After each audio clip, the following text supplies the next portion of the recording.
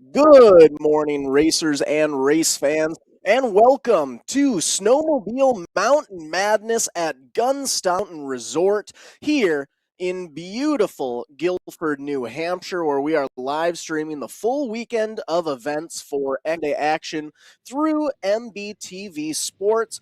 We came out here to the eastern side of the states last year for some racing at Tenny Mountain Ski Resort, and we are back to the east side yet again this year, this time at the beautiful Gunstock Mountain Resort. My name is Zach Bailey. I'm joined here by Dan Bailey. Dan, how are you doing today? I am doing wonderful. Looking forward to another great weekend of live streaming coverage on MBTV Sports. Welcome to those of you who are tuning in. If you have family or friends who are interested either in the sport of snowcross or hillcross, or they've been involved in the sport of snowcross or hillcross, and they weren't aware that MBTV was going to be streaming the coverage this weekend, make sure you share a link and let them know that they can check out the fun activities that we will be covering all weekend long. And when I say all weekend long, it's going to be a long weekend because we have a lot of racing action to cover both today and tomorrow. Yes, you can say that again. We've got action coming at you from absolutely every angle. We're starting things off this morning with some Hillcross racing. You can see the beautiful slopes here at Gunstock Mountain Resort, where we will be doing some Hillcross to start things off. Right there in the middle of the screen, just underneath where that ski lift is, you will see our Hillcross track. We'll be doing racing there. We have, looking through our lineups of races, LCQs, and finals, we have, are you ready for this? I'll give you the numbers. 119 individual races that we will be doing. Goes all the way through, I believe it is, 57 different races. To start off our heats, then we will go through quite a few LCQs before we get into our finals for the day. And for that Hillcross racing, so Hillcross is all about power, traction, and the race to the top. Riders are going to launch from the start line and charge uphill to the finish, navigating jumps, bumps, and rollers along the way. Depending on the course layout, riders may encounter both left and right turns while climbing the hill. And with 4 to 8 snowmobiles racing on the hill at once, Hillcross will deliver some intense side-by-side action from bottom to top. One of the fun things about the entire concept of Hillcross, it's all about power and control. So it's not just power, but it's power and control. Not only do you have to get that sled up the hill first, you've also got to navigate all of those obstacles that Zach was just telling you about. Could be some moguls, reverse moguls actually, that are built from this coming down the hill. Well, now we've got to traverse across them in the backwards fashion going up the hill. But it's speed, it's power, and it's control. It's going to put both the rider and the machine to the test today to see who can get to the top and be crowned Hillcross champ. And that's just how we're starting off the weekend. So we'll be starting off with our Hillcross racing moment now. Then we'll take a brief, ever so brief intermission during the afternoon, let everyone grab. Move over to the other hill where you can see over on the left-hand side of the screen, we have our Snowcross Sunday Fun Day track.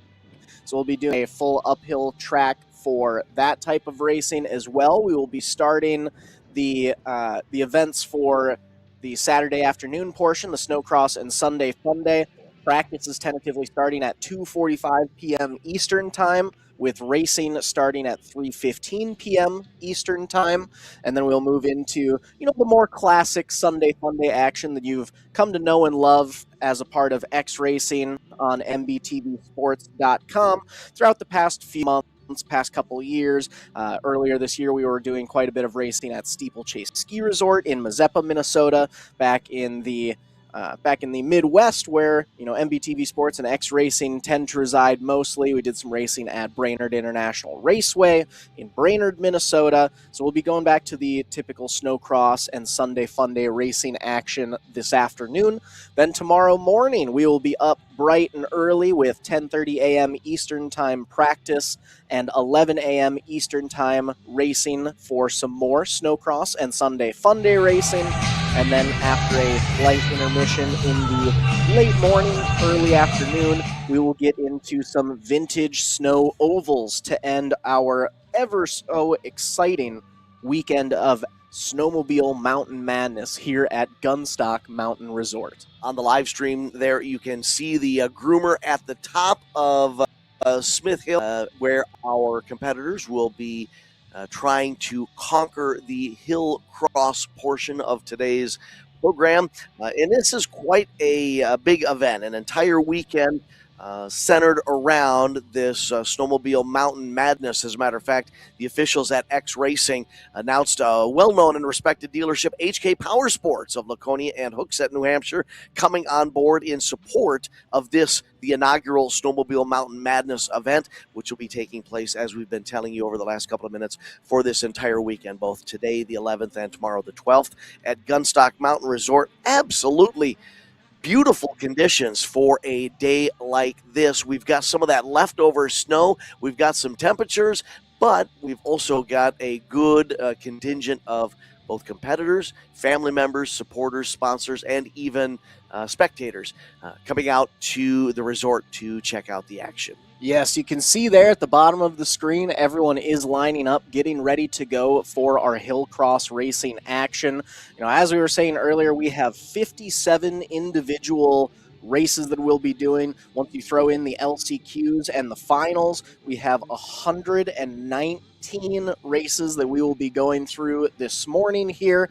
So we have quite a bit of jam-packed action coming at you just for the morning portion of our races. So what we're going to do, Zach and I are just going to sit back for just a moment. I want to give you an opportunity to just take a look at the layout there of the Gunstock Mountain Resort, and we'll give you some directions here. At the top of your viewing screen, you're actually looking to the south, and that's of the mountain range. To the south camera at the bottom, where you see the spectators and the staging racers, that's actually to the north of the ski resort. That's the, headed north. So you're looking at the map upside down, but still uphill, up mountain is at the top of your screen, downhill, down mountain is at the bottom. So take a moment to get a good view of Gunstock Mountain Resort.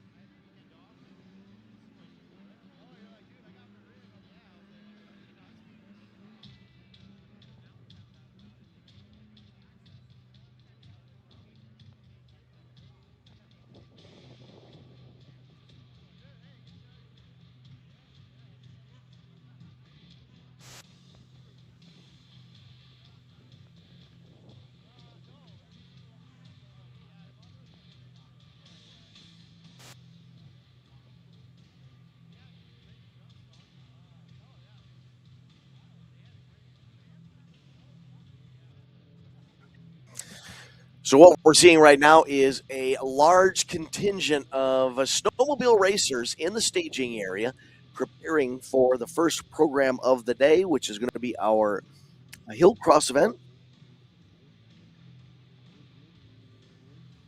And remember, that is an attempt to conquer not only the hill, but also your fellow competitors.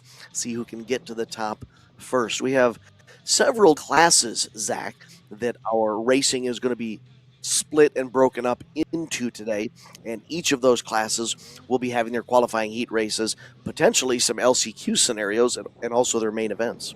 Yes, exactly. So while we have a quick moment here, let's just kind of run through what some of our lineups are going to look like for the Hillcross of the racing activity here. So we're going to start things with our first few races of heat divisions, if you will. We will start off with 3 divisions of Ditchbanger 90 to 03 racers. Then we will move into a single division of Junior 14 to 17 racers. After that, we have 2 divisions of 850 stock ST, 2 divisions of 600 stock ST, 2 divisions of 900 turbo, 2 divisions of Ditchbanger 04 to 09. Then we have 3 divisions of plus 30 open, 3 divisions of plus 40 open. We have a single payout division of women's 600 stock ST, women's 850 to 900 open LT-ST, a single class of junior 19 to 13, a single class of Ditchbanger Junior 14 to 17, Wedge Life Vintage pre-1990. Then we'll move into 3 divisions of 600 stock ST, 4 divisions of Mountain Sled LT, 1 division of 600 to 650 Open LT, 600 to 650 Stock LT, 1 division of plus 30 600 Stock, 1 division of 600 to 650 Stock LT. Then we have 2 divisions of 600 to 650 Open ST. Before we get into plus 40 600 Stock, then we will have a single division of 600 to 650 Open LT, 3 divisions of 600 to 650 Open ST, and then 2 divisions of 850 to 900 Open Trail Sled Open ST, 2 divisions, 3 divisions of 850 to 900 Open LT, 1 division 850 to 900 Open ST, 3 divisions of 850 to 900 Stock LT, 1 division of 850 to 900 Open ST, 3 divisions of 850 to 900 Stock LT, 2 divisions of 850 to 900 Stock ST to round out our opening set of races. And for those of you watching at home, there will be a quiz on this later on, so I hope you were taking notes as Zach was running through the lineup. But that's just to let you know that there is a lot of racing action headed your direction. There on screen, you can see the groomer coming down the Hillcross track, which means that we are closing in on potentially some green flag action. And as Zach was just explaining, going through the different classes there, we're not going to see everybody Hillcross track all at the same time. They'll be broken up not only into their separate classes, but to sub races for each class. Some of these classes, as a matter of fact, the Ditch Banger 90 to 03 class has got not 1, not 2, but 3 different qualifying heat races. So that's pretty much the scenario that you're going to be experiencing all day long. Multiple heat races, multiple qualifying heat races for many of the divisions.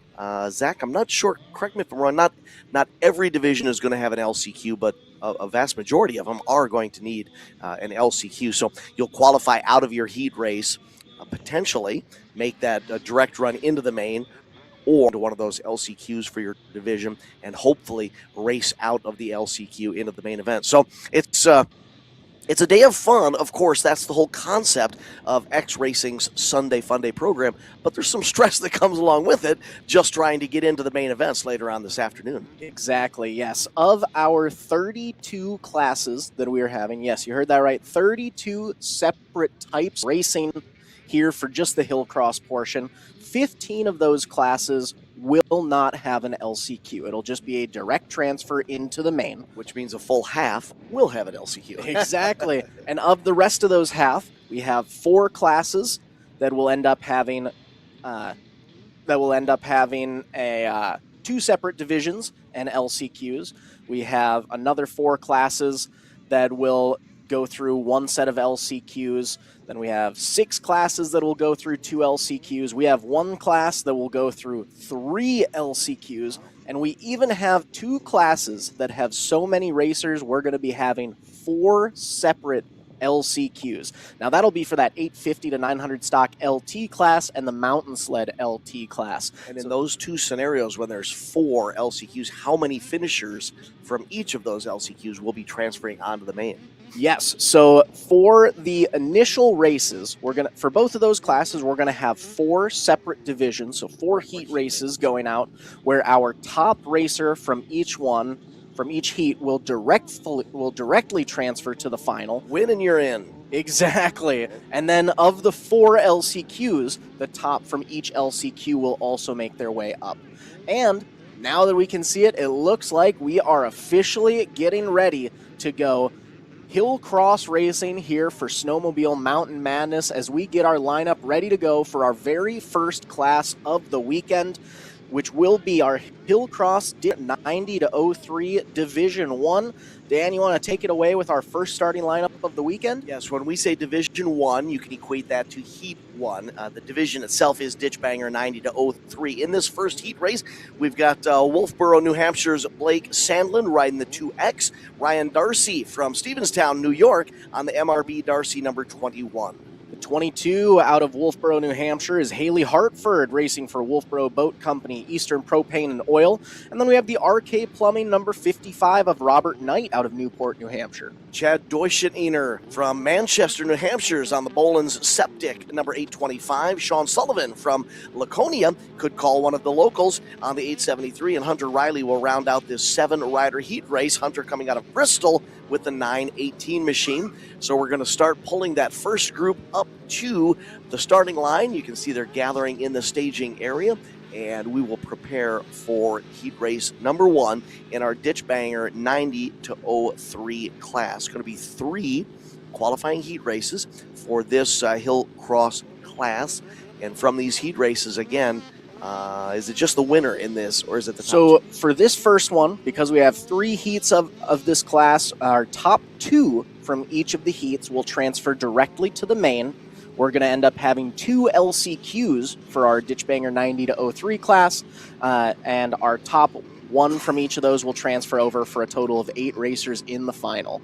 And here you can see, so one thing that we did have to make a slight change on this morning, just due to time constraints. Our racers weren't able to have their full-on practice session as they normally would. So now we're giving everyone a chance to make their first run up the hill, just to not only get a lay of the land, but make sure they know exactly what everything's going to look like, how the track is feeling, how their sleds are feeling. You know, for those first couple racers, they're not going to be able to make any changes between this little hill practice run and their heat race. However, for some of the ones that are going to be racing towards the end of the heats, you know, this might give them a chance to get a feel for the track, see if they need to make any minor adjustments. But in the meantime, they are able to take a quick run up. Here you can see exactly where things will go. So our finish line right there before our drone spun around. Now we're going back down the hill, and you can see we have a couple light curves going up this hill cross. So not only will they be battling the actual height of the track itself, the elevation change, but we've also thrown in a couple slight right-hand corners to give a little added action to some of our racers there. And boy, oh boy, look at this turnout that we've had. This isn't even half of the competitors for the Hillcross portion that have been sent up so far, but we already have quite a few racers getting their first little practice run in. Yeah, and I those of you at home, I do owe a bit of an apology to. I got so excited, as I'm sure you were. I saw the sleds there in the staging area, and my mind initially immediately went to, oh, we're going with our first heat. So actually, a little bit of a sighting lap here, as Zach was just explaining, giving these racers an opportunity to at least understand what they're going to be up against once we do fly the green flag. So not quite into green flag racing action yet. Sighting lap scenario here, and it is interesting. Anyone who is watching today obviously has at least an interest, or maybe it is one of your pastimes of riding a snow machine on the snow. But if you've never ridden one, perhaps you're familiar with MBTV's coverage because you are a fan of some of the kart racing that you may have seen, or maybe you've seen motorcycle hill climbing, maybe not on MBTV Sports, but maybe you've just experienced. So it's a similar scenario to motorcycle hill climbing. The name suggests exactly what they need to do. They need to get up the hill as quickly as possible. The difference here, the slight difference here, is that kind of that elbow at the top of the hill. Not only are they dealing with the uphill climb, not only are they dealing with how this snow is going to change through the day, whether it's some reverse moguls that they have to conquer, but we're also going to throw a turn at them as well. So we're going to keep them on their toes. You can see some racers there working under the weekend. So we're starting things off with the Hillcross racing action. This afternoon, after we take a brief intermission, we will move into our more traditional Snowcross and Sunday Fun Day racing. Then tomorrow morning, we will go into some more Sunday Fun Day racing action and Snowcross racing before we round things off tomorrow afternoon with our vintage snow ovals. So we've got lots of great racing action coming at you all weekend long, which we wouldn't be able to do if it weren't thanks to some of the amazing sponsors that we have for this full weekend of racing action here at beautiful Gunstock Mountain Resort in Guilford, New Hampshire. One of our sponsors that we have, our premier sponsors this weekend, are going to be HK Power Sports. We're happy to partner with them this weekend. Stack at HK Power Sports has said they're always looking for ways to bring the power sports lifestyle to life, and that partnering with X Racing allows them to showcase the excitement of snowmobile racing while connecting with enthusiasts who share the same passion for winter riding. Madeline Stack, of course, the marketing director at HK Power Sports, HK owner and operator Brian Whaley, former racer himself, so he understands the concept and the benefit of introducing this Snowmobile Mountain Madness weekend to many of his customers and to the Gunstock Mountain Resort community. Exactly. A few other premier sponsors that we have here as a part of X Racing and Sunday Funday. Obviously, the Hunter Hoole Memorial Foundation has been a huge sponsor of all of this season's racing action. We also have Power Lodge, CNA Pro Skis, CF Moto, Aeroplax Corporation, Ruck Excavating, Studboy Traction, and Fox Shocks, among others. Now, as we've said on the stream before, and as most of you may recognize, obviously, most of our races are in the Midwest region, in the Minnesota, Wisconsin area. However, if it weren't for these sponsors, we wouldn't be able to come out to the eastern side of the states here to bring you guys some amazing Snowcross and Hillcross racing action. There you can see a nice list of some of our sponsors. Prinroth listed up there, Studboy Traction, a few others. So we've got lots of great partners, not only along for the full season here with Sunday Funday and X Racing, but specifically to help bring us out to New Hampshire this weekend. Southside Sales and Service, Fox Shocks, Husqvarna, Polaris Snowmobiles, HK Power Sports, Prinroth, CF Moto, the Hunter Hoole Memorial Foundation, CNA Pro Skis, and Studboy Traction. Of course, the main reason we want to take a moment to run through those list of supporters is because it is due to their involvement that we are able to allow you, the viewer, to watch and stream the MBTV sports coverage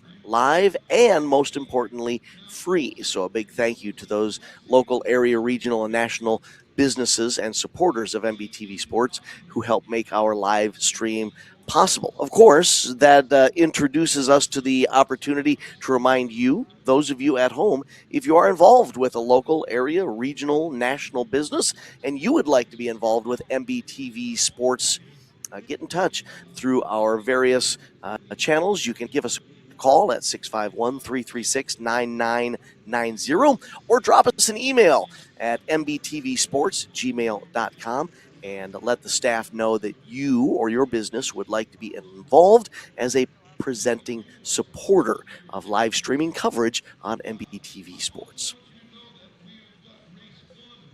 Looks like we are slowly but surely finishing up our practice runs here at Gunstock Mountain Resort. For those of you just tuning in, we are getting all set and ready to go for some Hillcross racing action here in Guilford, New Hampshire. Look at the spectators there. Nice turnout. Lined up right behind the staging area. I want to watch their family members or friends or some of them watch these snow machines try to tackle the Gunstock Mountain Resort. Exactly. I've already seen in a couple little side-by-side, or a little, the corner of the track, I believe that the ski slopes are open today. I thought I saw some skiers out there, so, we could potentially even just have some people heading to these slopes trying to get some last-minute ski racing action, or skiing in for the season before it gets a little too warm out there. Show up there, weren't quite sure what's going on, but you see a lot of snowmobiles, so we might even have some people just showing up there, seeing what's going on the beautiful slopes of Gunstock Mountain Resort.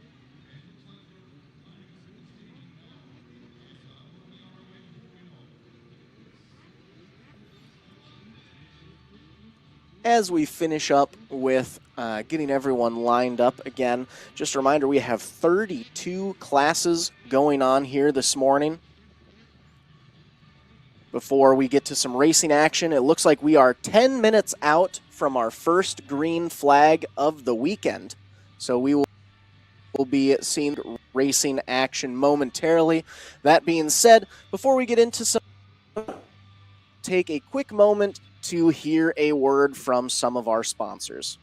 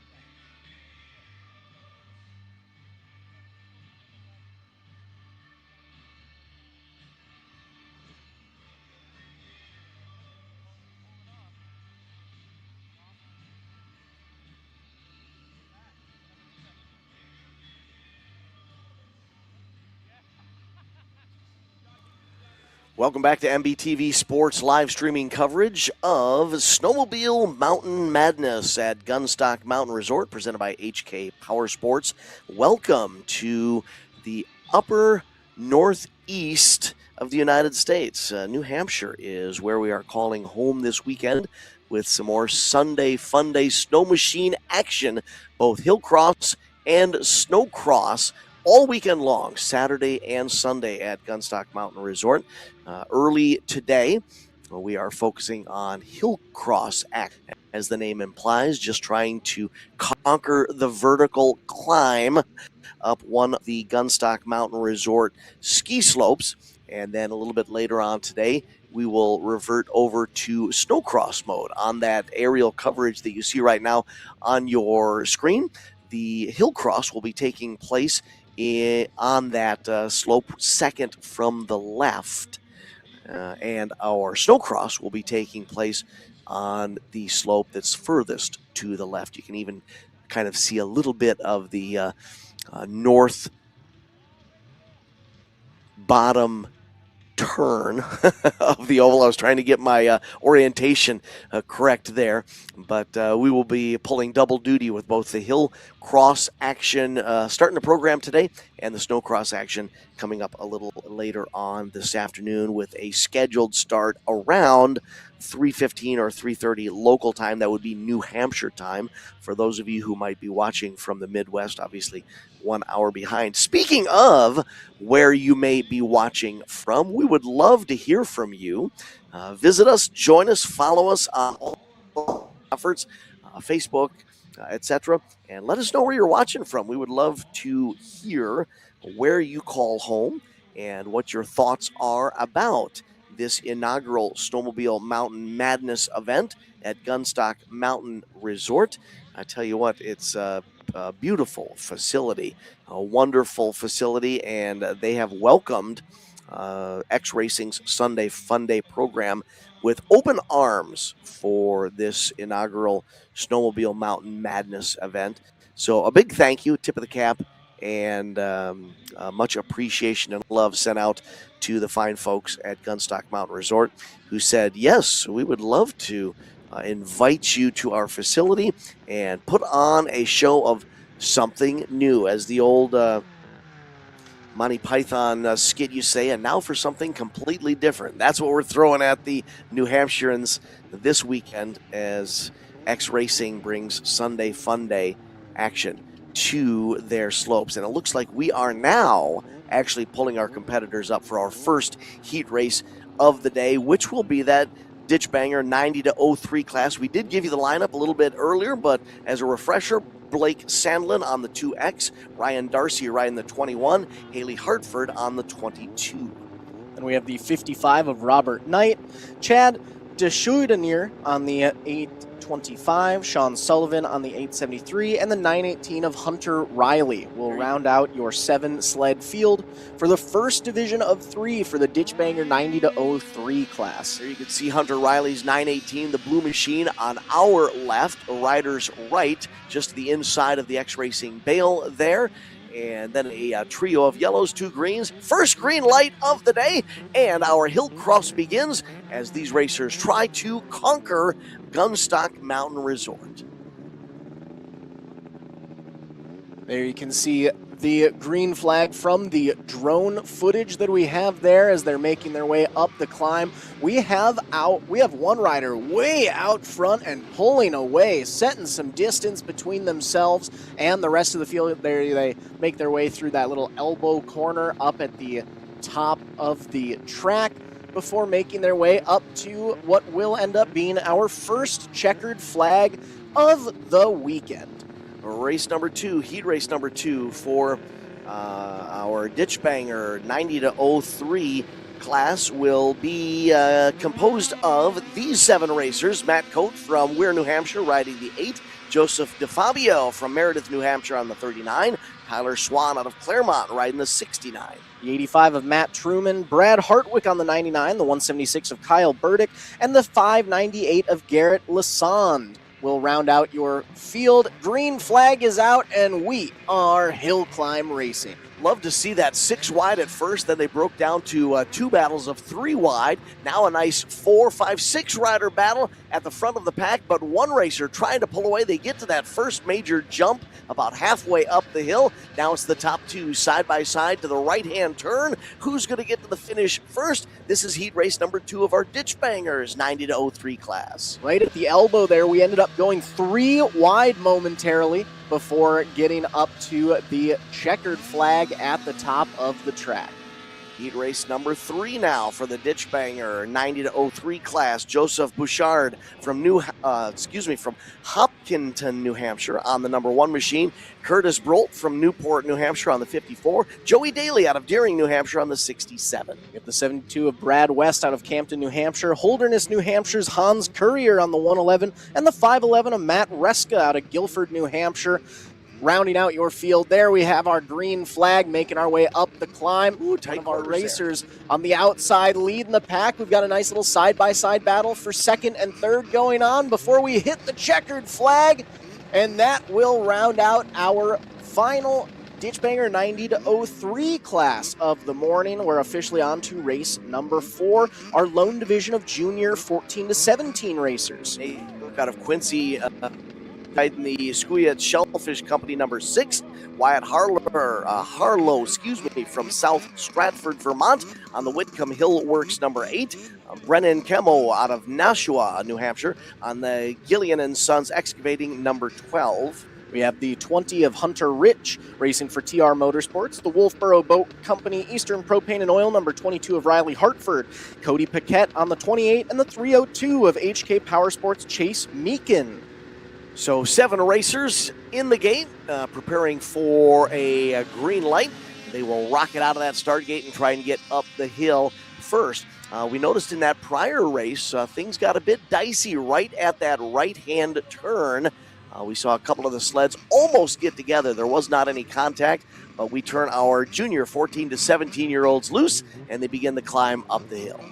And for this class, because we do only have the 1 heat, 1 division of racing for them, all of these racers will directly transfer to the main event later on today. So we're not going to need an LCQ in this class.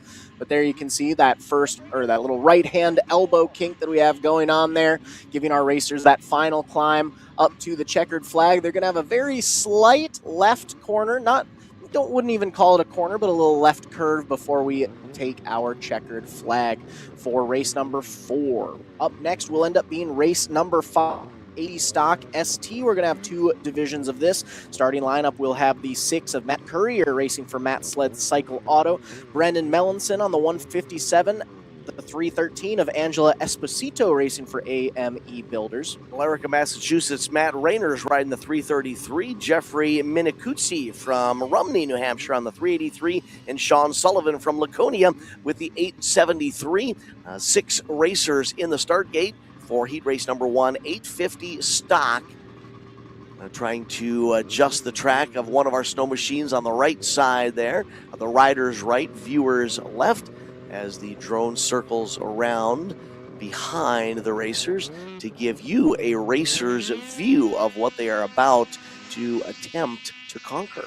And for this 850 stock ST class, we're going to have 2 divisions. Top 3 from each one of these heats will transfer directly to the final. We're going to have 1 lone LCQ where our top 2 will transfer to the final. Drag race up the hill, 4 racers side by side. Now they funnel it down to 2 wide for both the lead and 2 wide for that third and final transfer position. But the rider who was holding on to the number 2 spot loses a little grip there.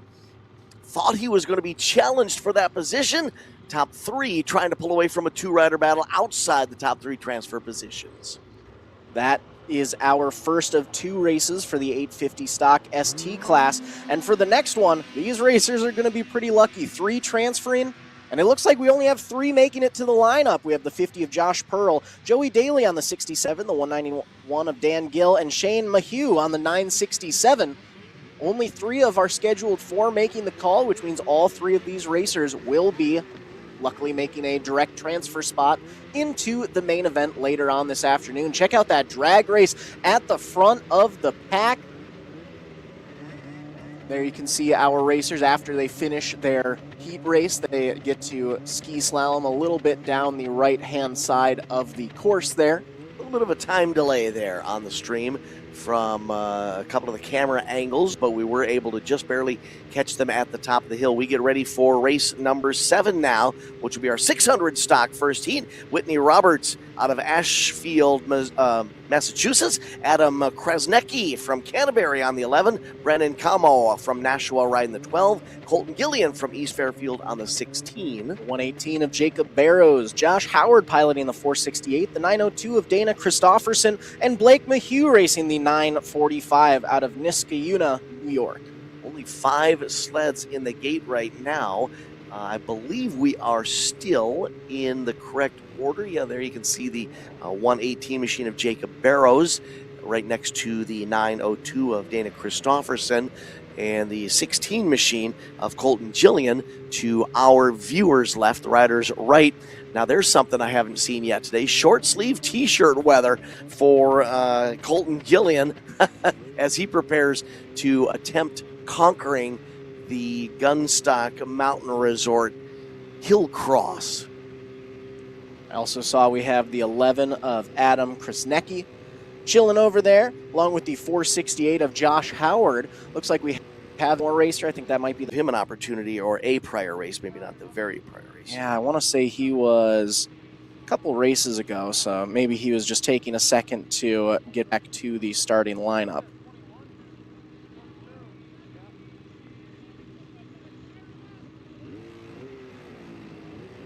Looks like I was thinking Shane Mahue was in the last race. Mahue family well represented. Still 6 of the expected 8 in the gate, and I think we are going to turn these 6 loose as these racers refire their snow machines. Looks like it's the 945 of Blake Mahue and the question mark of Whitney Roberts that we're missing to the lineup. But 6 of our 8 will make the call. And away they go. 2 divisions, top 3 from each one transferring to the final. 2 LCQs with our top racer in each of those LCQs. You can see just as the sleds negotiate underneath the chairlift, that's where the first main jump is. Here's a side-by-side battle at the elbow, the right-hand turn. Now they come up to the left-hand kink to get to the finish line. 2-rider battle at the front of the field, and they will decide it amongst themselves. Then a 3-rider battle for 3rd, 4th, and 5th, with the rest of the pack making their way to the finish line to complete that first heat race for the 600 stock class. For race number 8, that's going to be up next, our 2nd division for the 600 stock ST class. We're going to have the 81X of Wesley Ganchow, the 93 of Chris Ardito, Brendan Mellinson racing the 157, the 194 of Spencer De La Brewer, all the way from Ham Lake, Minnesota, making the trek out to the East Coast. Benjamin Adams from Blue Hill, Maine is on the 221. Tucker Kierstead from Alton Bay, New Hampshire on the 315. Cody Bain riding the 316. And Brian Hartwick out of Hudson, New Hampshire on the 811. So again, a starting gate of 8 as we move one of our X-Racing bales to give them access to some of the start gate area. Looks like we have 7. Oh, wait. Yep, 7. Yeah, 7 of our racers making the call so far. See very on the far left from our point of view, the 81X of Wesley Ganchow is there. Right next to him, the 93 of Chris Ardito, the 221 of Benjamin Adams, 315 of Tucker Kierstead. Then we have the green sled there. Can't quite read the number on him. Then is that the 194 of Spencer De La Brewer? Our yellow sled also can't quite see the number, and the 316 of Cody Bain. So these racers are looking forward for a green light, and once that green light is displayed, that's when they can rocket away. There you see there's that first jump I was talking about in our prior race as they sneak underneath the chairlift. Look at this, a solid 6-racer battle at the front of the field, with the top 2 trying to pull away. Again, this elbow, this right-hand kink has thus far been the deciding factor on who gets to the finish line first. That's where we seem to be separating some of the racers who are in command from the rest of the pack. That was some pretty heated battles throughout the field there for our second division of 600 stock ST. For race number 9, though, we're going to bring out our first of 2 for the 900 Turbo class. Starting lineup will look like this. Racing for Pro Circuit Electrical Contractors out of Ashford, Connecticut, we have the 08C of Colin Haley, the 89 of Steve Krause, racing for Steve Krause Roofing, and the GGB Exhaust number 259 of Joey Mellinson. John Burgoyne from Guilford's riding the Ideal Block HK Power Sports. Burgoyne Enterprises 264. Gary Connolly from Alton Bays on the 427. And Nathan Carlson coming up from Connecticut. The Tolland area is on the 707. There's the 89 of Steve Krause. Steve has lined up racers right in the start gate there. Not sure if we're going to try to sneak another sled in between him and the X-Racing start bail or not. Zach, in some of the snowcross racing that we've done this year, we've alternated back and forth for the start.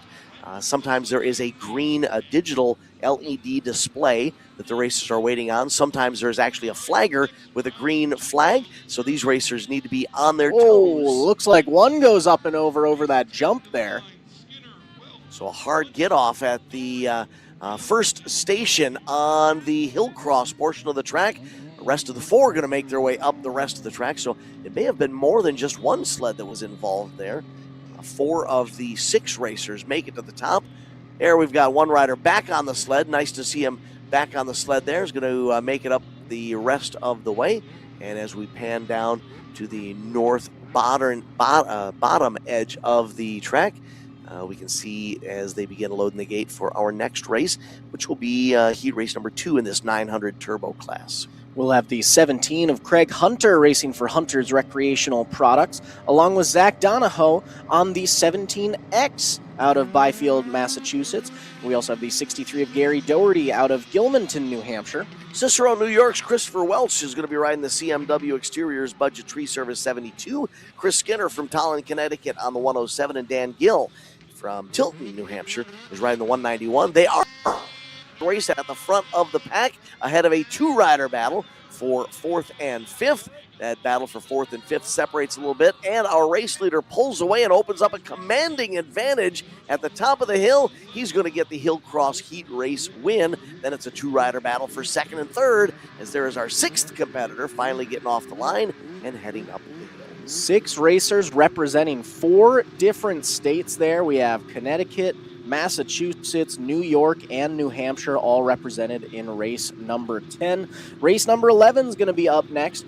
Our first heat of 2 for the Ditchbanger 04 to 09 class. That's going to include the 14 of Malachi Edmonds out of Wolfboro, New Hampshire. Stephentown, New York's Ryan Darcy racing the 21 for MRB Darcy. 33 of Dalton Dion out of New Hampton, New Hampshire.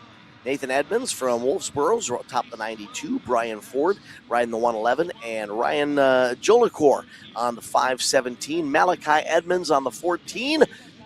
We're already green flag racing as our race is pulling away. Looks like of our scheduled 6 making the call here for heat race number 11.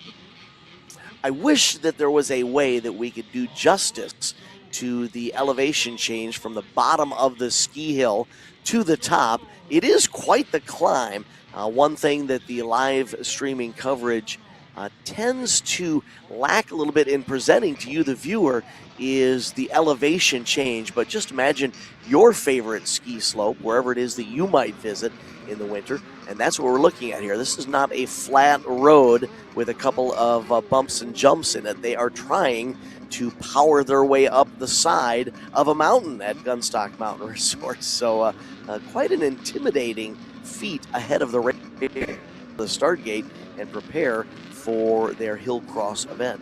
Ditchbanger 04 to 09. This Heat 2 beginning to roll into the gate now. Justin Jolicoeur from Dorchester is on the 01. Bruce Gaspardi out of North Adams on the 28. And Mark Ristagno riding the 117. You also have the 136 of William Kastner, 157 of Brendan Mellinson, and Nathan Carlson on the 6 riders in Division 2. Like 4 making the call. Green flag flies. 28 machine of Gaspardi was able to get the jump, but was not able to wide. Yeah, look at that. One rider to the right, one rider to the left of the 28 of Gaspardi, and they split the difference and took over the lead. Gaspardi back to third. Here's a single file action at the top of the hill. First to the finish line, gets the heat race win. Gaspardi got the jump, but at least he still holds on for a transfer directly to the mains. Up next, our Plus 30 Open Division number 1 of 3. So this is going to be one of our, one of our semi-bigger classes that we have. For these 3 classes, top 2 are going to transfer to the finals. We'll have 2 LCQs where the top racer will transfer to the final from there. For your starting lineup, we have the 03 of Tyler Helser, Brian Jones on the 22, the 191 Gill, Eric White on the 192, Spencer Delabrew on the 194, Eric Lick riding the 306, and Dylan Bison on the 810. They're already away. 4 of the expected 7 racers deciding that they wanted to give it a shot. Top 3 single file, side-by-side battle for second and third as they near the top. And here comes a late race charge from our 4th place sled. Going to race his way into the top 3 and a transfer position if he can keep it there. Top 2 transferring, so he's not quite able to make it. Looks like that may have been the 306 of Eric Glick taking that last transfer spot in the first heat for Plus 30 Open. Heat number 2 going to start coming up to the lineup now. We have the 14 of Sean Keneally, Junior Sierra on the 33, the 39 of Joseph DeFabio out of Meredith, New Hampshire. Joey Daly's on the 67, LJ Arlen's riding the 67X, William Kastner on the 136, and Eric Layton from Dover on the 1129, getting all 7. Looks Actually, like 8 of our expected 8 of our expected 7. I know in the start gate. I know we were missing a couple during the last heat. I wonder if maybe someone transferred into this one. Yeah, there was supposed to be 7 in that first heat, and we ran it with 4, right? So I think what we're seeing here is those 3 said, oops, our apologies, we missed our heat race. Can we join this second one here? So we're actually going to go, are we going to have See, 9? The 192 of Eric was supposed to be in that first heat. He's making his way in here. The 33. Yeah, we're going to have 9 sleds in the second heat race. So the odds of making a direct transfer have gotten much more difficult. Yes. You miss your first heat, and now you've really got to work for it to transfer through this second heat. And also, it's a little rough for the people who were scheduled for this heat. They have to go from top 2 of 7 now to top 2 of 9 from having a couple late transfers into this class. Looks like we are going to be starting someone on the second row there. I think they're trying to figure out if they can maybe move one sled and give them some space. I'm going to try and tighten them up a little bit.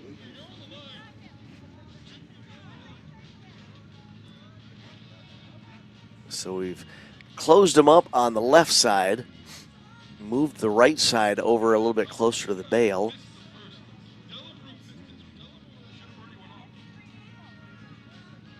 So as we get everyone realigned up here, there we can see the 129 on the far right, or is that the 192 possibly? Or the 1129 of Eric Layton might be on the far right.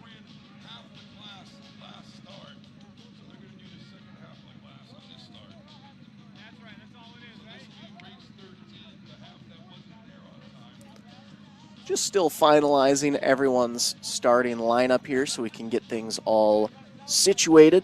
That being said, it gives us a perfect chance to run through another quick round of some of our sponsors for the Sunday Fun Day X Racing Series here. Woody's Traction, Podine's Power Equipment, DLO Excavating LLC, Husqvarna, and Cannon Power Sports all along for the ride for this 2025-2026 Sunday Fun Day racing season.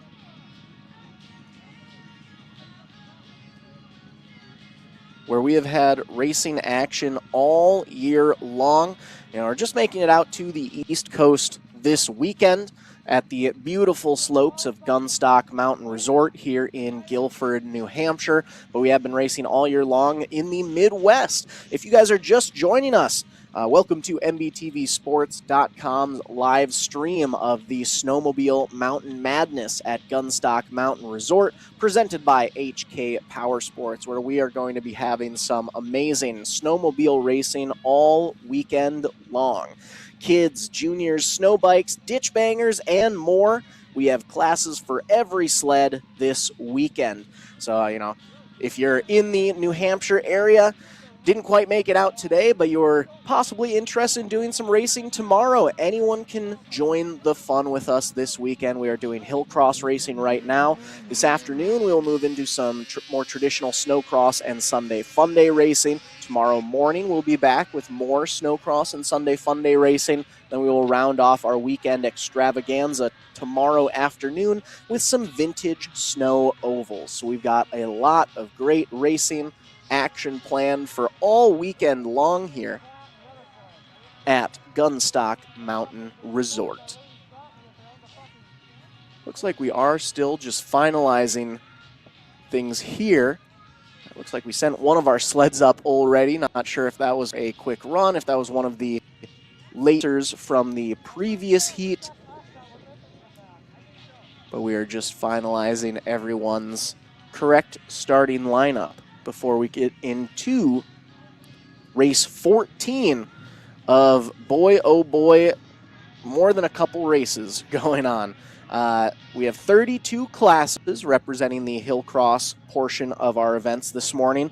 Of those 32 classes, we are going to be having not 32, not 42, not 52, but 57 separate heat races before we move into our LCQs and our feature races for a total of 119 races for our Hillcross races. Yes, you heard that right, ladies and gentlemen. 119 races for Hillcross. We are in the beautiful lakes region of New Hampshire, enjoying Snowmobile Mountain. As we did earlier, Keneally, Sierra, DeFabio, Daly, Arlen, Kastner, and Layton. There you see all 7 of them in the start gate. We will give them their second heat race run. Revs are up. Green flag is up, and away we go. Up the tall climb of Gunstock Mountain Resort in Guilford, New Hampshire. Top 2 are transferring from this heat race into the finals. The rest are going to be sent into one of 2. There's a side-by-side battle for that second and final transfer spot, and we actually had a change for second. So a racer who was in the transfer position misses out on that final portion. It's interesting how that right-hand turn is developing. There you can see it right there. We've got 2 distinct lanes which are beginning to be built as racers are choosing either the inside or the outside. Initially, they were able to go about 4 wide if they wanted to, but throwing some of that power at the top of the hill, they're beginning to create a split lane scenario in that right-hand turn, which is, I think earlier I said about the 2/3 point of the track. It's actually about the 3/4 point of the track. And that's where we've been seeing a lot of change. Heat race number 3 now in the start gate. We have the 07 of Jamie Crum, 17 of Andrew Wallace, Mark Foti on the 45. Kyle Such out of Enfield riding the 68, Ryan McTaggart on the 77, and John Burgoyne with a 264. They are away. There you can see him catching a little bit of air there on that first jump. top 3, maybe top 5 in that battle, but really the top 3 trying to pull away, and all 3 of them want that inside lane. Side-by-side battle for that second and final transfer spot. The 45 had it, but he's going to get pushed back ever so slightly. Can he battle back for that final spot? No, he is not able to. Our top 2 going to make their way in. Mark Fody on the 45.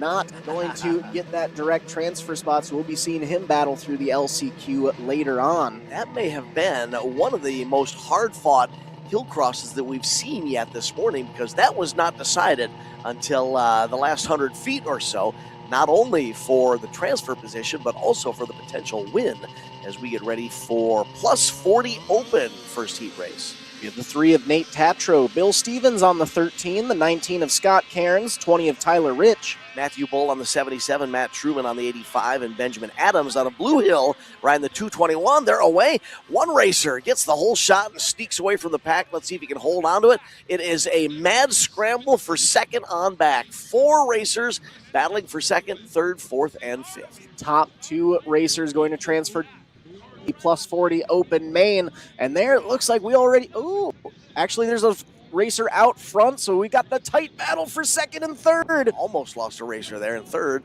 but he was able to just get across the line. Thought he was going to get huckabucked off the side of that sled, but he made it. So it's interesting where that right-hand turn is you're seeing there from our drone shot. The inside lane might be a little faster, but it's tighter. The outside lane is a little smoother, but it's a longer run, obviously, because it's the outside lane. So we're going to be seeing racers try to decide which one is going to treat them better as we prepare for plus 40 open second qualifying heat race. Which includes the 10 of Nathan. Bruce Gaspardi racing the Southside Sales Polaris, Rocks, Speed Effects, Woody's Traction Scene Pro Skis number 28, the 32 of Michael Geljukian out of Alton Bay, New Hampshire, Berlin, New Hampshire's Matt Carter on the 502. And who's sponsoring Matt today? Me. And by me, I mean not me, him, Matt. Matt Reska's riding the 511, Nathan Carlson on the 707, and Sean Sullivan on the 873. Green light is up, one rider way up on the treads there. Rode it out, excellent sled control, and that allowed him to open up a commanding advantage over that 3-rider battle now for second, third, and fourth. Man, look at that lead that he's got. But we've got a racer moving in second place. He went from fourth to second, and it looks like he's battling up for that top spot. We don't quite have a view of the checkered flag, but boy, oh boy, that must have been a great run up to the top. And the left-hand turn may have been the deciding factor there for not only the win, but also transfer positions. Remember, not only are they battling for the win, but they're also battling for their hopes of transferring directly into the main. Last thing they want to do is have to make this hill climb an additional time through an LCQ and potentially miss their main event. Heat race number 3 for plus 40 open will be next as the call goes out for those racers to begin rolling their sleds towards the start gate. The 6 racers in this third heat race include Sam Heckman from Hampton on the 45, John McDonald out of Seabrook riding the Stog Dogs Mod Shop Rider 081, and Chris Skinner from Tallinn, Connecticut on the 107. We have the 218 of Dan Kurtz racing for BD Racing, HK Power Sports, Arctic Effects Graphics, Backwoods BMP, Climb, the Sled Den, and Northeast Freeriders. We also have the Savage Hill Cattle Co., Spectro Performance Oils, Southside Sales and Service, number 747 of Ryan Matson out of Berlin, Connecticut, and the 967 of Shane Mahue out of Niskayuna, New York. Looks like we have 5 of our scheduled 6 making the call. Green flag is out, and we are racing for our final heat of the plus 40 open class. Boy, your race leader just shot off that start gate from the leftmost starting position. He's going to use that left lane, the outside run of the right-hand turn. 3-rider single file battle for second, third, and fourth behind the race leader. There they make it across the finish line. Top 3 nose to tail, just a bit of a gap back to fourth, and then a little more distance back to our 5th and final racer who completes the group in that third heat for the plus 40 open class. Going to bring some of the ladies out onto the slopes now, give the Snow Bunnies an opportunity to have some snow sled fun. Women's 600 stock class. 4 racers in this heat race, including Laura Champagne from Stamford, Vermont on the Green Mountain Racing number 3, Chelsea Essenbach from Canterbury, New Hampshire on the Pichet Brothers Construction number 7. We also have the Green Mountain Racing number 44 of Whitney Tatro out of Stamford, Vermont, and Haley Flynn piloting the 77 for Pichet Brothers Construction. 4 racers, but it looks like we have a secret added 5th racer. That might be the, I think it says the 8, is that the 8K or 8X, that red sled? I believe we might have, this may be a different class. No, this 708, we don't have a rider on a 708. Excuse me. The 8K and a 77. So we apologize. We may have an incorrect lineup here, but nonetheless, these racers are on the Hillcross. Top 3 battling 3 wide for the lead as they get towards the 3/4 mark in the right-hand turn. All 3 of the top 3 are going to move to that inside lane. Does appear that we do have the ladies on the sleds here. They get across the line. There's your top 2 completing the run. Top 3 make it across. 4th and 5th going to make their way as well. So that was potentially race number 19. Race 20 up next looks to be our women's 850 to 900 open STLT.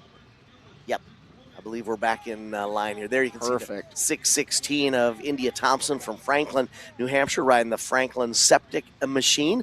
Michelle Gillis out of Laconia, riding the Gillis Painting 926. And Cecily Bernache from Ackworth on the CT Motorsports Redline Oil Motor Tassinari number 24. We also have the 09 of Annie DeShernis out of Billerica, Massachusetts, and Whitney Roberts piloting the Southside Sales and Service CNA Pro Skis, Fox Speed Effects, Woody's Traction, 850 Co. and Climb ?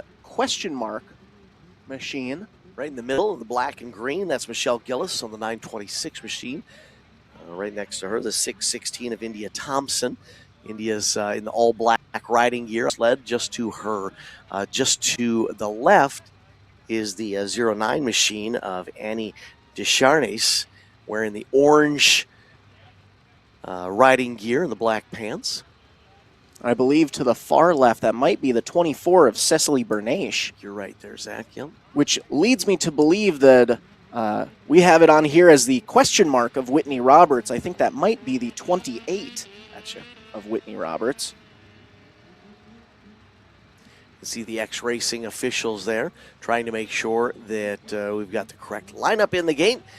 Make sure that they're going to give the racers an opportunity to line up correctly, as we're in a bit of a holding pattern here. I believe I saw them sending a sled up the hill. May have been trying to send attention to one racer.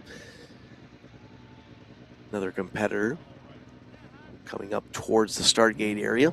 But there you can get a nice view of, just how many sleds we have just for this first of 4 portions. What a great turnout. Exactly. I mean, we've got quite a bit of sleds out here just for the Hillcross side. And if this is anything like our racing that we did last year at Tenny Mountain Ski Resort in New Hampshire, Hillcross, we had a pretty good turnout, but the Sunday Fun Day racing activities ended up growing even more. Larger numbers at those races. So, if that's any, comparison to what we might be seeing this year, we might be seeing even more racers make it out for our Snowcross and Sunday Fun Day racing later on this afternoon or early tomorrow morning. I'm also really excited to see how things go for those vintage snow ovals. This is a new racing type that we have brought over for the Sunday Fun Day crew that will be tomorrow afternoon. For those snow ovals, we're going to bring the feel of classic oval racing to the snow. Riders are going to race around a snow-covered oval track with no jumps, just focusing on speed, cornering, and smooth lines. Rollers may naturally form, depending on the snow conditions, and bank corners develop when enough snow is available. But with only left turns around the track, it's kind of going to be like NASCAR on snow, or like flat track motorcycle racing, or ice racing motorcycles. So I'm excited to see what that will be like after our weekend of action-packed racing. as the temperatures warm just a little bit, and of course, the more sleds we throw at the snow, of course, the complexity and the condition of that snow will change through the day.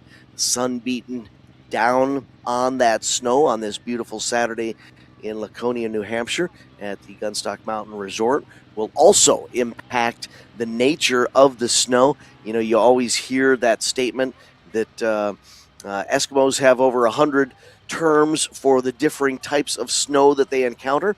And while we may not reach the triple digits of the type of snow that we're racing on today, it will most definitely change as the day progresses and we continue to pound on it with these heavy sleds. The women's 850 to 900 open group waiting their opportunity to see what the snow is going to present to them as they give the Hillcross a chance here. Yeah, I could already see during that right elbow turn that we have about 3/4 of the way up, there are some ruts developing up there. Yeah. You know, obviously we can't tell too drastically from the stream here, but it seemed like some of them were getting decently deep from just, you know, absolute power these sleds are giving up this hill, weather conditions that we're having, changing the snow. But there we can again of, you know, some of our racers that we have for this first portion. Once again, if you're just joining the stream right now, we are currently on race number.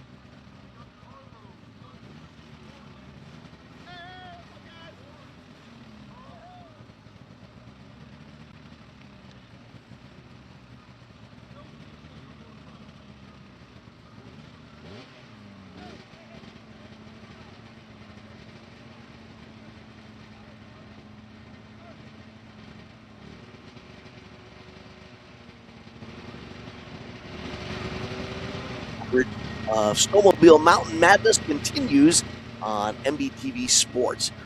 Snowmobile Mountain Madness at Gunstock Mountain Resort, presented this weekend by HK Power Sports. So we just had some of the ladies conquering the hill. Now we're going to sneak a couple of birthday candles away from the competitors and toss the junior 9 to 13-year-olds on the hill. That's right.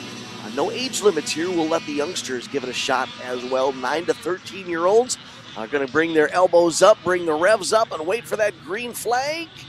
There they go. They're down and away, and we get a whole shot from right in the middle of the start gate. The black and gray machine sneaks away and opens up a commanding 7 sled length advantage over what's now a 4-rider battle for second, third, fourth, and fifth. And look at that drag race up to the top. We're flirting with a 3-rider battle for second, third, and fourth right now. Going to spread out a little bit as our second place rider makes their way up the hill. We've still got a nice battle for third and fourth. All of our racers, however, going to directly transfer through to the main. Up next, race number 22. We're actually going to have a triple class make their way over.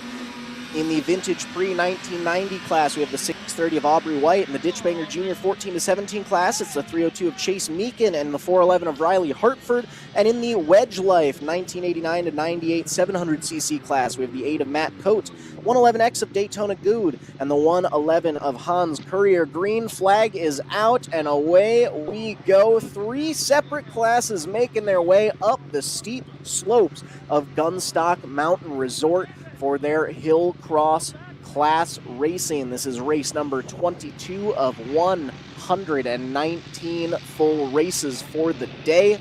57 of those going to be heat races. So right now we are getting a little closer to the halfway point of our heat racing action, as now we line things up for race number 23, 600 stock ST class. For this 600 stock ST class, we're going to have 3 divisions. Top 2 from each division transferring to the final. 2 LCQs where our top will transfer from each. We have the 14 of Malachi Edmonds, Kyle Such on the 68, the 69 of Reagan Cole, 118 of Jacob Barrows, 708 of Thomas Levi, Ryan Matson on the 747, and the 945 of Blake McHugh. Looks like we have the 69 of Reagan Cole pulled a little further ahead there. It looks like he had a stall there. Racers in this lineup from New Hampshire, Connecticut, Vermont, and New York. And where are you watching from? We would love to hear. Zach, that's one of the things we like to do in our MBTV Sports live stream is toss up some comments from those of you who are watching, and how do those viewers let us know where they're watching from or who they want to congratulate or cheer on today.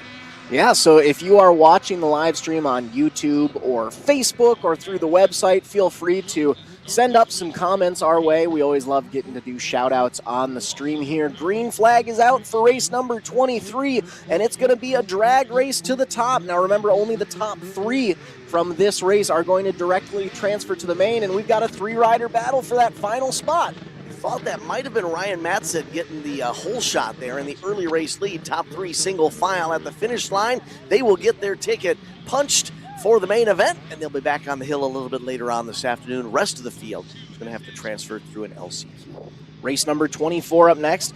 Heat 2 of the 600 stock ST payout class. We have the 02 of Brian Whaley, Cameron Droyne racing the 5C, the 6 of Daytona Gould, and the 8X of Ryan DuPont. Sam Heckman's riding the 45, Wesley Ganschow on the JRC Transportation 81X, and Benjamin Adams rounds out the 7-rider field on the Adams Landscaping and Construction Heckman Builders 221. 7 racers, 600 stock class in the X Racing start gate as they prepare for their Hillcross event. And another class where we have 4 separate states represented: New Hampshire, Maine, Massachusetts, and Connecticut, all joining the ranks for heat number 2 of the 600 stock ST payout class. All 7 of them on the line. I believe that's Brian Whaley in the sky blue racing gear on the yellow sled on the right side of our view, the viewers display, left side of the racers display. Waiting for thumbs up from our competitors as they prepare for their attempt to conquer the Gunstock Mountain Resort Hill. Is a part of Hillcross portion of the Saturday action. Looks like we have one of our racers. Is that the 5C of Cameron Droyne?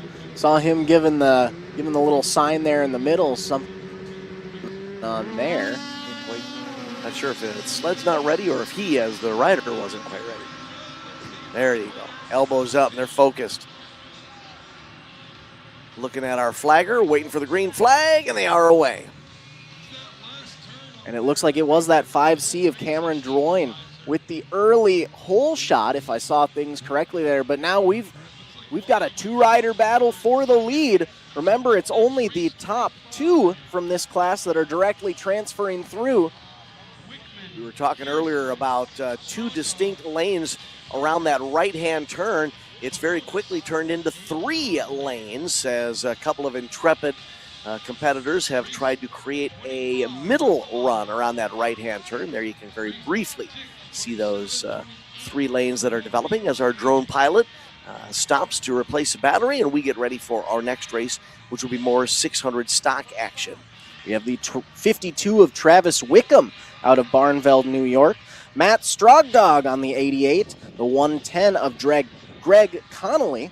Alton Bay, New Hampshire's Tucker Kierstead's riding the CT Motorsports. Samantha Weir-sponsored 315. Tom Babotis from Guilford, New Hampshire's on the 0690. That's a trail number there. Matthew Parker from Bristol, Connecticut on the Parker Brothers Land and Sea Addison Cable 121 Motorsports 721 machine. So 6 racers, 600 stock, third heat race here.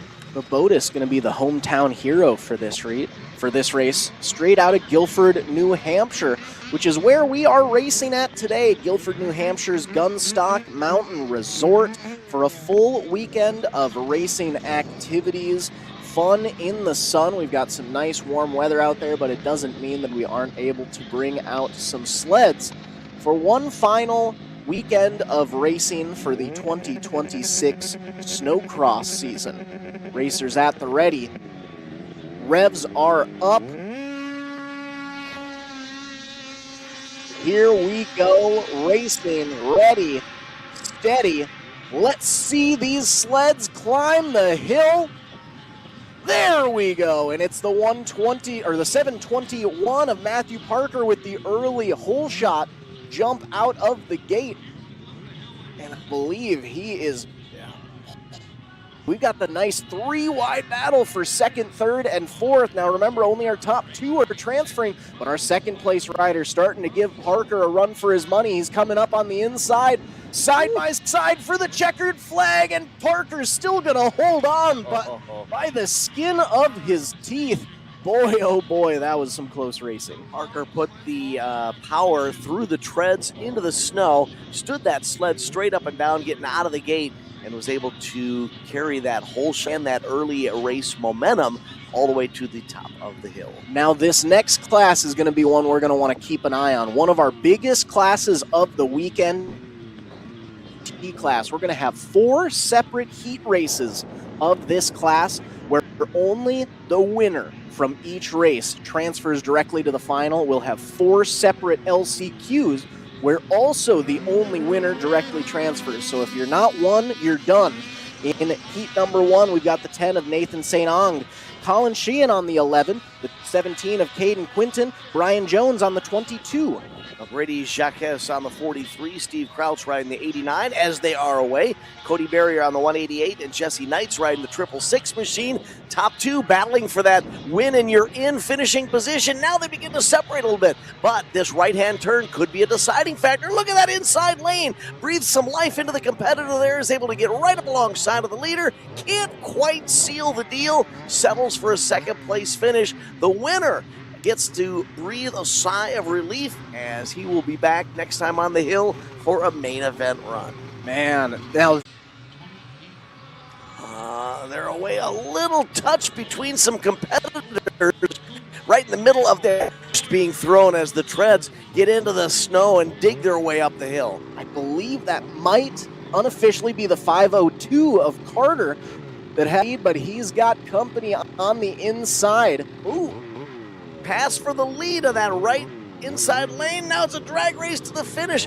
Boy, there's a scenario where you saw that inside lane work. They can carry so much speed and momentum into that inside right-hand turn. It's a little bit sharper, so they also have to negotiate the speed transition, but it was able to work this time. Took the lead with an inside run. For heat race number 3, we have the 19 of Scott Cairns out of Hampstead, New Hampshire. Liam Doyle piloting the Londonderry, New Hampshire 67. The 75 of Nicholas Giorgantis out of Goffstown, New Hampshire. Concord, New Hampshire's Sean Bussery on the 181. Dan Kurtz will be riding the 218 machine with Michael Kunath on the 594. Miles Randall with the 909. And Zachary Oak from Merrimack, New Hampshire riding the 6969. Nice, nice. And we've got 8 racers going out there. You know, we've said in other classes that we have racers from multiple different states. This one's going to be the New Hampshire class, all 8 racers out of New Hampshire. But the change we've got for this one, we have racers with a pretty drastic age range, as young as 18 years old all the way up to 54 years young being represented in this one class. Let's see, as the revs go up, who's going to be the one to take home the direct transfer position. Everyone hyper-focused. Green flag is up their way. Oh, we've got trouble. Two sleds come together. Toss both riders actually. Top four still in the battle as they near that right-hand turn, side by side for the lead. Now here comes our third place racer to the inside lane as well. Could it be a last chance battle for the win? No, the race up front will hold on after taking the lead in the right-hand turn. Quite a hard get off for a couple of riders at the bottom. Here's our MBTV Sports Instant Replay. As you can see, the racers get together as they land on the jump. One racer gets tossed, the other up over the right side. Looked like both of them were able to get up under their own power. So our thoughts for both the racers. And so yeah, you can see there the jump upsets that first racer, gets him all askew and wobbledy, with the racer right behind him nowhere else to go.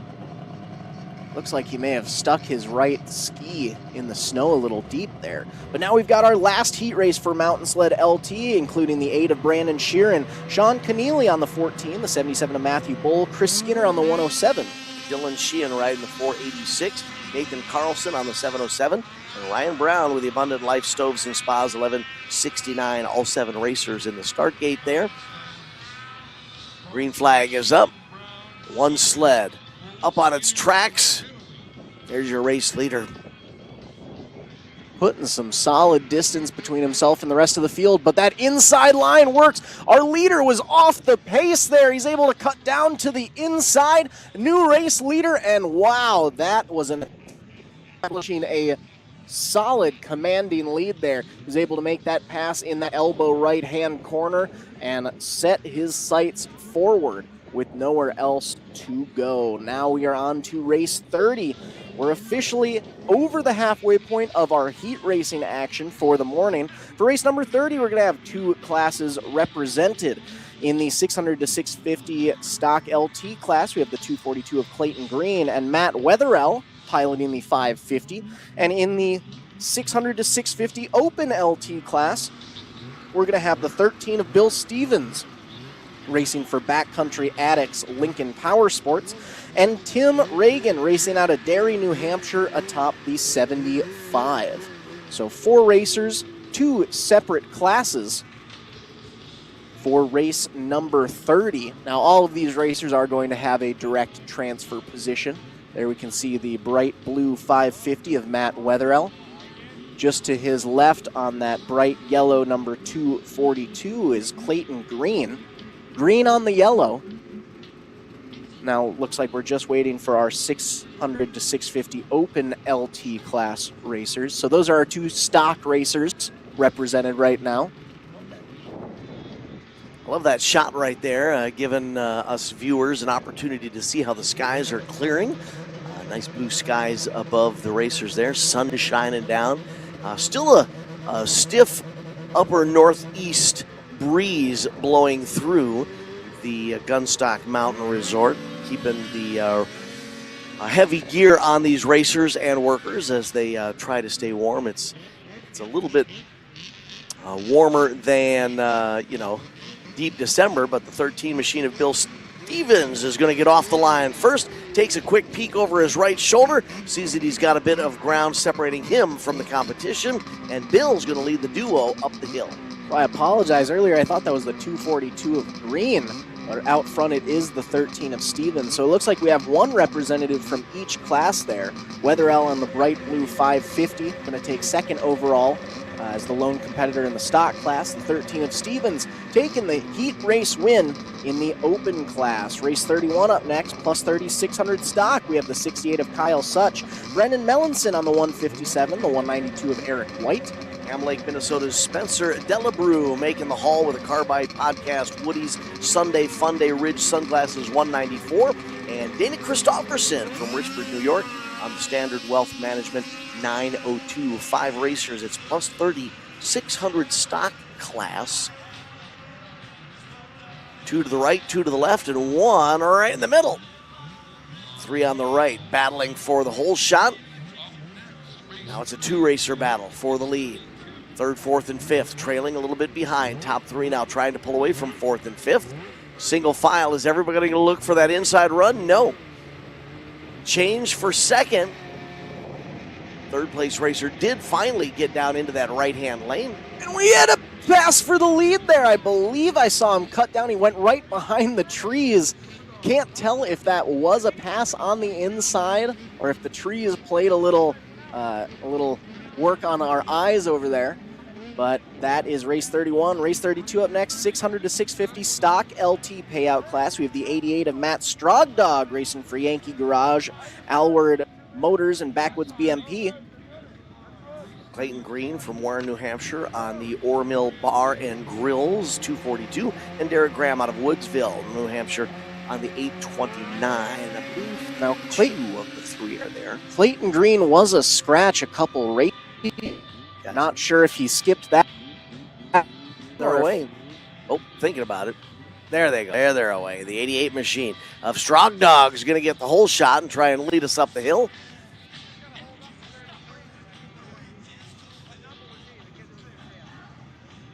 A little mano-a-mano action as we go 1v1 up the steep Graham's slope. carrying some speed. Whoa, they get together in the right-hand turn.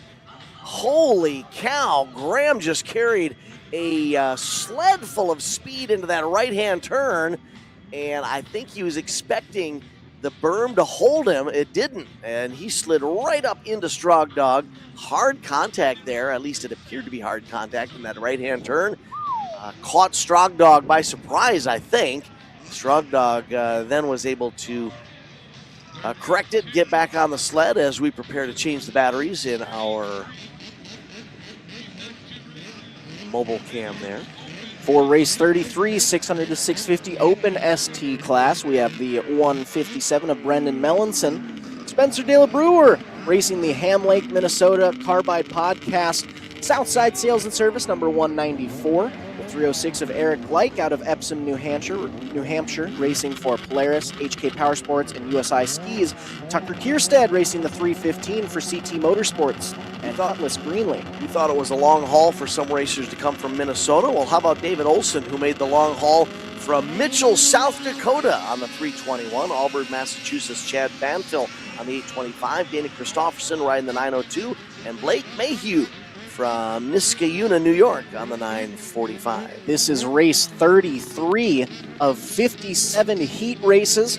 Our first of 2 heats for the 600 to 650 open ST class. Screen cap there.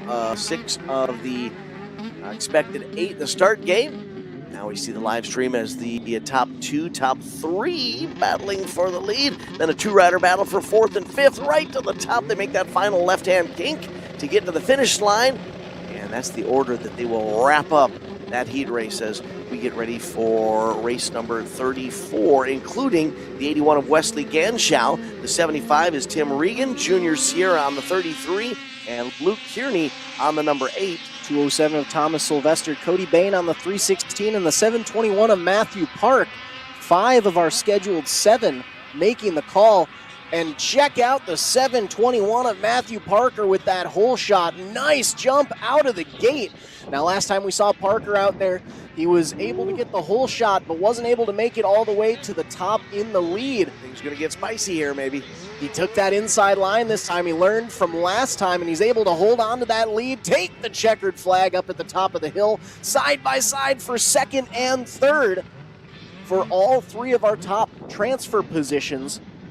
So no battles for the transfer spot in race number 34, but still close racing action. Race 35, plus 40, 600 stock. We have the 02 of Rob Dunlap, Trevor Tatro on the 3, the 45 of Sam Heckman. Michael Della Vecchia from Laconia, New Hampshire is on the 57. Benjamin Adams out of Blue Hill riding the Adams Landscaping 221. And Ryan Matson from Berlin, Connecticut, that is, on the Savage Hill Cattle Company 747. There you can see the 747 second from our right. Blake thinks this looks like fun. Blake, we want to see you on the hill sometime. Yeah, we've got lots of fun racing action coming all weekend long here at Gunstock Mountain Resort as a part of the Snowmobile Mountain Madness through X Racing and Sunday Fun Day. Green flag is out for race 35 plus 4,600 stock class. Shot coming from the right side of the start gate as the sleds battle their way up the hill to the right-hand turn. Top two nose to tail. A little bit of space, a little bit of separation growing back to third. There's your checkered flag finish line for our plus 4,600 stock first heat race. Next will be our 600, 650 open class. We have the 13 of Bill Stevens racing for Backcountry Addicts, Lincoln Power Sports. The Stud Boy Letter Rip Klotz JB Products of Junior Sierra atop the 33. Clayton Green from Warren, New Hampshire on the Ormill Bar and Grill 242, I believe. We've only got one of our expected starters there in the gate. So we're waiting for the rest of our competitors to make their way. Here it comes. Looks like that's the 13 of Bill Stevens. That was Junior Sierra that just pulled up. The 33. Yeah. 13 is right in front of us. Gotcha. On that FXR Skidoo. That's Bill Stevens. The 33 of Junior Sierra just pulled up to the left-hand side of Bill Stevens. The racer right behind what we can see on the screen. So it looks like we're just waiting on the 242 of Clayton Green, but he has been a scratch in every other race so far today. In here, Stevens with the high revs there as they finally get the green flag and they zip away from the start gate. Oh, this is going to be a nice one. Side-by-side battle up the hill underneath the ski lift. Headed towards the right-hand turn. As our stream reverts back to the start gate. I believe we're in the middle of a battery change for the drone right now. We're going to have to move back over there. But that is some close racing action for race 36. Race 37, 600 to 650 open ST payout class. We have 7 racers hitting the track. The 02 of Brian Whaley, Daytona Gould on the 6, the 207 of Thomas Sylvester, Eric Glick on the 306, the 0606 of Ferris Bueller, the 747 of Ryan Matson, and Hunter Riley piloting the 918 machine for race number 37. I'm calling shenanigans on the 0606. That can't really be Ferris, is it? Bueller, are you here? We've got 3 heats for our 600 to 650 Open ST payout class. So for this class, we are going to be having 3 divisions. Top 2 from each will be transferring to the mains. 2 LCQs with a top spot from each of those making their way in. Want to draw your attention to that yellow sled on the left there. Rider in the teal, blue, and black. That's Brian Whaley, actually owner of HK Power Sports. So not only is he a supporter of the Snowmobile Mountain Madness, but he's also a competitor. Nice to see the involvement there of Brian joining his fellow sled heads to have some fun at Gunstock Mountain Resort. Big thank you to Brian bringing HK Power Sports into the fold. Doobie Doobie 42 says it's a blast, although it can kick you in the nether regions.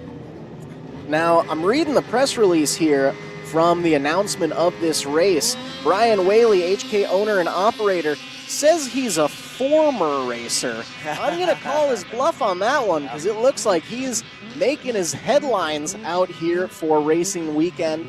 Look at this. Brian gets a hole shot, too. He's still got it. Not only is he first off the line, but he is stretching that advantage over a 3-wide battle for second, third, and fourth. HK Power Sports owner Brian Whaley leading the pack to the top of the hill. We get 2 more sleds together in that right-hand turn. Boy, that's becoming a bit of a funnel there, that right-hand turn, especially if they're trying to take that inside lane. It closes up quickly, and I don't think there's anybody purposely trying to get into their fellow competitor. Literally, the track is forcing them together as the. And we've brought a few of the sleds together with some side-by-side contact in that right-hand turn. Now we get ready for race number 38, 600, 650 open. Second heat race, including Tyler Helser on the 03, Luke Kearney riding the 8, Bill Stevens on the 13 machine, Malachi Edmonds riding the 14. 75 of Tim Reagan, Alex E. Richard on the 127, and the 708 of Thomas Levi, as our top three are starting to pull away. Now remember, it's only our top two that are going to transfer directly into the main, and it looks like our top two are now starting to set some distance between themselves and third place. Is that right-hand turn going to play into the finish? Not this time. I thought maybe it was going to bring second and third together and give us a battle for that top two finish, but it did not. Great run up the hill nonetheless, though, for those competitors in the second heat of 600, 650 open. In race number 3, we have the 7 of Henry Moneypenny, Nathaniel L. Edmonds on the 12, the 68 of Kyle Such. Wesley Ganshaw's on the 81, Benjamin Adams, riding the Adams Landscaping and Construction 221, and Blake Mayhew from Niskayuna, New York is atop the 945. We've got 3, 4, 5 of our expected 6 starters flirting with the start gate here. 4 of them in the gate, the 5th rider just behind him. So again, 4 states represented in this class. So we've got people traveling from all across the Northeast region to come out to Gunstock Mountain Resort for some great sled racing action. As a reminder, if you're just joining us right now, we are on race 39 of 57 heat races. Olivia Blanchard saying, are there snow bike races today? I believe we might possibly have a couple snow bike classes later on. We don't have any snow bikes in the hill climb classes. However, we might be seeing them bring out some later in our Snowcross racing. Well, Scott, Factory Row Camp, watching us with our live streaming coverage on MBTV Sports. Hope you're enjoying it.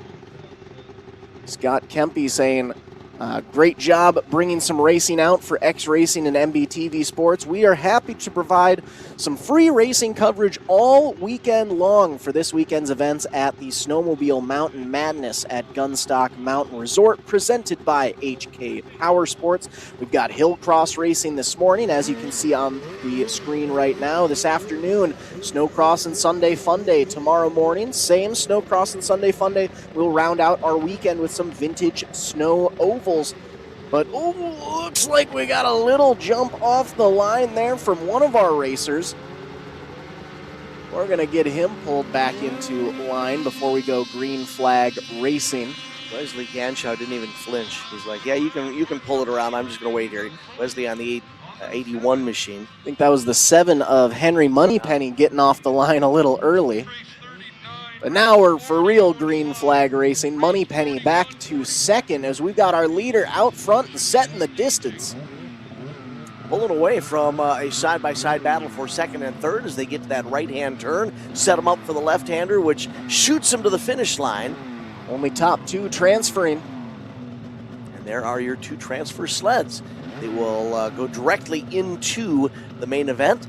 Other competitors will have to transfer through the LCQ. There you can see some of the snow crystals on our live stream. I think our camera may have gotten a face full of New Hampshire snow.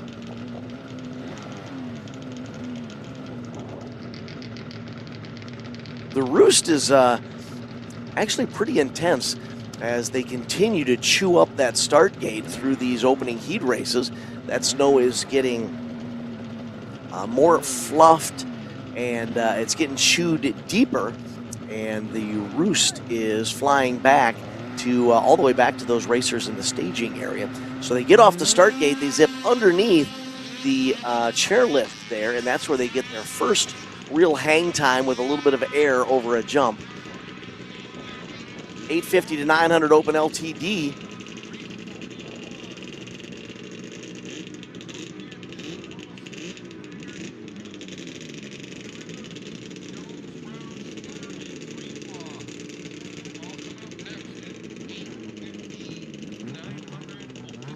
Heat race 1, as you can see them making their way to the top of the hill, side-by-side battle for second and third. Hessler's on the 03, William Gensler was riding the 7, Nick Galambos on the 09, Sean Keneally with the 14, Michael Geljukian on the 32, Rob Dunlap on the 72, Dan Gill with the 191, and Gavin St. Jean on the 208 as we get a look at some of our spectators there on the chairlift. We get ready for heat race number 2 in this 850 to 900 open class. Ryan Brown's on the 11, Brian Jones riding the 22, Nicholas Georgiantis on the 75, Ryan McTaggart with the 77, Aaron Serena on the 87, Kyle Greenlaw with the 101, Chris Skinner on the 107, and Nathan Carlson riding the 707.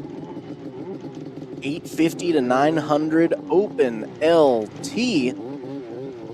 We've got 2 classes for this, top 3 from each transferring to the final. We'll have 2 LCQs with our top in each of the LCQs transferring through. So for all of our races today, high noon in the Midwest, as we have 6 of our expected 8. I think our 7th racer is just behind the start gate there, looking for an opening so that he can pull his sled forward.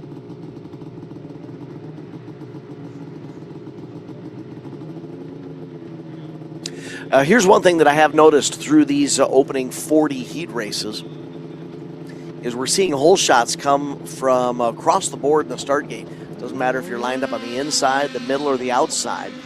It really does come down to your reaction time and how that sled's going to get off the line, not so much the position on the line. They're waiting for the green flag here of 7 of our 8 are ready to rock and roll. One racer stands straight up and down in the middle of the pack, but the hole shot will come from the left side of the field.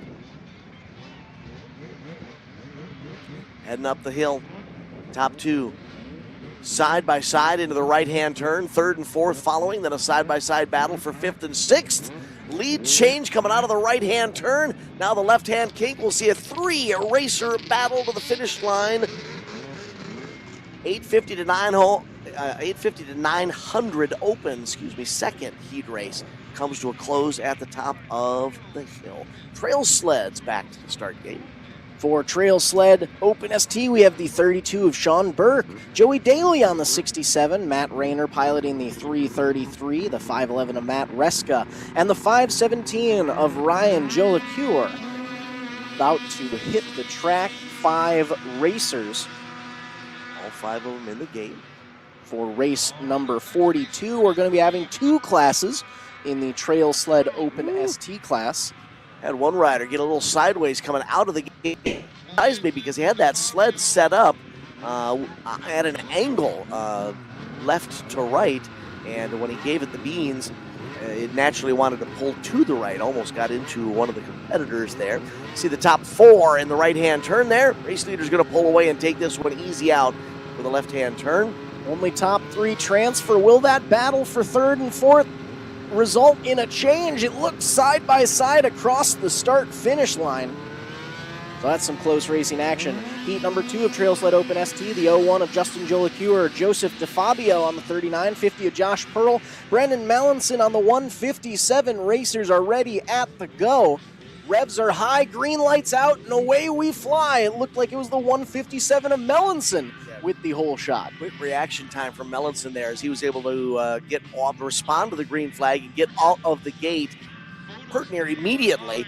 And you can see how just that split-second reaction turned into a solid 5 sled length advantage over the second-place machine as they finished their run up the hill, top 2 battling, and 3rd and 4th battling for top 3 finish. Still some close finishing action there in race 43. Race 44 up next, our 850 to 900 open LT payout class. We're going to have 3 classes in this race. 3 divisions, top 2 from the transfer directly to the mains. Then we'll have 2 LCQs for this class where our winner will go through. Phil Whipple says, enjoying the live stream today from Central Maine. Riders from around the region, lots of spectators, bright sun. Wow, big thanks to Joe. Phil, we couldn't agree any more with you. Joe and the X-Racing team have been amazing bringing some racing action out here. Happy to see you viewing from Central Maine. We've got people all across the U.S. coming in here today. X-Horror Queen says, anyway, we can track racers. Unfortunately, we don't have transponders going on our racers this weekend, but we will be trying to give you as much live updates as possible for the racers throughout the racing action today. Right now, race 44, 850 to 900 Open LT Payout Division 1. We have the 5C of Cameron Droyne. Aaron Serena on the 87, the 110 of Greg Connolly, and Bill Ronan on the 121. Pelham, New Hampshire's Gavin St. Jean is on the 208. John Burgoyne from Guilford riding the 264. Eric Kane from Franklin on the Prestige Marine 616. And Nathan Carlson out of Tolland, Connecticut on the 707. They are already beginning the process of loading the gate for this next group, 850 900 Open. It's a payout class. They're actually battling for a little dough in their snow clothes. At the end of the day, perhaps. Always a fun way to finish a race by getting a little cheddar cheese along with it. Remember, we'll be back tomorrow for day 2, another full day, beginning bright and early on Sunday morning with 11 o'clock Snowcross start. That would be 11 o'clock local time in New Hampshire, so adjust accordingly, depending on where you are watching the live stream from. All 8 racers in the gate for our first heat of the 850 900 Open class. Wow, what a jump from the inside.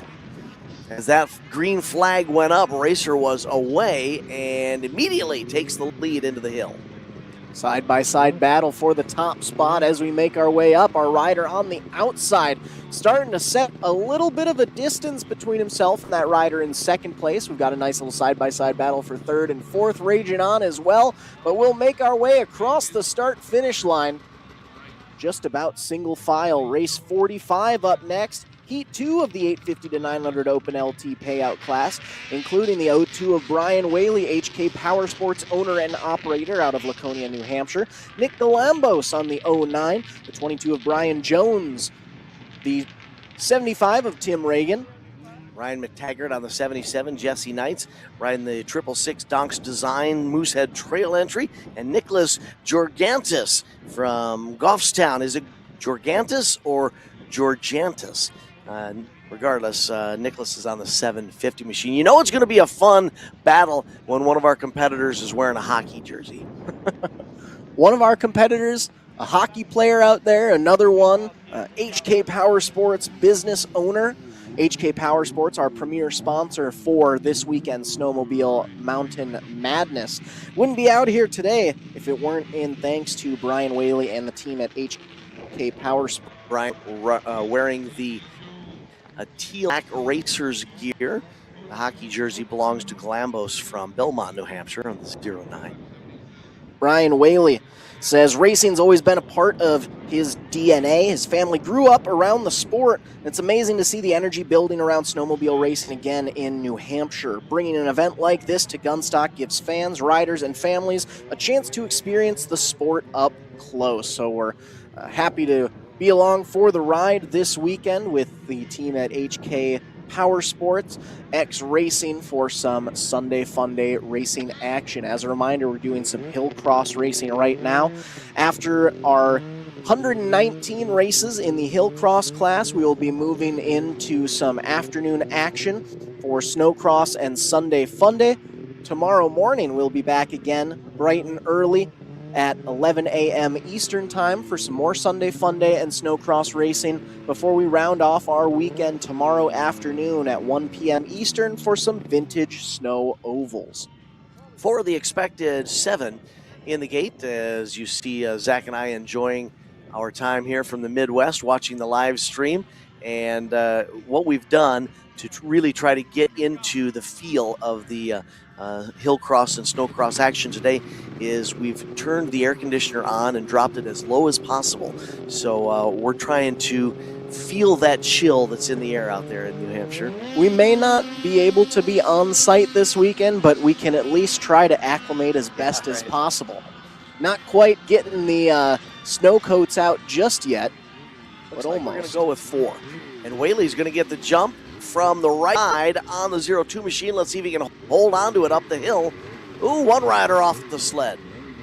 I think that's the 09 of Galambos, who suffered a little huckabuck coming over that first jump there. Seat bounced off the sled, Hopefully he's able to get back up under his own power, as Whaley's going to take the W. Second and third will follow him across the line.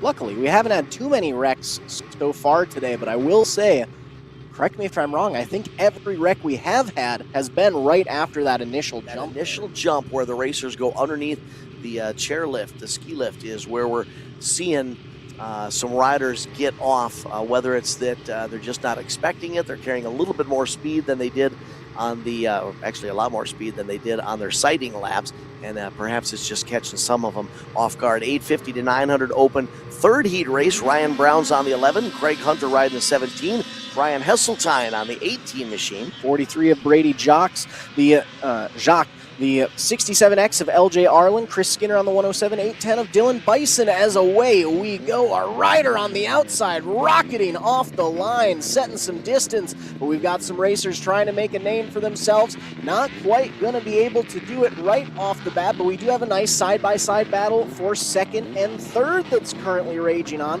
Only our top two are going to transfer those. Now that rider battle for second and third turns into first and second. Yeah, that right-hand turn is a magic potion for some of the competitors, and it's been the bane of their efforts for some of the other competitors. It doesn't matter if they're on the inside or the outside lane, it reacts each driver differently. 850 to 900, first heat race. Hayden Stewart on the 3, Tyler Rich on the 20, riding the 157, Dan Gill on the 191, Shane Mayhew riding the 967. 4 of those 5 racers. Again, it has been interesting to watch that right-hand turn change through the day. For a while, it was the outside line that was fast. Then it was the inside line that was fast. Back to the outside, now the inside. So it's been changing through the day, and here we see our 850 to 900 open racers approaching that right-hand turn. Top 3 are going to transfer into the final directly. Our top 3 out front and pulling away from the rest of the field. I believe that's Melanson sitting in the second place spot. Didn't quite get a look at our leader. We are going to finish off race 47. Only 10 heat races left before we get into some LCQ racing action. Up next, though, race number 48, 850 to 900 stock LT, Division 1 of 3, I believe. We have the 7 of Nicholas Lebrec, Nathan St. Ong on the 10, the 69 of Liam Grove. Nicholas Georgiantis riding the 75, Nathaniel Edmonds on the 92, Nick Kidd with the 161 of Derek Lufkin, Joey Melanson on the 259, and the 502 of Matt Carter will round out your field. Is that, am I counting 8? Do we have all 9? 8 of the expected 9. We go 4 wide for the lead, almost have one sled land atop a competitor coming over that first jump in that battle for 4th and 5th, but out front and pulling away is your race leader. It's interesting to see this track develop some character as the day goes on. There's a bit of a jump forming right before that inside lane on the right-hand turn. Top 3 across the line. And only top 2 are going to transfer, so that battle for that second and final transfer spot, definitely a close tie there. Division 2 of 850 stock LT. We have 8 racers, including the 4 of Kobe Mines racing for Jeremy Hiltz Excavating, Nick Galambos on the 09, the 11 of Jordan Raderby racing for Trillium, and Cody Berry on the 188. Other racers in the lineup, Gary Connolly riding the 427, Grady Edwards on the 533, Michael Kunath on the 594, and Jeremy Barty with the 1775. All 8 racers at the line, inching forward. Oh, we got one up on its side. I think they got hooked together. They were jumping out of the line, and I think they came together and got hooked. There's another rider coming off over that jump, and we've only got 2 racers who have made it to the midway point of the hill here. So carnage in this 49th heat race of the morning. They're 3rd and 4th finally making their way towards the right-hand turn. 5th joins the show as well. Top 2 transfer. That 3rd place might have a run for his money going in. I don't think he's quite able to make the pass, but boy, that was a close one. Yeah, I think that's definitely the most carnage we've seen so far. Let's take a look at this instant replay, see what happened here. Taking a look at the line, they get the green flag. 4, is that 4 or 5 of them all racers locked? Got hooked together, and now here's our racer gonna we just missed it. Was seat bounced off the sled coming over that jump after the chairlift. So a wild and woolly 49th heat race as we get ready for race number 50, 850 to 900 stock third heat. We have the 3 of Northern Lakes Contracting, Patrick Runnels. Grayson St. Jean racing the HX for JSJ. The 14 of Sean Keneally and Caden Quinton on the 17, sponsored by JJB Construction. Josh Began out of Goffstown, New Hampshire, riding the 38. Matthew Bull on the Mr. Bull Construction 77. Bryson LaChapelle from Salisbury, New Hampshire on the 111 machine. And Zachary Oak from Merrimack will round out the field in the double 69 machine. Nice. 8 racers coming at you for heat number 3. Again, only top 2 are going to transfer directly to the main in this class. We're going to have 3 LCQs for these guys, where the top 1 racer in each, just the winner from each LCQ, will transfer through. This is our only class we're going to have all day, where we will have 9 racers in the final. No pressure, right? Win and you're in. Transfer through an LCQ. The 77 machine of Matthew Bull is going to get the whole shot coming off the gate. Let's see if he can hold on to it as he begins to open up some separation back to a multi-rider battle for second, third, fourth, fifth, and sixth. Sixth place racer, I think, got off the sled again. Here's your top 4 coming around the right-hand turn. Out front, nice and strong, and he's going to hold on for the win.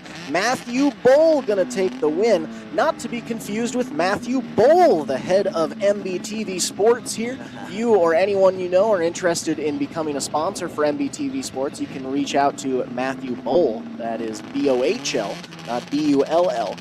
We'll happily get you out there. Reach out to Matthew Bull, our heat race winner. Give him a congratulations. Race 51 up next, 850 to 900 open ST payout. We have the 5C of Cameron Droy and Alex Biddle on the 07, 8 of Luke Kearney, 20 of Tyler Rick. 136 is William Kastner, Thomas Levi riding the 708, Mike Palat on the 748, and Shane Mayhew on the 97. The Mayhew's been well represented here today. Side battle, 3 wide for third, fourth, and fifth as they get the midway point of the uphill climb. Now they're headed towards the right-hand turn. Lane change in the battle for the lead. Coming to the inside. Can he hold on to that spot? Big air coming over that jump right before the left-hand turn, and that may have gobbled up the competitor. Did he get off the sled there after that landing? There is quite a jump developing right before that left-hand turn.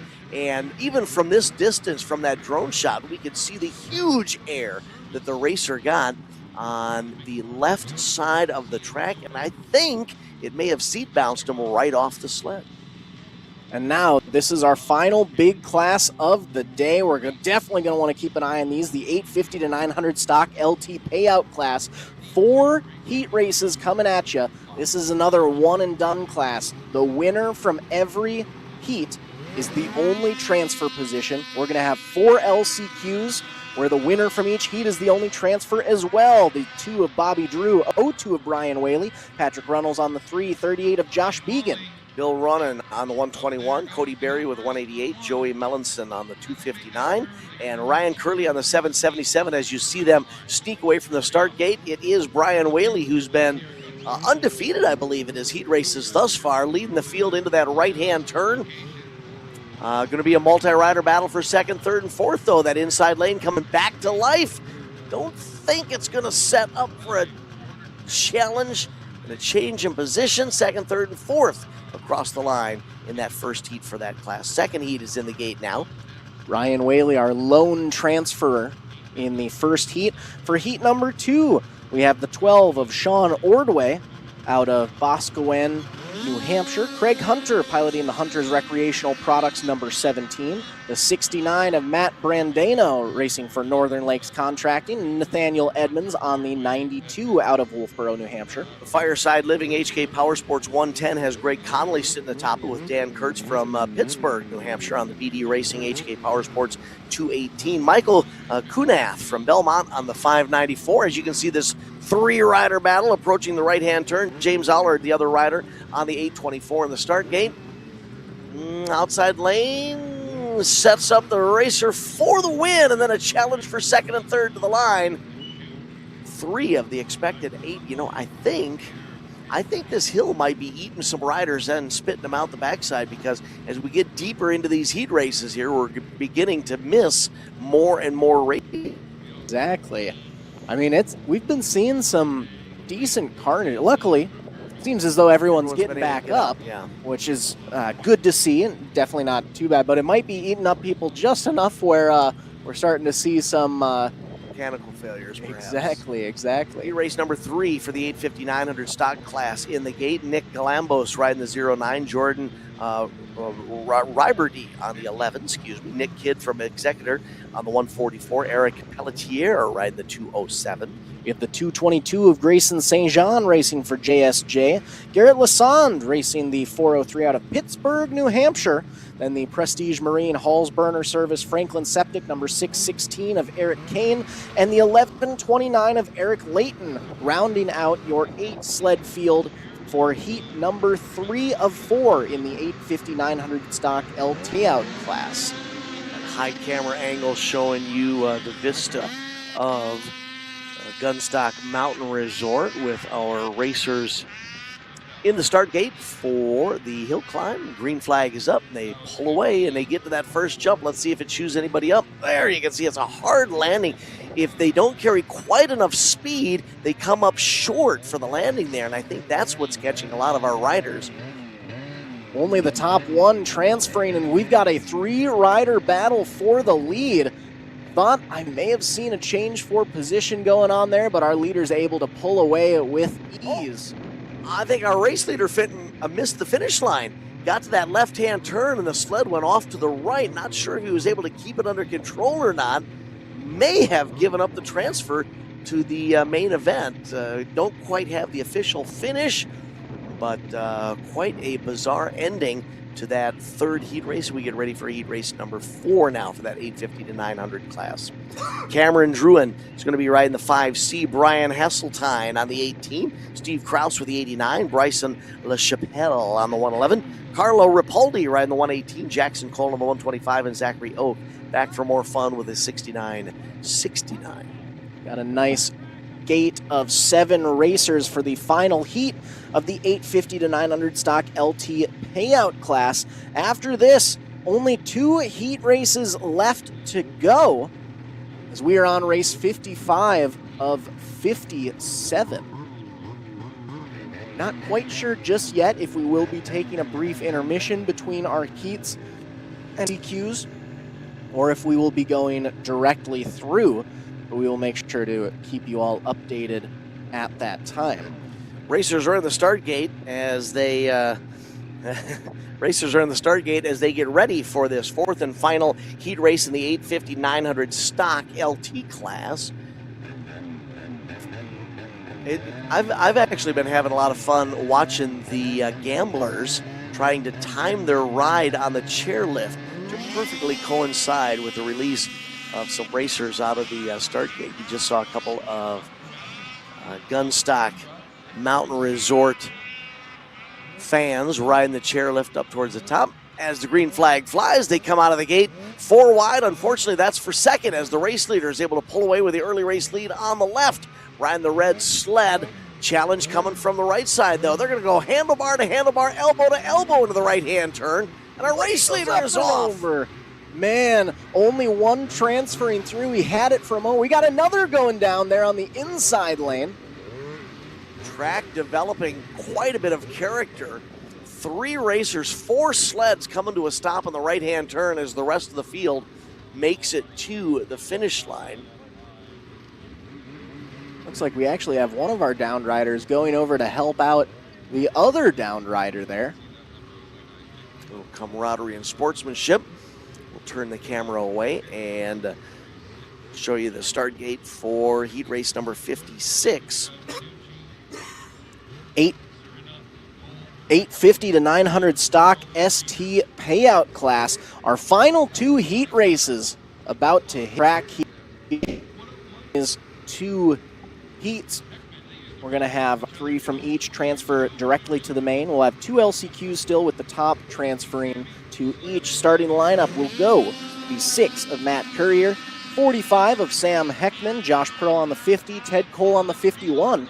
Aaron Serena riding the 87 machine, and Matt Rayner on the 333, Jeffrey Minicuzzi on the 338 as the racers are away, and Mike Pelotti on the 748.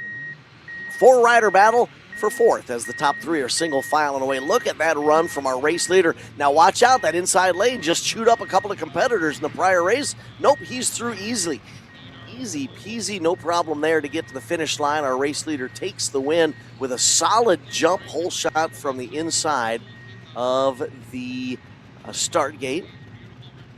Just a quick note, we are making some slight updates to our starting cam, which is why you'll see we just have the drone going right now. There, we've just made a changeover, so we should be good for our final heat race of the morning, 850 to 900 stock ST payout heat 2, the 5C of Cameron Droyne.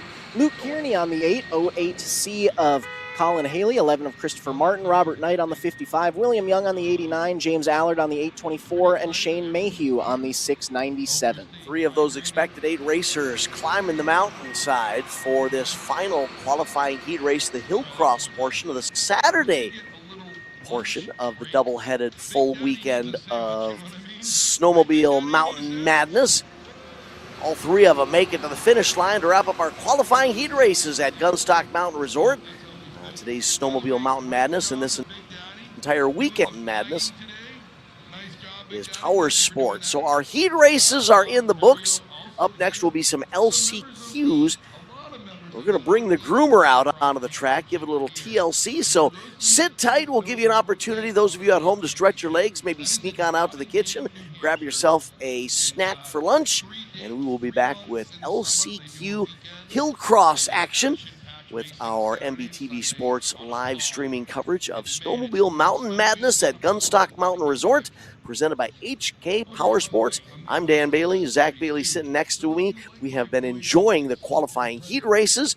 A little bit of a break here before we jump into the LCQs. Sit tight. We'll have more green flag action in a moment.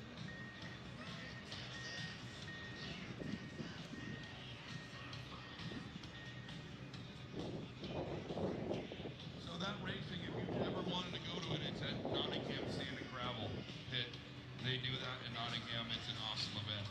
Speaking of awesome events, man, God bless America that we're snowmobile racing here in New Hampshire at Gunstock Mountain. Remember, take that chair up, make it walk on down.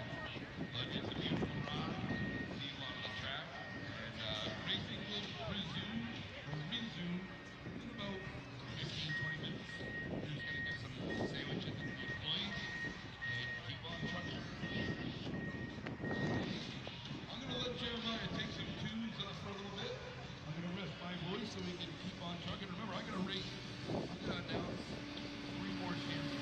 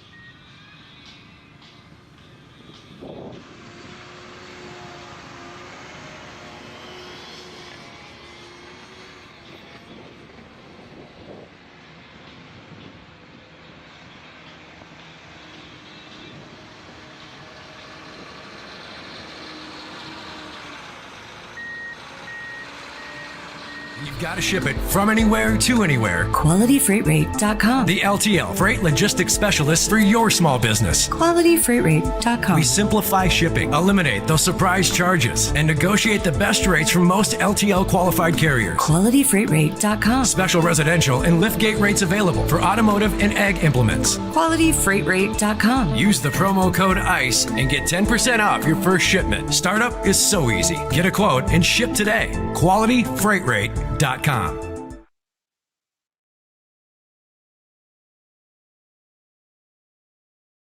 AmRamp Accessibility, our goal is to help people, and that means providing them with the best quality product and service possible. Built with powder-coated steel, our ramps are stronger and longer lasting than those built with wood or aluminum. Installed in a matter of days to ensure your safety as quickly as possible, our teams are here for you. I can get out. Yeah, much easier. Better, a lot better. Yes, thank you. I don't even have the words to explain how much easier it is. We're just so thankful for it, so thank you. Thank you very much. Find your forward with AmRamp Accessibility today. Learn more at amramp.com.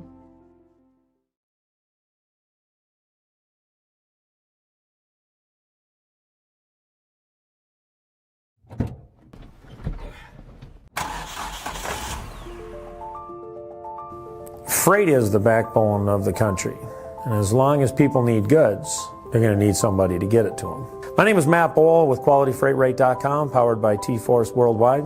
We provide LTL, truckload, and expedited freight services across this country. If your freight weighs over 120 pounds going over 120 miles, that's where my shipping rates kick in. We help companies ship easier for less. With our system, our customers are able to quote and book shipments with ease 24 hours a day, 7 days a week. If you're having trouble with damages, lost freight, claims of any sort, we can help you with our experience, solve the problem, tell you why it's happening and what you should do to prevent it in the future.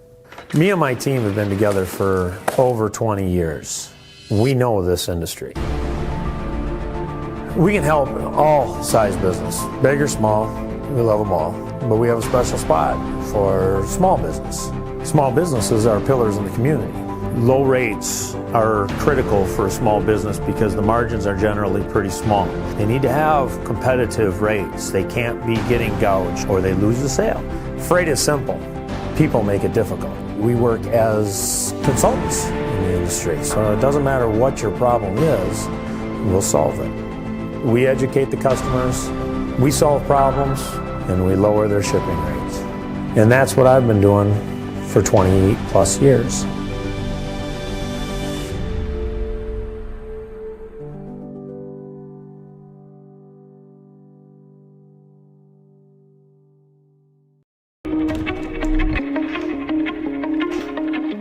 My name is John O'Connor. I'm a snowboarder for life and a business owner in Windham, New York. We run a restaurant and inn here. This is our backyard.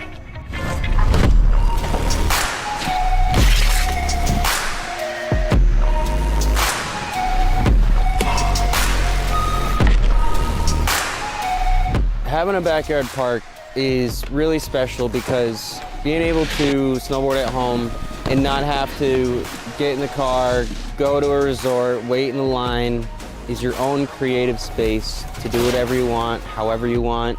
You're in your element. You're right at home, and it's a really good feeling when you can tune into the space around you with you and your friends and just make something special of it.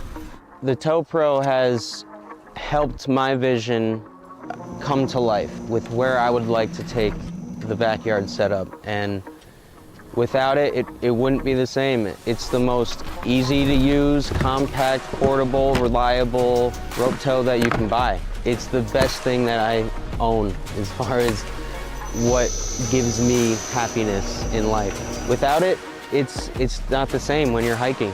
To be able to keep riding and feel like you're snowboarding, that's what it's all about. And the Tow Pro has made that happen.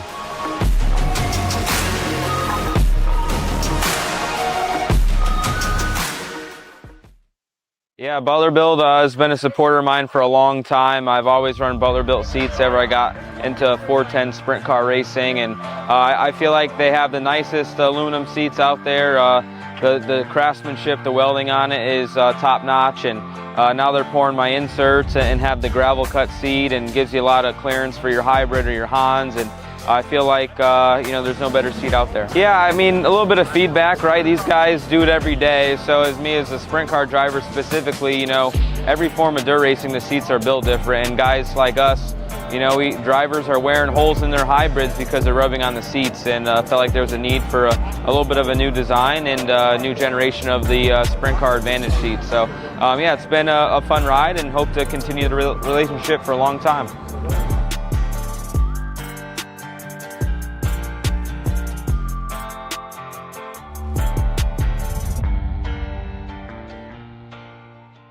Need auto parts? You know Conrad's Auto Salvage and ASAP Used Auto Parts, two great companies, now one location near Mondovi. We've appreciated your business in Eau Claire. Now you'll find all the same parts and services at our location near Mondovi. We can mount and balance tires, plus do oil changes and more. All the same services in one incredible facility. Conrad's Auto Salvage and ASAP Used Auto Parts, two great companies, now one location near Mondovi for all your auto parts needs. When you push your engine to the limit, on the track, the farm, or the highway, only one name delivers unmatched protection. Schaefer's Specialized Lubricants. With over 180 years of proven performance, professionals don't guess. They trust Schaefer's. And in our region, there's one guy who makes it happen. William Denzer. Racers, farmers, fleets. They all call William because he's reliable, knowledgeable, and gets results. So support the brands and people who support racing. Call William today, 651-253-0999, or email denzer.schaefer.sales@gmail.com. Schaefer's, trusted since 1839. Power in every drop. Painful steps shouldn't be part of your daily routine.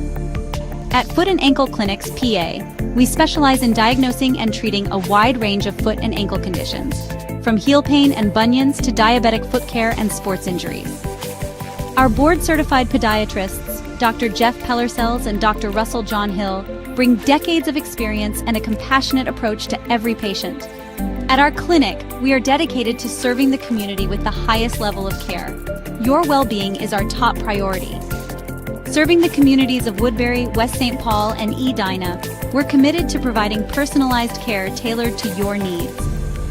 Don't let foot or ankle pain hold you back. Visit footandankleclinics.com to schedule your appointment today.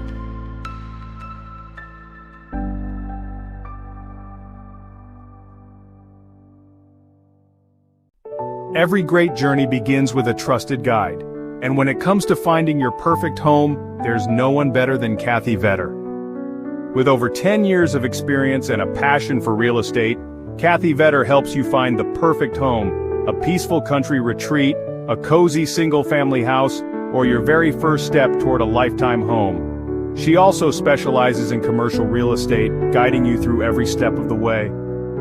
From the heart of the metro to the scenic countryside, Kathy Vetter knows the Minnesota market inside and out, committed to finding the perfect fit for you, no matter where you are. Buying your first home can feel overwhelming, but with Vetter by your side, it's a smooth and exciting journey. She makes first-time buyers feel confident, supported, and understood every single step of the way. From your first showing to handing over the keys, Kathy Vetter works tirelessly to ensure you get the home you've always wanted. Kathy Vetter, your trusted real estate expert across Minnesota. From vibrant metro living to serene countryside escapes to agricultural and commercial spaces. Let her help you unlock the door to your next chapter.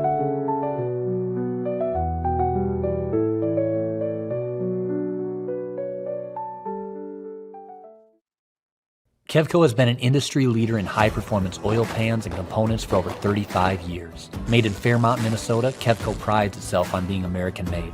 Kevco has expanded our product line way beyond just oil pans to valve covers, breather systems, jack stands, boilers, wheel sockets, and much, much more.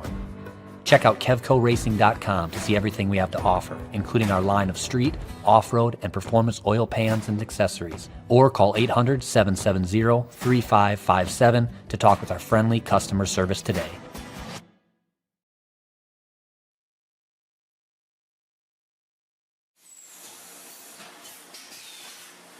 My two passions in life is racing and selling good high-end meat. So my grandfather came here from Germany back in the late 20s. He decided to open his own shop in 1951. He had all the recipes, he had all the talent. His father was a meat guy. His father's father was a butcher.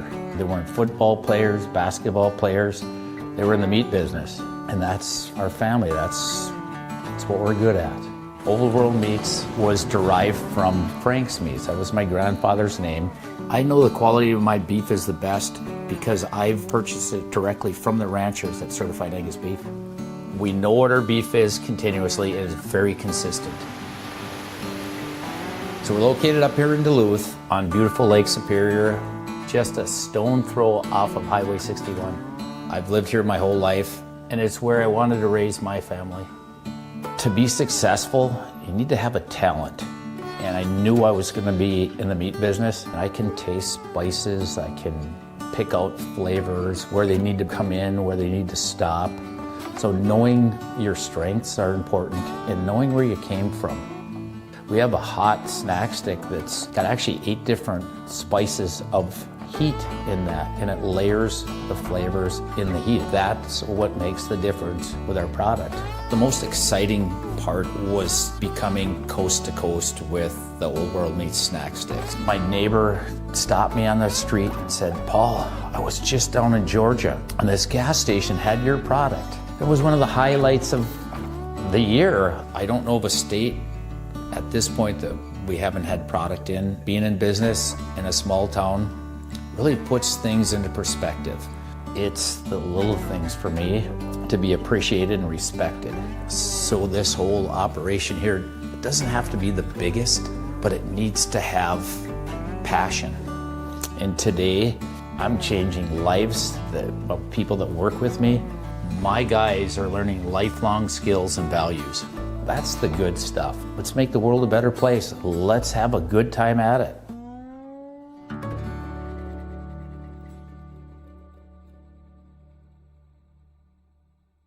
Ready to make a splash this summer? Grab your friends and head to River's Edge on the scenic Apple River. Whether you're looking to float the day away, camp under the stars, or catch live music and weekend events, River's Edge has everything you need for an unforgettable time. Book your tube, campsite, or party package now. River's Edge on the Apple River. Your summer starts here.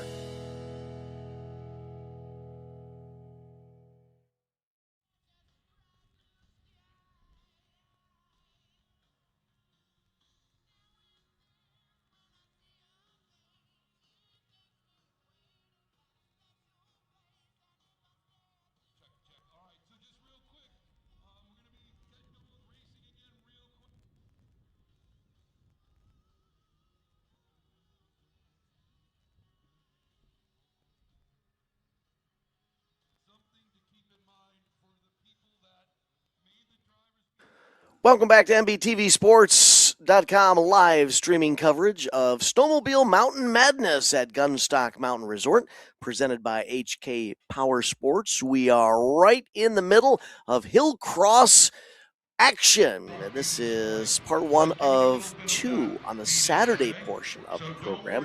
We will have a doubleheader tomorrow as well with both Snowcross and vintage snow ovals action, but that's coming up tomorrow. Saturday, we are broadcasting live from New Hampshire, specifically Gunstock Mountain Resort.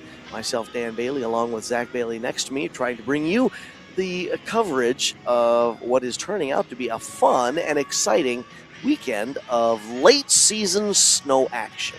You can say that again. We've had a very eventful heat race session here. Luckily, nothing too serious, but we have had quite a few get-offs on the track.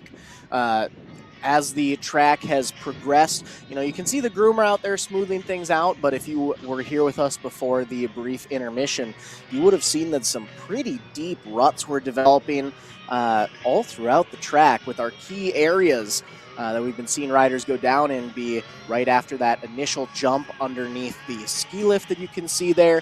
We had quite a few wrecks during the right-hand elbow corner up at the 3/4 portion of the track.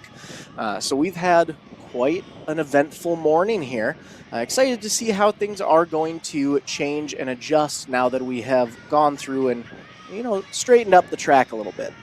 We are enjoying our trip to New Hampshire, and that view right there speaks volumes to what we are experiencing here in the Lakes region. Look it off in the distance there.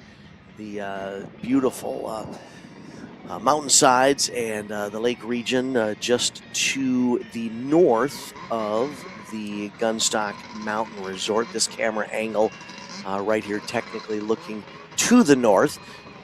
What a beautiful facility. So glad and happy that Brian Whaley, owner of HK Power Sports, and the fine folks at Gunstock Mountain Resort were open to welcoming X Racing's Sunday Fun Day program to their facility for a late season weekend of motorized mayhem on a normally gravity-powered downhill ski resort, but we're having a good time and we're trying to make the most of it. We have 2 events scheduled for today. We've mentioned it a couple of times, but just for a quick review, we're right now right in the middle of Hillcross action.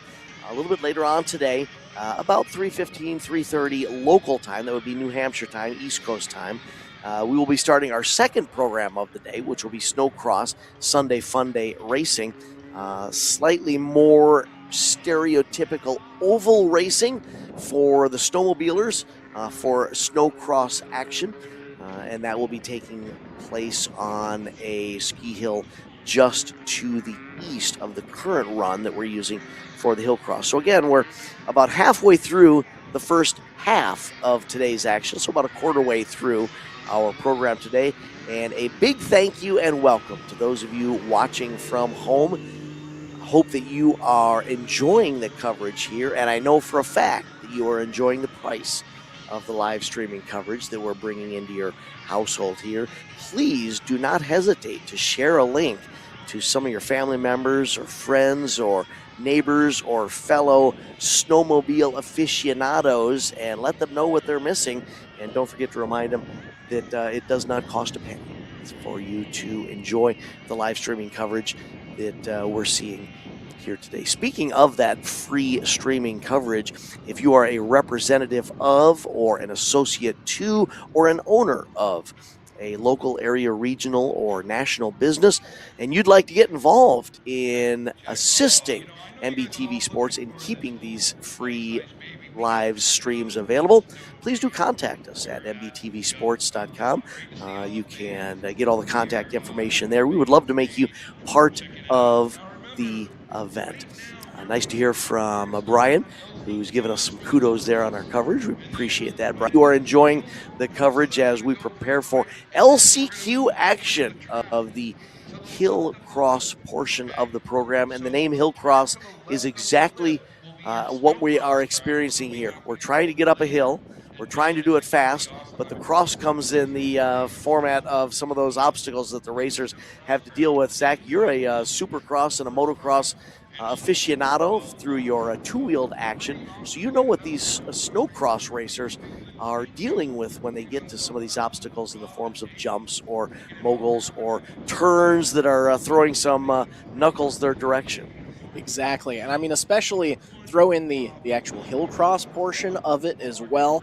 Not only are they having to battle up the steep slopes of Gunstock Mountain Resort, but yes, those jumps, those kinks, those corners, that's only going to add additional expertise, challenges to their system. Like we were saying earlier, we did see quite a few get-offs, especially in those two areas on the track, right after the initial jump that comes out of the gate underneath that, underneath the system, the chairlift system, and then also up in that right-hand corner as well is where we've seen most of our carnage.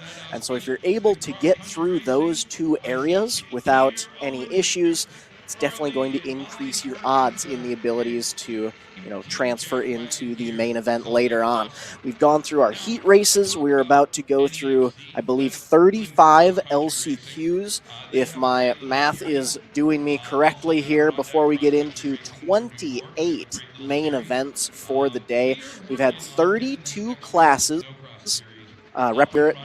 during cross competition portion of the events. We have a couple classes that had a little smaller turnout, so we were able to lump them together into a singular race. But we still, we've just barely passed the half. Actually, no, we haven't even yet. We have 3 races left until we've officially, or 2 races left until we've officially passed the halfway portion of our Hillcross side.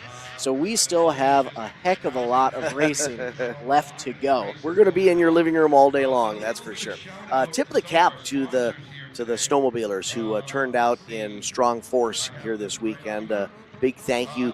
I know that many of them were depressed, thinking that their season was coming to a close, but we've thrown some more attention at them and give them an opportunity to sleds out a little bit longer here with the Snowmobile Mountain Madness event this weekend at Gunstock Mountain Resort. Again, just a phenomenal view there on the right side of our split screen from our camera.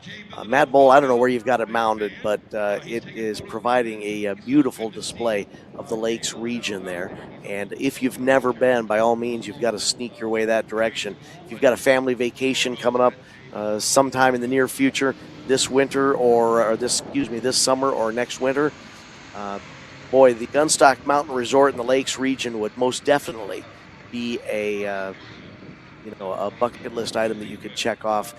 What a beautiful area of the country. Yes, you can say that again. Some absolutely astounding drone footage that we have there. We have our drone flyer out there today. You've been seeing him make some runs up and down the steep slopes. That is our drone flyer out there, Tom Ryan, who is securing those views. Tom is an expert. And while we're giving thanks here, I also want to send a quick shout out to some of our sponsors who have allowed us to come out to the beautiful slopes of Gunstock Mountain Resort to bring you guys some Sunday Fun Day and Hillcross racing action. Couldn't have done it without the teams at Prinroth, HK Power Sports, CF Moto, Polaris Snowmobiles, the Hunter Hool Memorial Foundation, Husqvarna, Fox Shocks, CNA Pro Skis, Studboy Traction, and Southside Sales and Service. It is thanks to all of those teams who were able to help us out and bring some of our Midwestern Sunday Fun Day X-Racing action to the beautiful, beautiful slopes of Gunstock Mountain Resort, all the way out in Guilford, New Hampshire.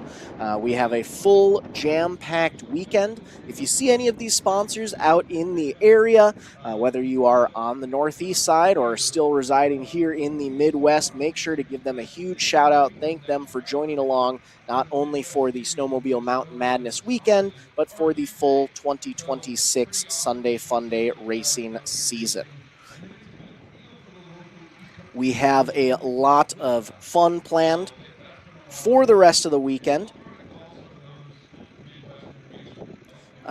Just a heads up, as far as our Snowcross action goes, a little bit later on, we are still in the testing phases of the Snowcross course coverage right now, so we may experience some slight technical issues once it comes to that, but make sure to stick around, stay alive. We will for sure be going through all of the Hillcross action throughout the rest of the afternoon, and we will be making sure to provide the best coverage possible for the Snowcross racing action to come momentarily. This weekend at Gunstock Mountain Resort is kind of the unofficial wrap-up of the winter season of live streaming coverage that MBTV Sports provides for those of you who enjoy watching from home. But by no means is it the end of our schedule for the year.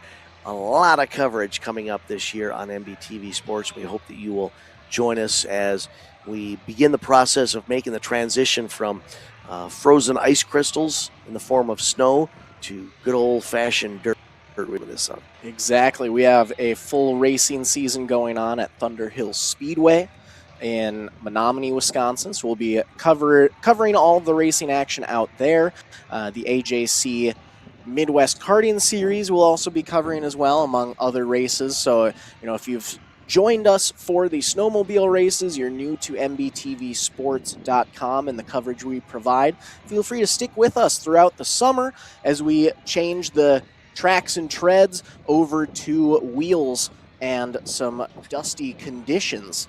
Otherwise, if you've been around for previous years of MBTV Sports coverage, we will be back to the good old-fashioned dirt racing here relatively soon. Coming at you guys all throughout the year, not just throughout the season itself. But this weekend, once again, it is Snowmobile Mountain Madness at Gunstock Mountain Resort, presented by HK Power Sports. While we're at it, we wouldn't be able to be out here providing you guys this great coverage of the weekend if it weren't thanks to all of our sponsors for the weekend. Obviously, HK Power Sports is going to be our premier sponsor for this weekend's Snowmobile Mountain Madness. At HK Power Sports, they're always looking for ways to bring the power sports lifestyle to life. Partnering with X Racing allows us to showcase the excitement of snowmobile racing while connecting with enthusiasts who share the same passion for winter ridings. Make the most of race weekend with a stop at HK Power Sports, your go-to destination for everything you need on and off the track. With 2 convenient locations, including the Hookset store just off I-93 and our Laconia location just 15 minutes or 8 miles from Gunstock Mountain Resort, getting geared up has never been easier. Whether you're dialing in your sled or making last-minute adjustments, we've got you covered with a full selection of safety gear, performance parts, and race day essentials. Stop in, stock up, and hit the mountain ready to ride. Thanks to HK Power Sports for being our premier sponsor this weekend for the Snowmobile Mountain Madness. In addition to HK Power Sports, we'd also like to thank the Hunter Hool Memorial Foundation, Power Lodge, CNA Pro Skis, CF Moto, Fox Shocks, Studboy Traction, Ruck Excavating, and Aeroplax Corporation for joining along not just for this weekend, but for the full 2026 Sunday Funday racing season. We're enjoying Snowcross and Hillcross action this weekend. Zach and I were talking about the expanded MBTV Sports live streaming coverage coming up later this year through the summer months. Another big announcement coming out that MBTV Sports will be the live streaming provider of the Gopher Midwest Racing Series. So looking forward to seeing the midget racing action on MBTV Sports. Every race this season going to be broadcast live on MBTV Sports, giving sponsors and competitors some great visibility, with the exception of one event, but it's a big deal. September 5th, that same Gopher Midget Racing Series is going to be the support class for the World of Outlaws. So if you like midget racing, you're going to want to stay tuned to MBTV Sports this year. Zach had mentioned that we'll be covering some kart racing at legendary Thunder Hill Raceway, which is a gem of a facility in west central Wisconsin. But here's another opportunity to watch some green flag action with the Gopher Midget Racing Series on MBTV Sports. If you want to get involved either with the Midget Racing Series, the Gopher Midget Racing Series, or MBTV Sports, contact Matt Bowl, Kaylee Giassi, Jeff Brody. They'd be more than happy to work with you to figure out a package that can help you get involved with the live streaming coverage that's provided year-round. That's right, year-round. It used to be motorheads in the upper Midwest would enjoy some dirt track action through the summer months, and then they just kind of lock down for the winter and survive the snowfall. Nope, not anymore. We're doing it year-round, and that's what you're seeing here today with some great Snowcross and Hillcross action from Gunstock Mountain Resort in Guilford, New Hampshire. Zach, you have ridden a snowmobile, but you've never raced a snowmobile. You think you could manhandle one of these things? Oh my gosh, I don't know about that. I might stick to 2 wheels personally. I love racing of all types. I don't know if I'm built for that. Going out, seeing these racers, what they are able to do, especially on the Snowcross course. I mean, being able to manhandle these huge sleds is a feat in its own. And here's what I love about I'm a relatively new convert to the snow machine sport, but here's what I'm loving as I delve a little deeper into the sport. It's very similar to all other forms of motorsports in the fact that it is very family oriented. We see the moms, we see the kids. If they're not hanging out back at the hauler or the trailer, they're literally on the snow machines racing. Yes, the youngsters, the moms, the dads, they're all getting involved. So it's fun to see that community thrive and flourish, through this sport. We even saw on-track assistance. We had 2 racers go down right after one of the early jumps, and before lifting up his own sled, one of the competitors went over and helped the other guy out. Yeah. So the family atmosphere, yes, the camaraderie, amazing to see over here on the snow sled portion. We're still kind of in a slight intermission here. Give everybody an opportunity to tend to their sleds, tend to themselves, maybe grab a late lunch over there on the East Coast in New Hampshire. And we are beginning the process of calling, I believe, some of the racers to the staging area. I saw some of the sleds kind of gathering just behind the staging area. So I believe we've got LCQ green flag action not too far off in the distance here. If you'd like to stretch your own legs wherever it is that you're watching, by all means, get up and grab yourself a snack from the kitchen, something to drink to get you through a Saturday of live streaming coverage on MBTV Sports. We will return with green flag action shortly here as Hillcross LCQs are about ready to go green.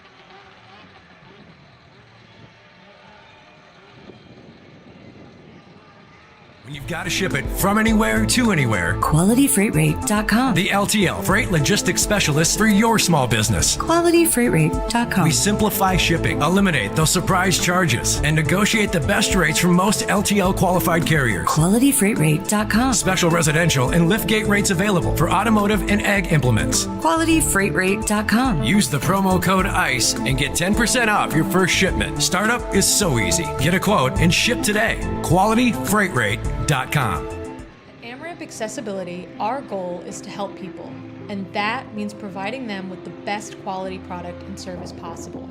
Built with powder-coated steel, our ramps are stronger and longer lasting than those built with wood or aluminum. Installed in a matter of days to ensure your safety as quickly as possible, our teams are here for you. I can get out. Yeah, much easier. Better, a lot better. Yes, thank you. I don't even have the words to explain how much easier it is. We're just so thankful for it, so thank you. Thank you very much. Find your forward with AmRamp Accessibility today. Learn more at amramp.com. When you've got to ship it from anywhere to anywhere. Accessibility, our goal is to help people.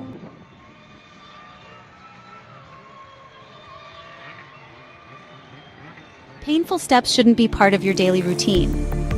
At Foot and Ankle Clinics, PA, we specialize in diagnosing and treating a wide range of foot and ankle conditions, from heel pain and bunions to diabetic foot care and sports injuries. Our board-certified podiatrists, Dr. Jeff Pellercells and Dr. Russell John Hill, bring decades of experience and a compassionate approach to every patient. At our clinic, we are dedicated to serving the community with the highest level of care. Your well-being is our top priority.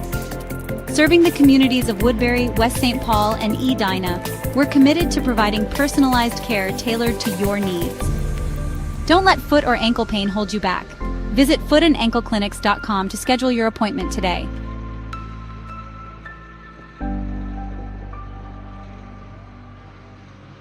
Every great journey begins with a trusted guide.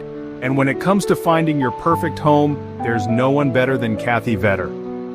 With over 10 years of experience and a passion for real estate, Kathy Vetter helps you find the perfect home, a peaceful country retreat, a cozy single-family house, or your very first step toward a lifetime home. She also specializes in commercial real estate, guiding you through every step of the way.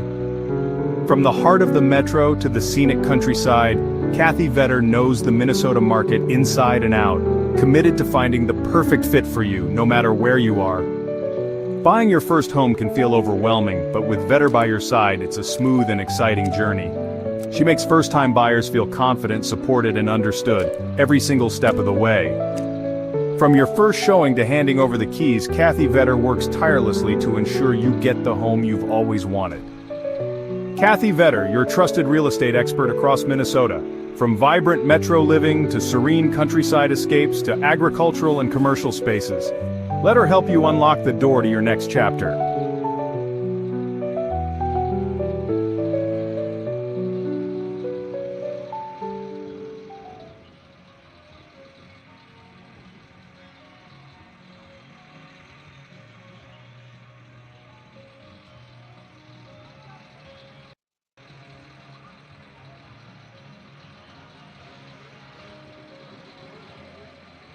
Welcome back, race fans. As you can see, we have quite a few spectators out at Gunstock Mountain Resort in Guilford, New Hampshire, where we are bringing you some live snowmobile racing action all weekend long. And we're even halfway through our first portion of activities. We still have a lot of racing to go for just the Hillcross portion. We were initially supposed to start Snowcross racing at 3:15 Eastern time. It's about 2 o'clock Eastern right now, and we still have over 50 races, over 60 races actually, left to go for the Hillcross portion. So we might be seeing a slight shift in some of our timetables that we have online, but that does not mean that we have any less racing action coming at you folks all weekend long. So we have finished the heat races for our Hillcross competition so far. Now we're about to jump into I believe it is 35 LCQs, or 33 LCQs, I think it might be.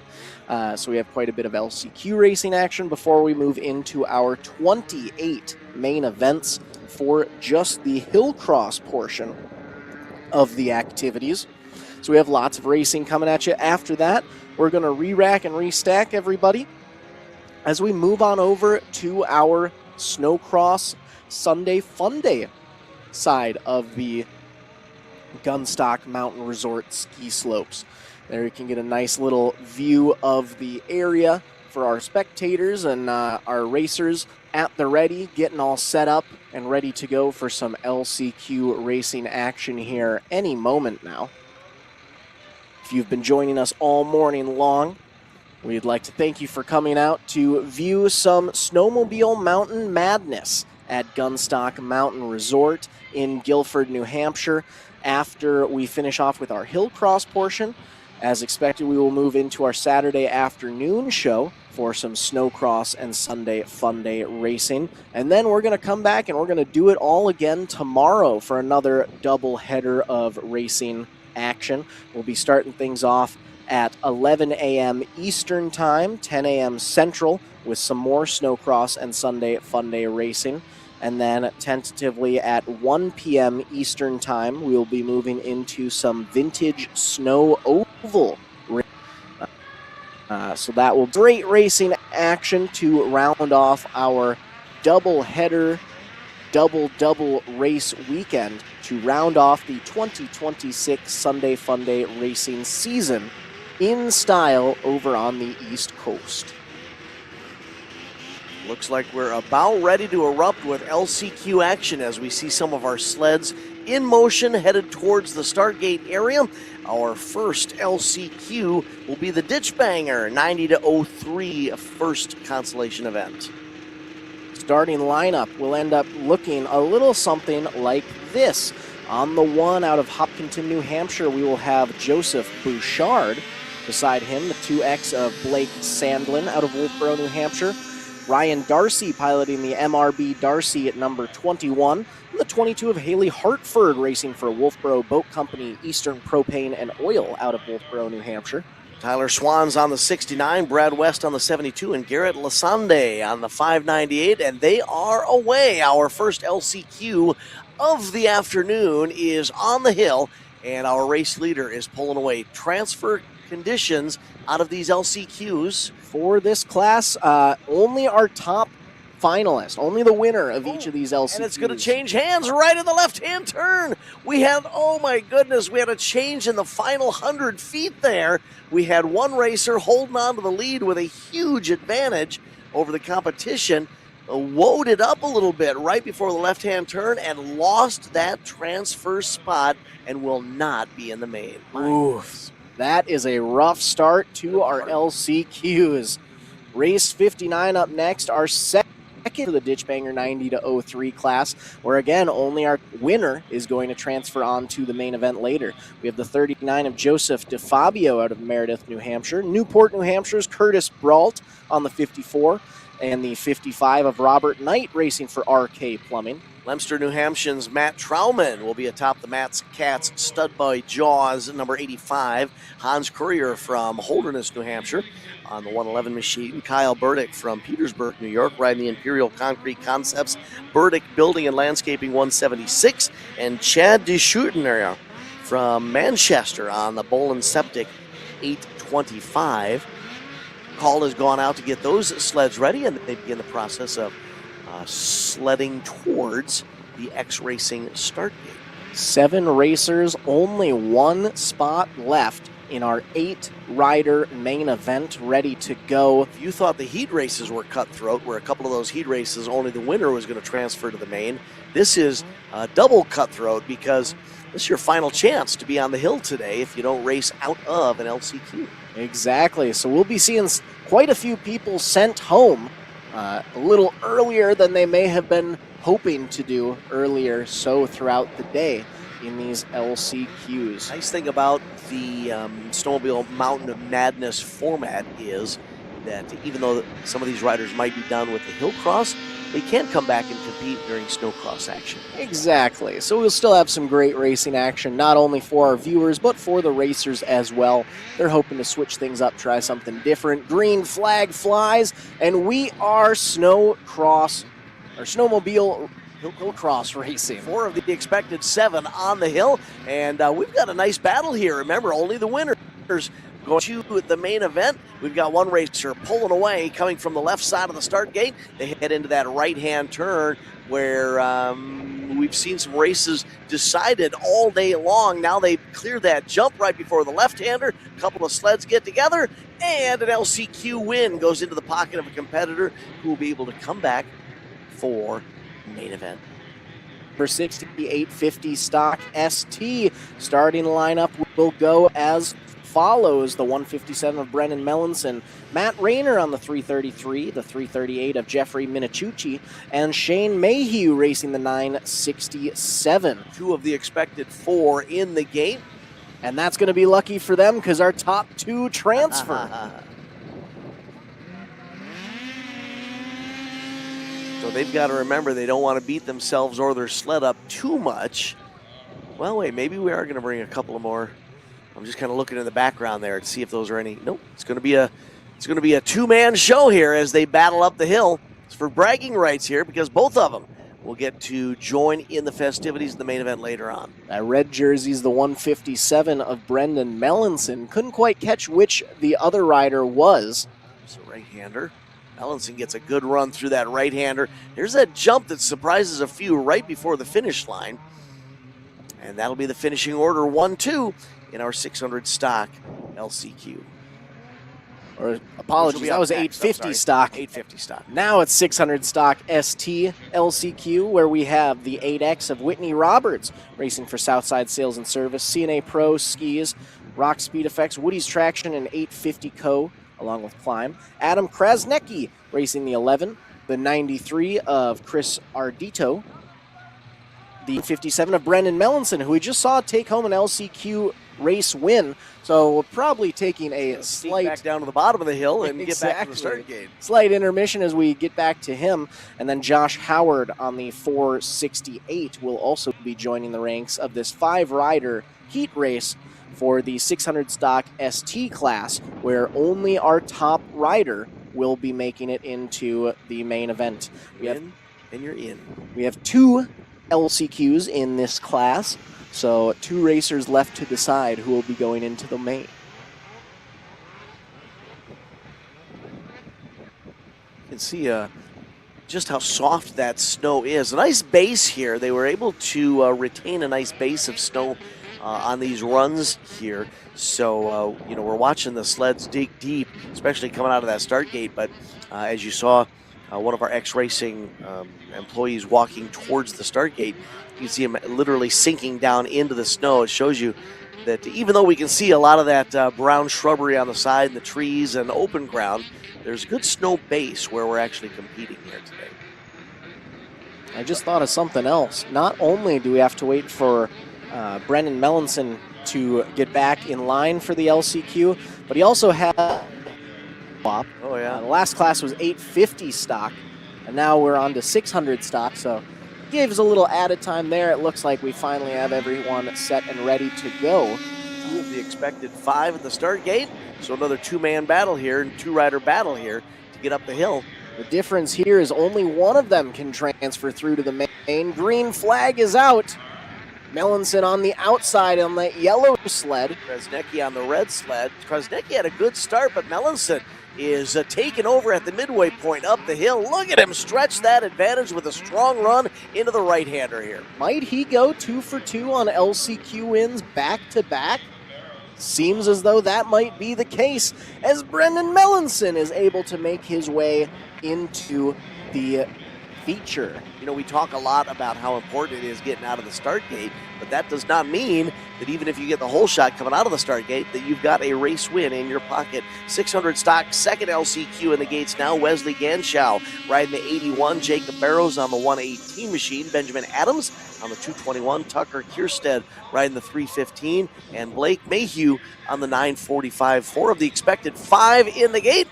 Light is green, and away they go. Two rider battle side by side on the right side of the lineup. They continue this a third of the way up the hill. Look at this drag race at the front of the field. Seems like Mayhew was the scratch for this race, but that side-by-side battle for the sole transfer position left in this class has one less turn to be decided. It's going to be side-by-side across the start-finish line. Boy, we saw our third place sled get into that right-hand turn just a little outside of the preferred groove, climbed the berm that's been built there, slowed him down quite a bit as we get ready for our 900cc turbo LCQ. Four of the expected six in the gate right now. The 63 of Gary Doherty, Christopher Welch on the 72, the 89 of Steve Krause, Chris Skinner on the 107, the 264 of John Burgoyne, Nathan Carlson on the 707. Top two will be transferring through to the main in this lone LCQ for the 900cc turbo class. One of them off the pace. That gives a chance for our top two to pull away. Oh, he's getting a little outside there. Our leader is going to pull ahead. Who's got second, though? It's going to be a close draw to the line, but we have our top two transfers officially making their way through for race 63. Race number 64, Ditchbanger 04 to 09. We have the 01 of Justin Jollicure. Malachi Edmonds on the 14, the 92 of Nathaniel Edmonds. Brian Ford racing the 111, the 117 of Mark Restaino, and William Kastner piloting the 136 machine for race number 64, Ditchbanger 04 to 09 LCQ 1 of 1. Again, top two are going to transfer into the main for this class. 6 racers scheduled to make the LCQ. We'll see how many are able to show up for this next LCQ. Once again, this is race number 64 of 90 going through our LCQs. So including 64, we have another 26 LCQs left to make our way through this portion of our Hillcross activities. And there we have racers from race 64 starting to make the lineup for Ditchbanger 04 to 09. Top two transfer. So far, we have one racer at the line. Seems as though it's the 136 of William Kastner out of New Hampton, New Hampshire.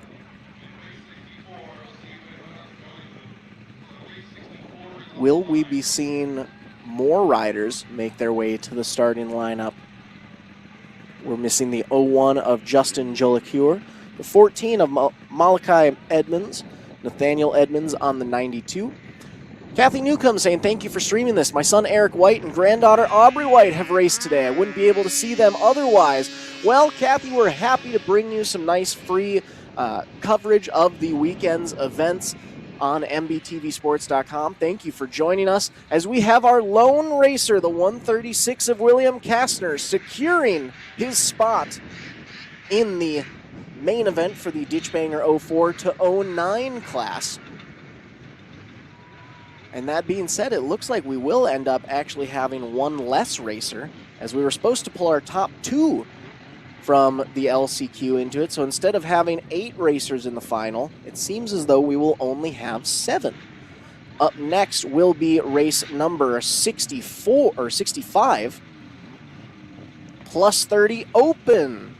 LCQ 1 of 2. Starting lineup goes the 03 of Tyler Helsor. Brian Jones on the 22, the 39 of Joseph DeFabio, Mark Foti on the 45, the 67 of Joey Daly, and LJ Arlen on the 67X. 6 racers, 5 at the call for plus 30 open Snowcross, or plus 30 open Hillcross. Only one transferring to the main event. Who's it gonna be? Top two side by side, then a 2-rider battle for 3rd and 4th. Racer on the left getting the jump halfway through the hill climb here. Towards the tight right-hand turn is going to be right lane or left lane that gives a racer a win. Look at this 3-rider battle for the transfer spot. Came from the inside run, so a change at the front of the field in that right-hand turn that's been a deciding factor in several races today, and it comes back and decides this one as well. Race number 66. LCQ number 2 for plus 30 open. We have the 14 of Sean Keneally. The BRBN Off-Road Team Blown-Out number 17 of Andrew Wallace. The 68 of Kyle Such racing for Polaris, FXR, and LJE Products. The Pichette Brothers Construction CNA Pro Skis number 77 of Ryan McTaggart. Eric White racing the 192 out of for Livingston Sales. And the 1129 of Eric Layton out of Dover, New Hampshire. 5 riders at the lineup. Green flag is out, and away we go. Remember, only the top racer is going to transfer into the main. Who's it gonna be? The interesting thing is, whoever is out front at the halfway point is not guaranteed to win. This right-hand turn has changed the fortunes of several competitors through the day, the least of which have been some of in this main event. Here's a side-by-side battle for that transfer spot. All the roost to the camera obscures our knowledge of who made it, but that battle came right down to the last several feet. There's a jump that's developed right before the left-hand turn there, and you could see that it closed them up quite a bit. Race 67 up next, plus 40 open. LCQ 1 of 2. Again, only one transfer spot in each of these races. Starting lineup has the 3 of Nate Tatro racing for Green Mountain Racing. Hampstead, New Hampshire, Scott Cairns on the 19. The 32 of Michael Geljukian out of Alton Bay, New Hampshire. Sam Heckman from Hampton riding 45. Matthew Bull from Franklin on the Mr. Bull Construction 77. John McDonald on the Stock Dogs Mod Shop 081. And Ryan Matson on the 747. This will be LCQ number 1 for the plus 40 open class as we continue to enjoy the sights of the Lakes region in New Hampshire. You can see some of the cloud cover casting shadows on the mountain region there just behind the lakes. And that view is basically to the south of, to the north of the Gunstock Mountain Resort. Yeah, I believe a kind of a northwest view. So actually, when you're climbing up the hill, you're kind of going southwest. I don't know why that plays with my head, but yeah, exactly. Same here. So there we get a nice little view north from what would be the bottom of the slopes behind the ski resort. Absolutely beautiful skyline over there. Waiting for some of our sled heads to get to the start gate so we can jump into another LCQ here. This will be race number 67 in a total of... race number 90 is our final LCQ that we will be having, but we have a total of 119 races for the Hillcross portion of our activities.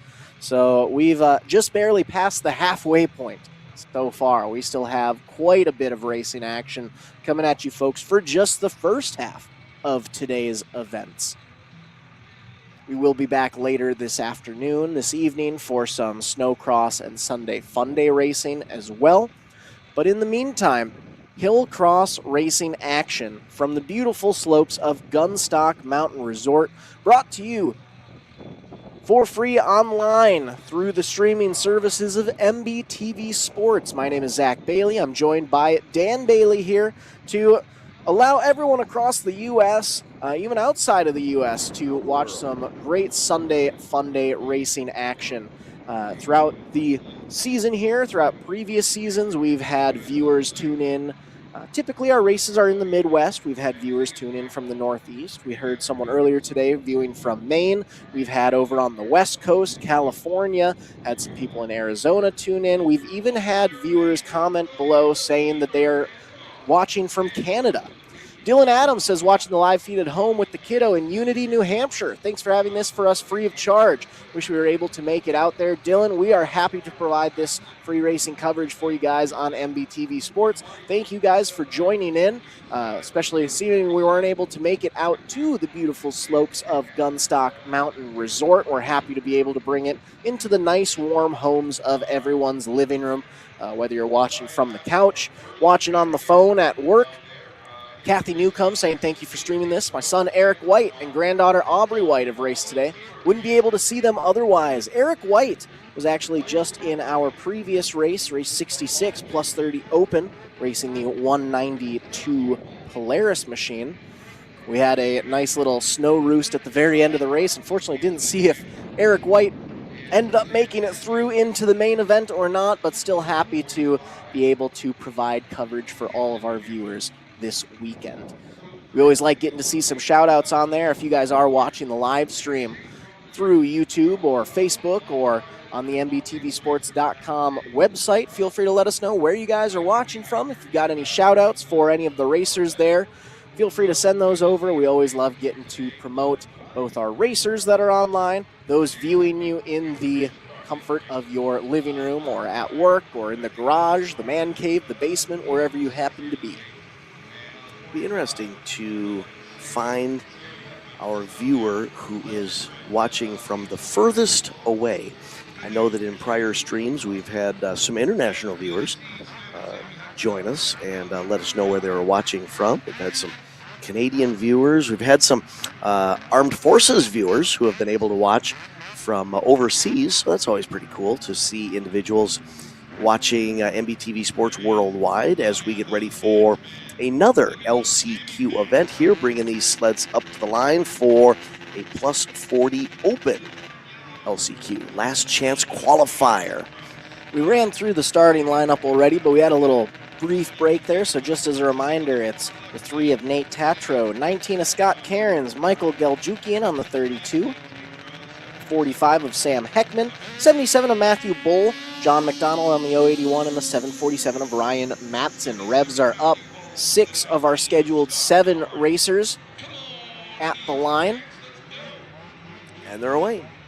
Ooh, a little contact there just as they got to the drone right before the fall-away jump after the chairlift.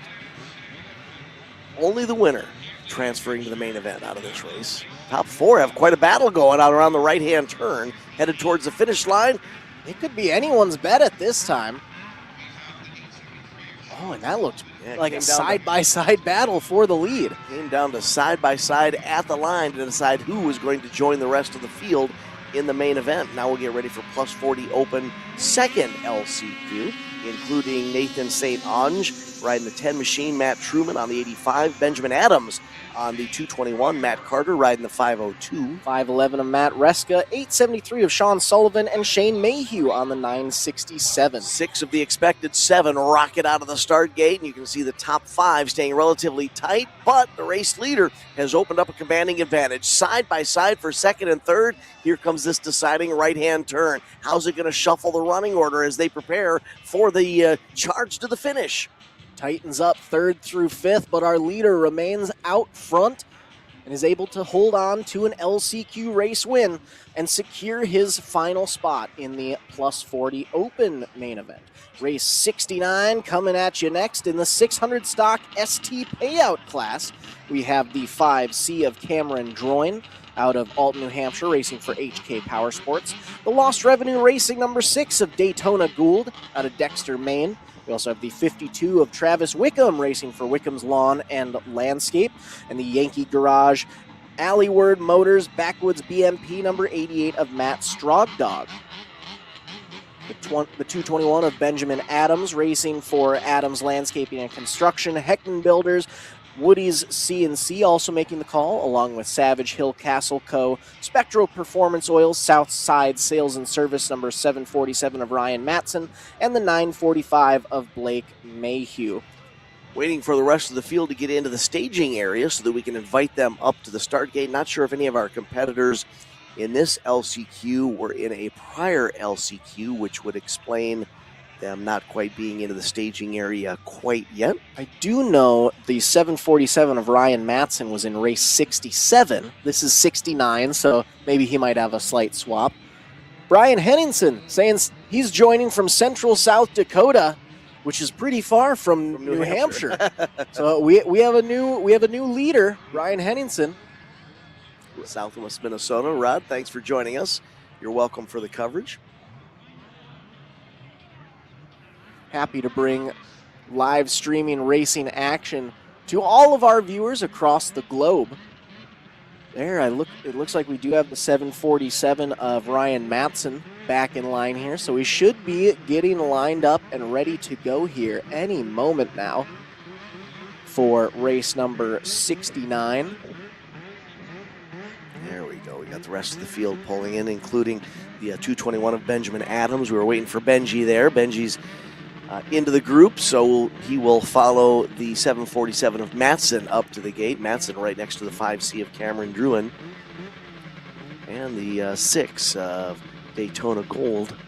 Gold taking that far camera left side, far right in the lineup. Oh, yep, there's Gold, 5C of Droin, Matson, 221 of Adams. Looks like 4 of our scheduled 7 making the call. 600 stock ST payout. Only the winner transferring to the main. Who's it going to be? Was that Druin who got the whole shot coming off the line there? Top 2 nose to tail, then side by side for 3rd and 4th. It looks like everybody is headed towards the inside lane. Well, one rider's going to try the outside run. Tightens things up at the front of the pack, but it's not enough to change the running order at the finish line. That's how they will cross the line and set the transfers into their main event. That was LCQ 1 of 2 for the 600 stock ST payout class. For LCQ number 2, we've got the 8X of Ryan DuPont racing for Southside Sales. Heads home. There we get a nice view of our drone pilot setting her down.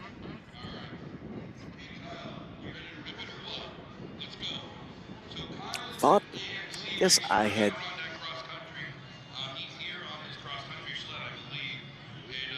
Yeah, it looks like they're trying to figure out everybody who's going to be in this next race. Here they are coming up into the staging area. We will momentarily welcome them back to the start gate. You can see the,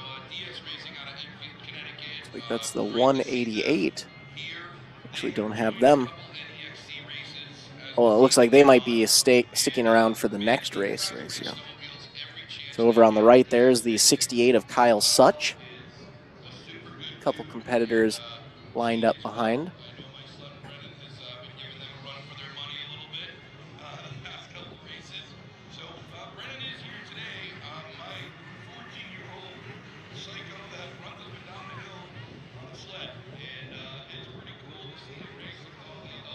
We give our racers a moment to get lined up and take a quick moment to thank a few more of our sponsors for the season. Henko Utilities, MBTV Sports, Bikeman Performance, Caliber, Speedworks, Moto Pros, Staging Pro, Omara Motorsports, Chopper Power Sports, Waldock Customs, and Bodywise Chiropractic, all along for the 2026 Sunday Funday racing season. Kyle Such on the 68 going to lead the pack to the start gate. Kyle lines up riders right, viewers left on the 68 machine. All the way to the viewers right is the 45 of Sam Heckman. 5 of the expected 7 in the start gate. See the 8X of Ryan DuPont on the right, the 110 of Greg Conley in the middle. Can't quite catch a number of that racer with the teal graphics on the left. What a jump there from the left side of the start gate. Look at this lead that he has bonsai'd. I believe that was the 8X of Ryan DuPont. What a start. Absolute rocket out of the gate. He knew that only the top racer was going to make it into the main, and he was not going to give up that chance to get there. Now, this is one of our payout classes, so everyone's going to be battling to get a paycheck at the end of the day. That was race number 70. Race number 71 up next, our Mountain Sled LT class. Now, this is one of those major ones. We have 4 LCQs for this class. only the winner from each race making it into the main event. The 11 of Colin Sheehan, Caden Quinton on the 17, the 19 of Scott Cairns, and Josh Began on the 38. Brady Jacques, Cody Berry on the 188, and Jesse Knights on the 666. They are away. 4 of the expected 7 battling up the hill. Your race leader using that right lane entry into the right-hand turn. Going to see if he can hold on to that sole transfer position from this first of 4 LCQs in the mountain sled class. Man, check out the roosts we're getting from these sleds on this great powder out there. That is LCQ 1 of 4 for Mountain Sled LT. Race number 72, we've got the 2 of Bobby Drew. Brian Frickett on the 21, racing for Backwoods BMP and RSI Racing. The J-Rod Performance number 56 of Jared Harper. And then 161 of Derek Lufkin, racing for United Machine and Tool Design Co. Matt Carter will be on the 502, Michael Kunath on the 594, and Ryan Brown riding the Abundant Life Stove and Spa 1169. They are away with a side-by-side battle at the front of the field. Third place racer right behind him. Again, only the winner races on in the main event. Top 3 are in close quarters as we get to that right-hand corner. That's going to change the lead. It's a side-by-side battle. Inside racer battles back and is able to pull ahead in the final seconds there to secure that final transfer spot for LCQ number 2. LCQ number 3 for our Mountain Sled LT class. We have the 8 of Brandon Sheeran out of New Hampton, New Hampshire. Londonderry, New Hampshire's Liam Doyle racing the 67. The 101 of Cooper Arnold racing for Freedom Landscaping. We have the S-Bus Excavating Sean Bussery number 181. The 218 of Dan Kurtz racing for BD Racing, HK Power Sports, Arctic FX Graphics. Backwoods BMP Climb, the Sled Den, and Northeast Freeriders. With the Octane Riders, Scranton Power Sports, Backwoods BMP number 486 of Dylan Sheehan, and the 69-69 Double Nice of Zachary Oak, making his way out onto the track. 5 of our scheduled 7 riders on the hill as they climb their way up in the Mountain Sled LT LCQ number 3 of 4. Only our winner is going to make it through to the main. Who is it gonna be? Single file throughout the field, second and third in close quarters. And it looks like our leader had some issues there on the jump. I think I saw him drift a little to the right. The second and third place racers were able to sneak down to the inside, so that will definitely cause some chaos there. Race number 4 for Mountain Sled LT. We have the 14 of Sean Keneally. Brian Jones atop the 22 for 111 Diesel and Center Auto Parts. The Mr. Bull Construction, number 77 of Matthew Bull. 89 of Steve Krause. Nathan Carlson on the 707 and the 909 of Miles Randall. 5 of our 6 making the call for the final LCQ of the Mountain Sled LT class. They're giving it everything they can. You can see that right lane throwing a little obstacle their direction. Side-by-side battle, but that's for second and third as the race leader will take that transition into the main event a little bit later on this afternoon. 15 LCQs left, officially just a little over halfway through our LCQ portion. 600 to 650 Open ST, 157 of Brendan Mellinson, Thomas Sylvester on the 207, 306 of Eric Gleich, 316 of Cody Bain, and David Olson atop the 321. There were a couple of false starts there. I'm not sure if the scorers will let that stand, but right now we have 2 racers battling for the lead, 2 racers battling for third and fourth. Only the winner racing on later this afternoon in the main event, and it's going to be the rider in red across the line first. Our 600, 650 LCQ, first LCQ, goes into the books. We get ready for our second LCQ, including Luke Kearney from Bridgewater on the 8, Junior Sierra riding the 33, Chad Banfill on the 825, and Blake Mayhew riding the 945. Looks like we're getting everyone finalized there. You can see on the far right the 33 of Junior Sierra's sled sitting there just to the right of the screen.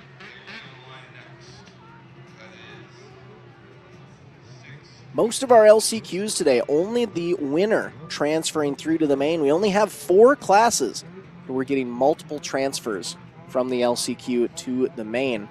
We've already gone through a couple of them. And I believe the last one we have left is our Trail Sled Open ST class, which comes a little bit later on. Sierra on the 33, ready for this LCQ. I think we're looking for the rest of the class here. The 8 of Kearney, 825 of Banfield, and the 945 of Mayhew.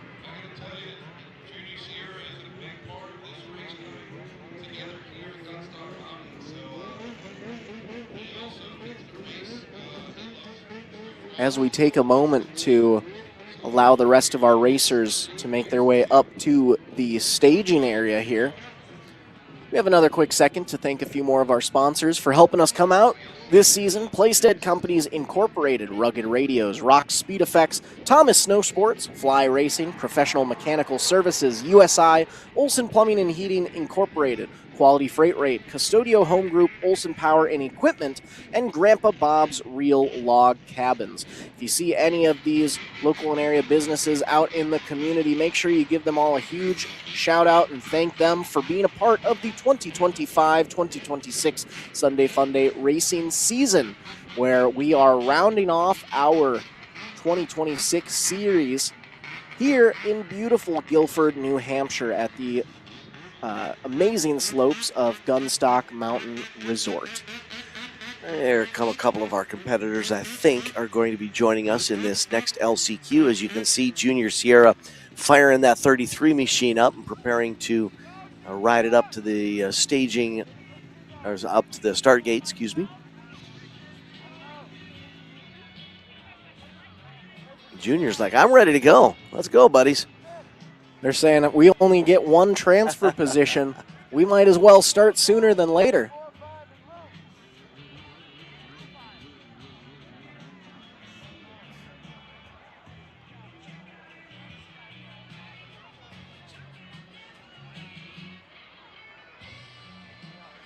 No one else makes it up to the line. Just inherit LCQ win and that transfer in an event.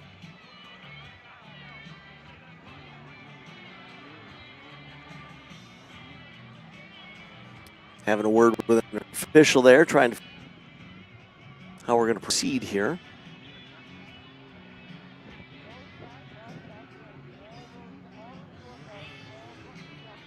There we get a nice view of the northwest region of beautiful Guilford, New Hampshire. Take a look at those lakes, the nice greenery.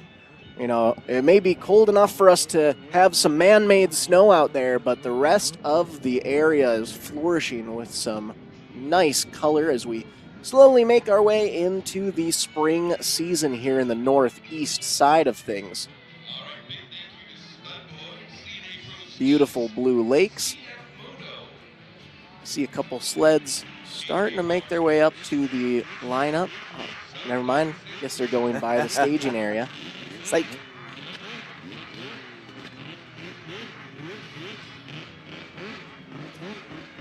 So if you want to keep being involved in our stream today, here's the next question for those of you watching from home. Snack of choice today.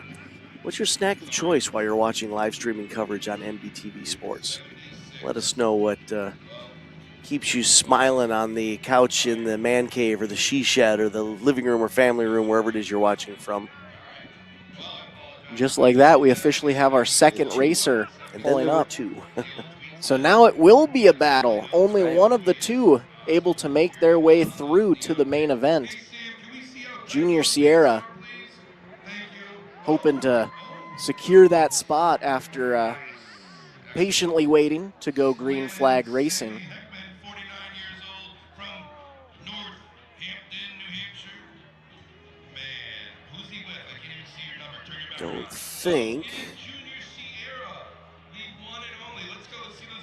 Don't think we're going to see. Do you know the left is coming up onto the start line or not? The screen left is the 33 of Junior Sierra. There we have a little bit closer shot. Is that the... Can't quite read what that is. We're supposed to have the 8 of Kearney, 825 of Banfield, and 945 of Mayhew. So it's going to be a two-rider tussle to the top of the hill. Who gets into the main? Junior's amped up. Trying to clear it out here before he says, I'm ready to go. That's the 221. Unless that's a borrowed sled, we don't have a 221 in this lineup. Benji Adams was going to be in the next LCQ. Sierra with the hop, though. Taking a line that has worked well for many so far. Around the left-hander. Oh, Sierra gets huckabucked off the sled. Takes a hard tumble to the right. Takes a flag out. Did see the thumbs up, though, which is good to see. I wasn't sure. Did it look like maybe he had bent one of the skis on the front of the sled? Not sure. Take a look at this replay here. That's Junior Sierra on the right, using that inside lane. So there's this jump that's developed right before the left-hander, and you're going to see it's going to catch him off guard with a hard landing, and up and over he goes. Seems like you almost got a little cross-rutted there. Next lineup, we have the 68 of Kyle Such, Tim Reagan on the 75, 207 of Thomas Sylvester, Benjamin Adams on the 221, 708 of Thomas Levi, Ryan Matson on the 747, and the 918 of Hunter Riley make up the 600, 650 Open ST payout class. Race leader getting up onto the rear of the track there. Near the top of the hill, one rider jumps the berm in the right-hand turn. Our race leader's going to take the win, stays on the sled. A heavy three-rider battle for second, third, and fourth as they go almost three wide across the finish line. It's unfortunate that Benji Adams on the 221 lined up in the earlier LCQ, even though he did win it. But it would have been another rider in this one. All right, we get ready for 600 to 650 Open. Second LCQ, Tyler Helser on the 03, Luke Kearney riding the 8. Nathaniel Edmonds on the 12, Malachi Edmonds riding the 14, Eric Gleich on the 306, Ferris Bueller on the 0606, and Blake Mayhew on the 945. There we get a nice shot of the 306 of Eric Gleich. Just to his right, the 03 of Tyler Helser. Only one racer making it into the main. It's a mano-a-mano battle. Side by side. Out of the gate, underneath the chairlift, still side by side, battling up the hill. They're at the halfway point when they get to the flags. Now they're going to approach the right-hand turn, which has been tricky today. Single file into that right-hand turn. Like with the advantage, but here comes the 03 of Helser to the inside. Can he make a late race battle for the lead? Wow, did he get him on the outside? Right down to the line. He tried to make a charge to the line. Let's see who shows up in the main event. I think it may have been Gleich, but it was close. Now for the 850 900 Open LT class, 03 of Tyler Helser, 09 of Nick DeLambos, Ryan Brown on the 11, 72 of Rob Dunlap, Gavin St. Jean on the 208 and the 707 of Nathan Carlson. Remember, DeLambos on that 09 had a hard get off in his heat race, currently holding on to the number 3 spot as they go single file using that mid groove between the inner and outer lane on the right-hand turn. Winner gets the checkered flag and a transfer to the main event. And it looks like it's going to be a tough race for the 03 of Tyler Helser. He was in race 78. Started race 79 that he was supposed to be in, but he was still at the top of the slope. So race 80 will be next, 850 to 900 Open LT, LCQ number 2. We have the 7C of William Gensler, Brian Jones atop the 22, the 75 of Nicholas Giorgantis, 77 of Ryan McTaggart, and Kyle Greenlaw atop the 101. 5 racers. Again, only our top racer is going to make it into the main event later on this afternoon. 2 riders there in the start gate, side by side. Apologize, I can't quite make out the number on the sled to the right. There's the rest of the field. Looks like the one to the left is the 750. But he's not up until race 82. 77 of Ryan McTaggart. An orange and slate gray machine.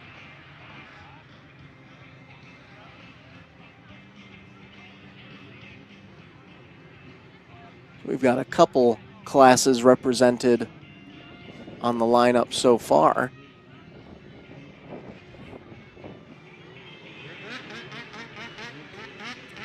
Four in the gate. Looks like they're in a bit of a holding pattern here.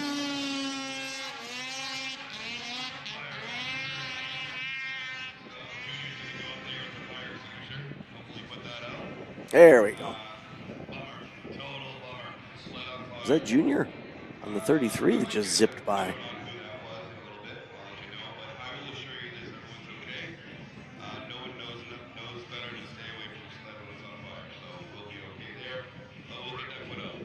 We have one of our racers making their way up the hill.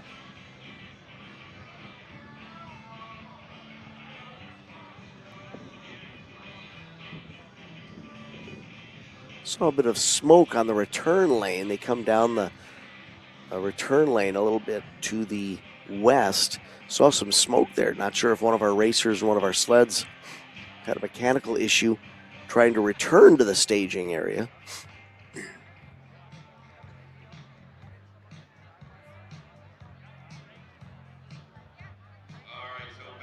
Four sleds in the start gate, but it does not appear that they are really active in getting them prepared for the start. Could be something going on at the top of the hill, perhaps. Maybe that's why we saw Junior zipping up the hill there to get to the top of the hill. For those just tuning in, we are hopefully about to start race number 80 of 119 for the morning. We went through 57 heat races. We are making our way through 33 LCQs before we round off our day with 28 main events. Oh, we've got our drone flipping all around. And then he tumbled down right onto the race course.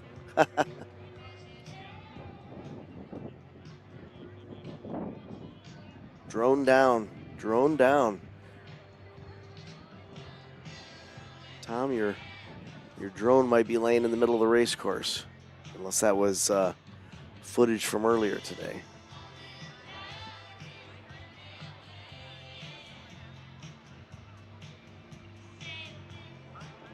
Did see an ex-racing representative climbing the hill to the right of the Hillcross track, so I believe they're trying to get to the top to take care of something up there.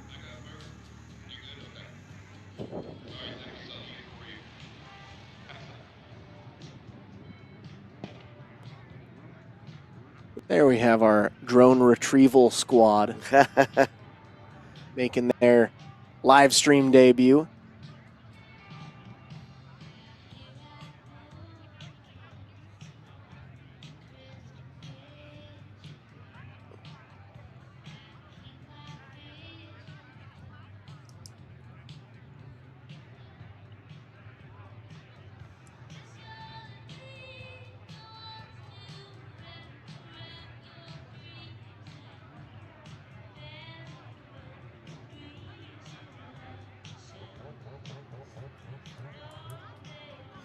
Now that we've got the track clear of our drone debris, we can begin the process perhaps.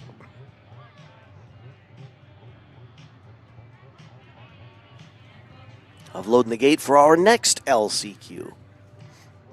We have 4 of them in wait there. Slowly but surely nearing the end of our LCQ adventures for the first portion of 4 for our weekend schedule.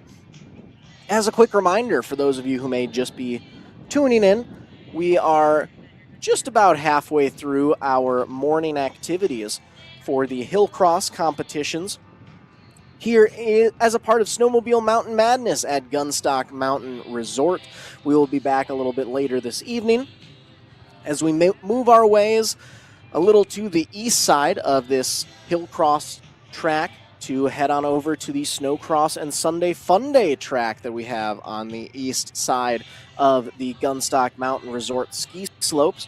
And then we'll be back bright and early tomorrow morning at 11 a.m. Eastern, 10 a.m. Central for another round of Sunday Snowcross and Sunday Fun Day racing action before we round off our quad event weekend with vintage snow ovals tomorrow afternoon. Horror Queen on YouTube asking what race number this is. We are hopefully about to start lining up for race number 80 of 119, and there we have 4 riders making the lineup.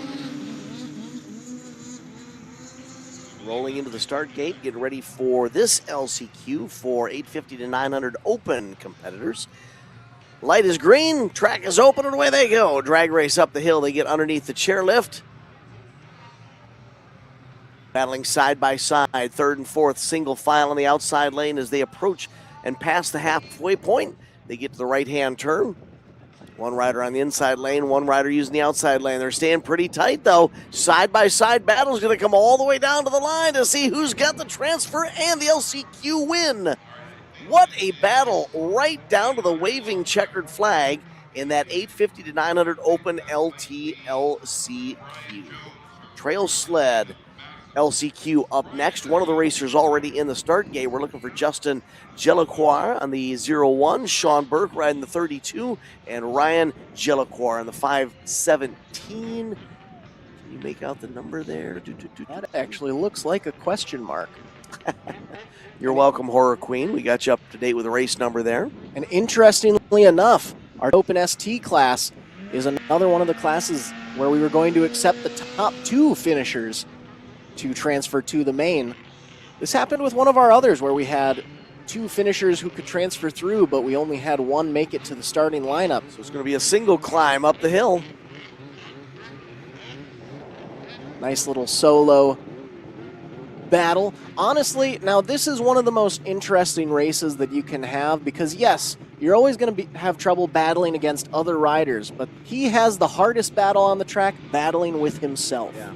Battling against the mind can be an interesting observation while you're out on the track, trying to find the best areas to adjust for the main event later on. Up next will be race 82, our 850 to 900 open LT payout class. We have the 09 of Nick Galambos, LJ Arlen on the 67X, 87 of Aaron Serena, Greg Conley on the 110, 208 of Gavin St. Jean, Eric Kane on the 616, 666 of Jesse Knights, and 750 of Nicholas Giorgantis. 3 of those expected 8 racers on the hill right now, approaching the right-hand turn. Your race leader and second and third going to follow them to the finish line to wrap up LCQ number 1 for the 850-900 open class. We get ready for LCQ number 2 for this same class. 2 racers down in the gate. They are away. Red and blue heading underneath the chairlift.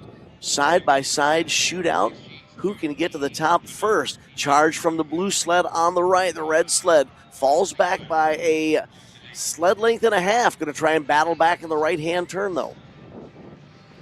Nice little battle raging on. Our blue sled taking the inside line, able to gain quite a bit of advantages. We have one person racing across the track. Well, was that wildlife or was that a human? Not quite sure, but lucked out. They were able to make their way by. Up next, we have race 84, which is our 850 to 900 stock LT class. There'll be 3 LCQs in this class, right? I believe so, if I'm seeing this lineup correctly. We should have the 38 of Josh Began, 75 of Nicholas Giorgantis, Bryson LaChapelle on the 111, the 144 of Nick Kidd, Matt Carter atop the 502, 533 of Grady Edwards, and Jeremy Barty on the 1775.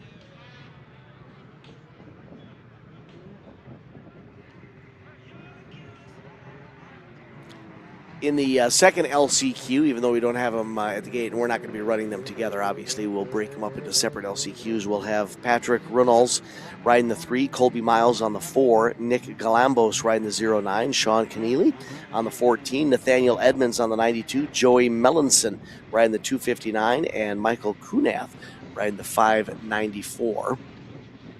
And then in the third LCQ, we will have the 7 of Nicholas Lebrachek, Jordan Ribberty on the 11, the 69 of Liam Gove, Derek Lufkin on the 161, 222 of Grayson St. Jean, and Zachary Oak atop the 69-69. But we get ready for this first LCQ. They are away 4 of the expected 7 climbing their way up the Gunstock Mountain Resort Hillcross. 3 wide for the lead, 4th not too far behind. Now we're down to a 2-racer battle for the top spot as they get into that right-hand turn. Side, left-hand. Here's this jump that's caused a little heartache to the checkered flag. 1 and 2, followed by 3 and then 4 racers across the line to wrap up LCQ number 1 for the 850 to 900 stock class. LCQ number 2, again, this will be Runnels, Miles, Galambos, Keneally, Edmonds, Melanson, and Kunath. 5 of the expected 7 in the start gate. A hockey jersey amongst them. Yeah, Nick Galambos in the 09 on the far right there. Ooh, a bit of a jump there, but they're going to let it stand as the top 2 are side by side, but they're going to be challenged from the right. Top 3 battling for the lead as they near the halfway point. And I believe it is just our winner that transfers through to the main later on this afternoon. Well, I tell you, the top 4 all have a chance here. Running out of time and ground, though. Top 3 to the checkered flag to wrap up LCQ number 2. And on to 3 again. We have the 7 of Nicholas Labrec. Jordan Ribberty on the 11, the 69 of Liam Gove. Derek Lufkin on the 161, 222 of Grayson St. Jean, and Zachary Oak atop the 69-69. 4 of the expected 6 in the start gate, including the number 7 of Nicholas Lebrec. Nicholas on the far right there. Didn't quite get the start that he had hoped for. He's got a lot of ground to make up as the top 3 try to pull away. Looks like it was the 69-69 of Oak taking the whole shot there. Leading ever so as we get to this right-hand kink. Who's it going to be? We might have a swap for the lead on the inside. Oh, he gets a little slideways. Oak able to get back by, taking that left-hand corner up and over the jump, and Zachary Oak is transferring through to the main event in the 850-900 stock LT. Well, I thought we were going to lose our winner there, our leader rather, in that right-hand turn. Looked like the sled reared up and got a little off-kilter to the right, and I thought we were going to lose the rider off the side, but stayed on the sled, was able to hold on for the win. We've got another LCQ coming up in the 850-900 stock class. And this is another one that'll be crazy. We have 4 LCQs for this class as well, which include the 2 of Bobby Drew, the 11 of Jordan Ribberty, Josh Began atop the 38, the 89 of Steve Krause, Nathaniel Edmonds on the 92, the 188 of Cody Berry, and Ryan Curley piloting the 777. I know those of you at home want to say it with me, right? Ribberty, Ribberty. I know you heard it. You heard it in your head, and you didn't know if you could say it out loud. Well, we did. All right, there's 4 of our competitors on the start gate. 38 of Began taking the whole shot right off the bat. Great jump. Great jump. Is able to get that power into the snow as our drone is just coming back to life as the racers approach into their right-hand turn. Began back to second, I believe, which brings our new race leader out front, taking the checkers for race 85. Race 86 going to be coming up next. LCQ 2 of 3 for the 850-900 stock LT payout class. 3 of Patrick Runnels, 12 of Sean Ordway, 69 of Matt Brandano, 110 of Greg Conley, Jackson Cole on the 125, Dan Kurtz on the 218, and the 403 of Garrett Lassonde. 5 of our scheduled 7 racers making the call. Gates are down, green flag flies, and we've got 1 racer in front of a 3-wide battle for 2nd, 3rd, and 4th. Boy, this one is tight as they approach the right-hander. Rider in 4th, trying to figure out which lane to use. Now the 2nd and 3rd place sleds almost get together. Challenge for the lead. The left-hand turn not going to materialize. Checkered flag is out to wrap up the 850-900 stock LCQ. LCQ number 3 coming out next. The 09 of Nick Galambos, 18 of Brian Hesseltine, Nick Kidd atop the 144, 222 of Grayson St. Jean, the 259 of Joey Melanson, Michael Kunath on the 594, and the 616 of Eric Kane. I'll tell you one thing, Galambos on that 09 machine has seen a lot of track time. as the 616 of Eric Kane rolls up the line.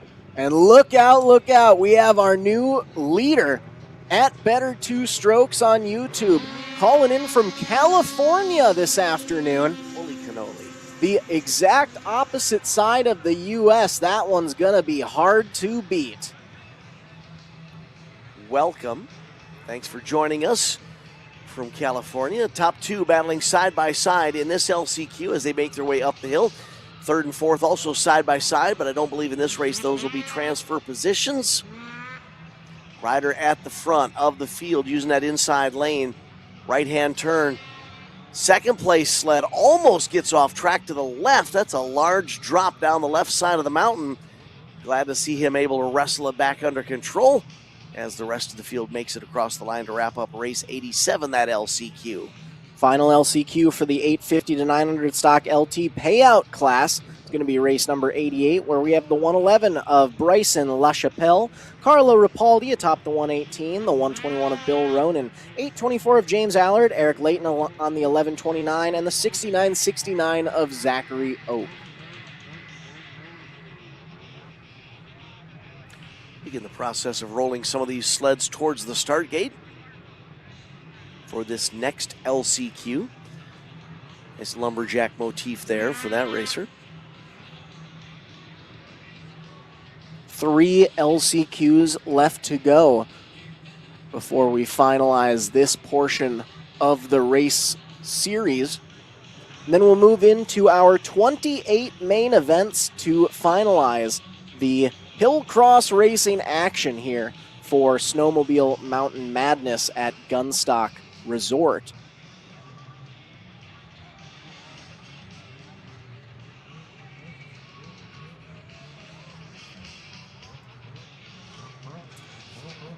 Where this just in, we do have a quick update about this weekend's racing events. It seems as though we have unfortunately had to cancel tomorrow's Sunday afternoon vintage snow oval races. We will no longer be doing those, which means we are going to have 3 events this week. We will be having 2.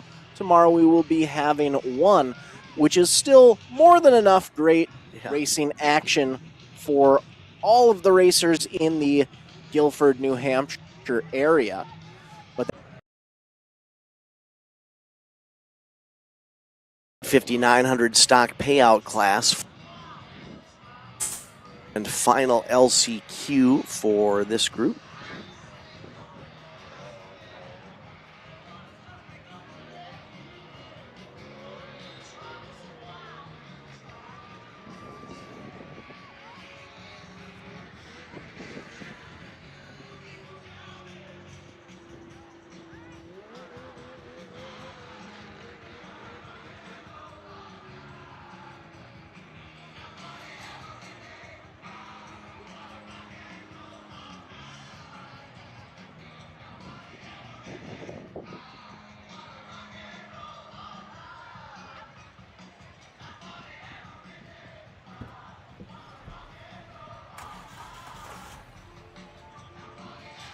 Freight is the backbone of the country. And as long as people need goods, they're going to need somebody to get it to them. My name is Matt Bohl with QualityFreightRate.com, powered by T-Force Worldwide. We provide LTL, truckload, and expedited freight services across this country. If your freight weighs over 120 pounds going over 120 miles, that's where my shipping rates kick in.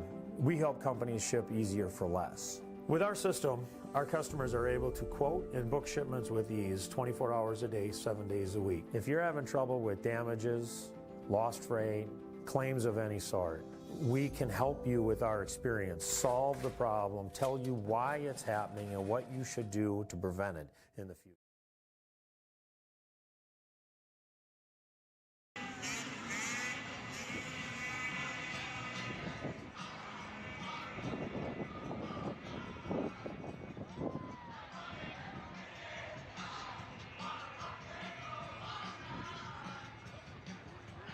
Top 2 side by side trying to make their way towards the finish line to see who can gather an LCQ win. 3rd, 4th, and 5th right behind as they make their way around the right-hand turn. doesn't appear to be slowing down our race leader at all.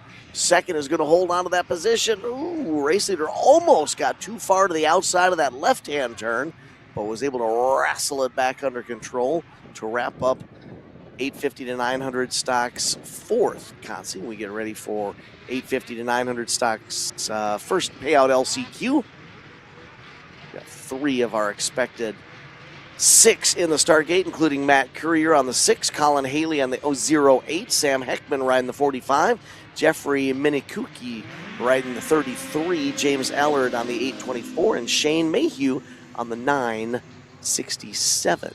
I see the 45 of Heckman on the screen right.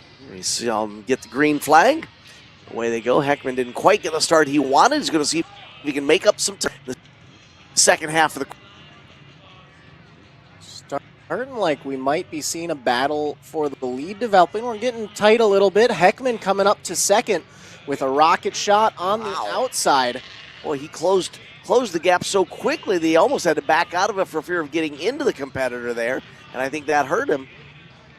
But still a wild ride, as here we are, folks. We have officially reached our final LCQ of the day. 850 to 900 stock ST payout.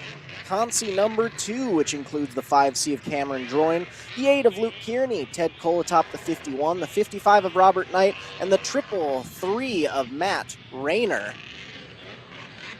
So we'll try to get these 5 racers up into the start gate out of the staging area, and we will prepare for final LCQ of the early afternoon portion of the program.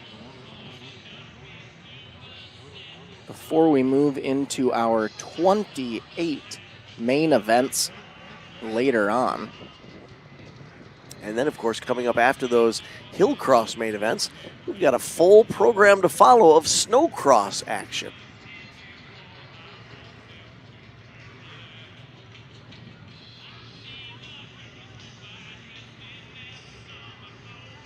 Looks like we're just taking a moment. Oh, here we have everyone pulling up. There we have the 5C of Droin in the middle.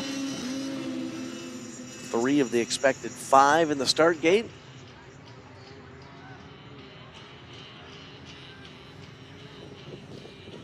And they're away. Still side by side as they work their way underneath the chairlift. Still side by side at the 3rd mark. Now the halfway point.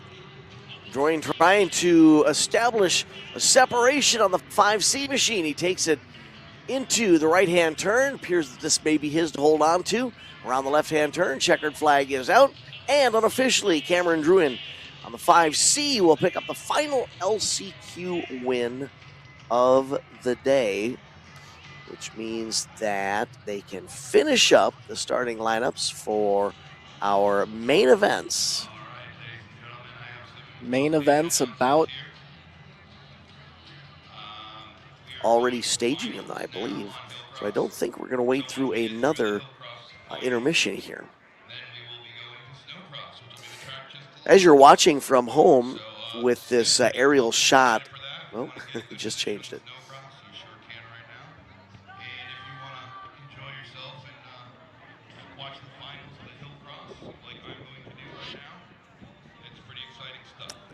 Once we do get to the main events, begin the process of loading the gate. Our first race right out of the bag is going to be the Ditch Banger 90 to 03 class main event.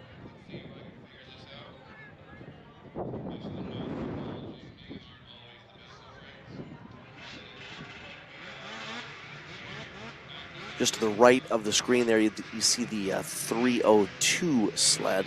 That's Chase Meekin, who's going to be in main event number 2, our second main event. There comes the competitors. I believe for the Ditch Banger main event. Getting ready to roll up to the start gate. So your starting lineup has Matt Coate on the 8, Joseph DeFabio riding the 39, Joey Daly out of Deering riding the 67, Brad Hartwig from Concord on the 99. The 511 of Matt Reska, 598 of Garrett Lassonde, Sean Sullivan atop the 873, and the 918 of Hunter Riley. 67 of Joey Daly on viewers' right.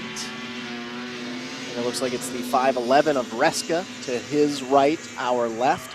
Then can't quite catch that number of the Flame Machine. Yeah, 6 of the expected 8 in the start gate for our first main event of the afternoon. They're going to start at 3, jumping underneath the chairlift. Now it's side-by-side battle for the lead. We're going to see the third place sled battle back, maybe rejoin them for a late hill challenge. I believe those two battling out front are the 511 of Reska and the 873 of Sullivan. And if my eyes do not deceive me, I think it may have been the 873 of Sean Sullivan taking our first feature race win of the day unofficially in the Ditch Banger 90-03 class. First Snowmobile Mountain Madness victory of the day. Main event victory, that is. Main event number 2 now in the gate. Junior 14 to 17-year-olds for the expected 7. Of the 7, we are looking for Nathan Burke on the 6, Wyatt Harlow riding the 8, Brennan Kumo on the 12, Riley Hartford riding the 22. The 28 of Cody Paquette, 302 of Chase Meekin, and the 946 of Hunter Rich as the green flag flies. See, our race leader is out front all alone. Then it's a 3-rider shootout for 2nd, 3rd, and 4th. Turning down to a 2-rider back for 2nd and 3rd. Slowly but surely reeling in the leader, but not nearly enough to mount a challenge as the checkered flies.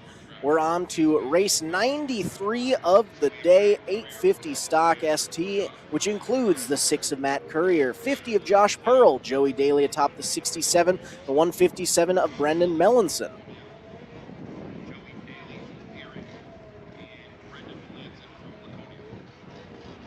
We also have the 191 of Dan Gill, Angelo Esposito atop the 313, and the 873 of Sean Sullivan. Looking for a couple of these competitors to fill out the group before we roll them up to the start gate. So sit tight as we prepare for main event number 3, our 850 stock class. You can see a little bit of the snow beginning to melt there on the right side of the start gate area. That sun just beating down on this north-facing slope.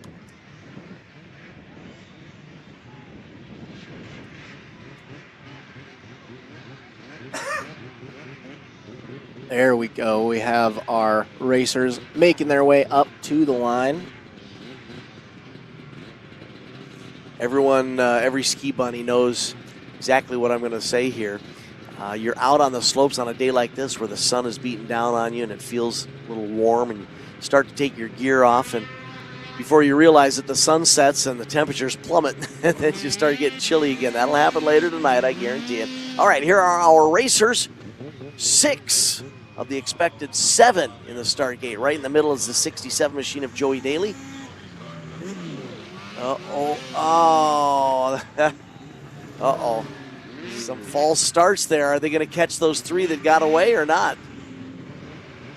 Yeah, it looks like they're going to bring them back to the start gate. That was a good save. Everybody was itchy to go racing. Some of them started, some of them stopped. Others started, others stopped. I'm just surprised they actually caught the ones who got away and didn't have to run back to the top of the hill and tell them, no, we got to restart it, re-rack it, restart. The earth just kind of falls away. The earth just kind of falls away. On to 600 stock ST, we got the 12 of Brennan Camo. Colton Gillian on the 16, the 157 of Brendan Mellinson, 194 of Spencer De La Brewer from all the way over in Ham Lake, Minnesota. Tucker Kierstad out of Alton Bay, New Hampshire is riding the CT Motorsports Samantha Weir Cutlass Greeley 315 machine. Cody Bain from Bristol, Connecticut on the Addison's Cable Solutions Death Light Supply Company 316. Brian Hardwick from Hudson, New Hampshire on the 811, and Dana Christofferson from Richford, New York, riding the Standard Wealth Management High Gear Suspension 902. Hear about a company called Deathlight Supply. Zach, you're a goth fanatic. That's just screaming support from you, isn't it? Yes, it is. And another interesting thing about this class, I think we may have a new record broken. This 8-rider entry includes riders from 5 states now. 4 has been our record so far, but we've got New Hampshire, Vermont represented, Connecticut, New York, and even one lone rider from all the way over in Minnesota. That's pretty cool that we did see some of the racers who frequent the other X-Racing Snowcross events. As Zach had mentioned much earlier in the program, predominantly an upper Midwest program, specifically the state of Minnesota. But we've got a rider from South Dakota made the long haul over to New Hampshire. As Zach was just mentioning, Spencer Delabrew from Minnesota making the long haul over to New Hampshire. So a little vacation time and some snowcross while you're at it. I remember last year it was exactly the same. We had one rider from Minnesota, one rider from Ham Lake, Minnesota, and it happened to be the same rider as we have this year. Spencer De La Brewer making his way out to the East Coast for year number 2. Looks like we got the 157 of Melanson over to the far left, the 16 of Gillian just to his left, our right. In his t-shirt. Yeah, you were saying it gets warm during the day. There's the 902 of Christofferson, the 811. I don't know. I don't know if it's really that warm. That might just be a mental flex on his part. 81 machine lining up to the right in the middle of the Hillcross track. Right in the middle of the Hillcross track.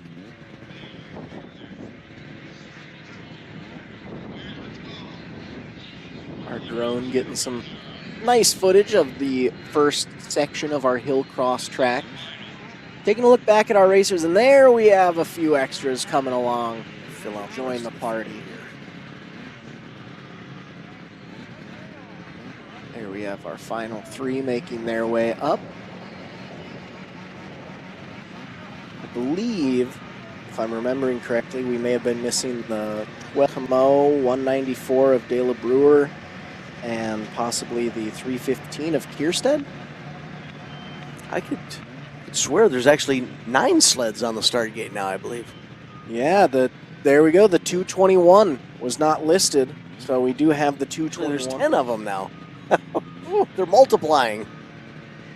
We got a couple extras making their way out for our 600 stock ST class. Yeah, 10 sleds in the start gate. 10 of the expected 8 have made it to the start gate. They were so excited to race for this class. They're starting to show up just for fun. In other classes, we've been missing a sled or two. This time, we've gained a sled or two, but I think you're going to let them rip. Firing them up, revs are up, looking for a green flag. Nope, not yet. There we are. And wow, that's the biggest gate drop we've seen all day. And it is nice getting to see 10 rip-roaring sleds make their way up the steep slopes of Gunstock Mountain Resort. Race leader has about a sled length and a half lead, but they're coming up on that right-hand turn. Will it change things? No, very smooth through both of those turns, the right and the left, and our race leader easily holds on for the race win. The rest of the field makes their way to the waving checkered flag. Good to go for our next main event. Up next, we will have race 95 of the day, 900cc Turbo. We got the 08C of Colin Haley racing for Pro Circuit Electrical Contractors. The Hunter's Recreational Products, number 17 of Craig Hunter. 17X of Zach Donahue from Byfield, Massachusetts. The Tallinn, Connecticut, number 107 of Chris Skinner. Dan Gill going to be riding the 191 out of Tilton, New Hampshire. Joey Melanson from Belmont, New Hampshire on the GGB Exhaust 259. Gary Conley on the 427. And Nathan Carlson riding the 707 as the call has gone out for all 8 of these racers in the 900cc Turbo class to get their sleds into the staging area so that we can load the start gate. This is our inaugural visit. That's right, Justin. We gave Deathlight Supply Company some airtime a couple of minutes ago. It's our first visit, our inaugural visit to Gunstock Mountain Resort. We've had a great turnout of racers. Some of them first-time competitors in an X-racing event. So those of you at home, we appreciate your patience and your understanding, as it might be a bit new to some of the racers, so we try to err on the side of caution and give them a little extra time if they need it, rather than, if this was the sort of scenario where they had been racing with us all year long and this was, round 15 of a 16 race season, we might be a little more fierce on just dropping the green when we said we were going to drop the green. But in an event like this, we want to make sure that everybody's able to have the fun that they signed up for, and give them that opportunity to race up the hill like they were. So even though it stretches the event out time-wise a bit, we hope you understand that we want to make sure that we give them the chance to get to the gate, enjoy the day, enjoy the weekend, and have some fun with us. One thing you may also notice is we actually have quite a few riders out there racing multiple classes today. Yeah, I have seen that. Not only multiple classes, but on multiple different machines in close proximity to each other's races. So we give them a little extra time as well, understanding that sometimes we have to make those sled swaps in a much tighter time crunch than traditional. I was telling Dan, last year I was able to join MBTV Sports and X Racing for our Northeast racing at Tenny Mountain Ski Resort, and for the Hillcross portion of the morning. Don't quote me on this, but I believe we had overall about 50 races that we went through. I want to say it was around 30 heats and 20 mains, give or take. So we also have quite a few extra competitors making their way out here today for a total of 119 races up the Hillcross portion of our race events.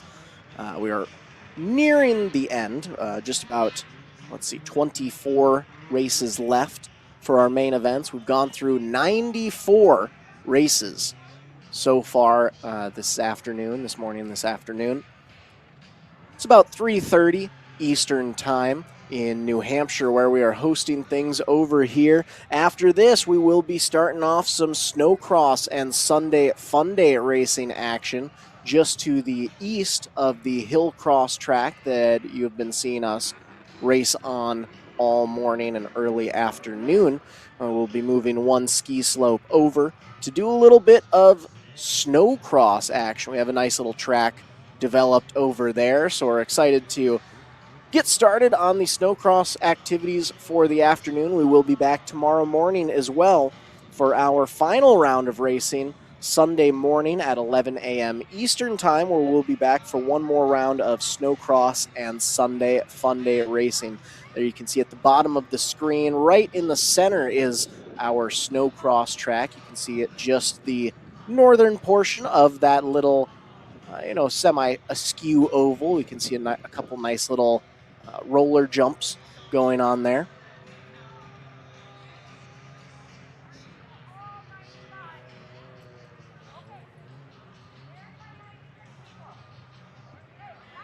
Right now, we are just taking a moment to fill the gate for our 900cc turbo main event. And in the meantime, we're going to take a couple quick seconds here while we get things all finalized. We're going to go to a quick commercial break to hear a word from our sponsors.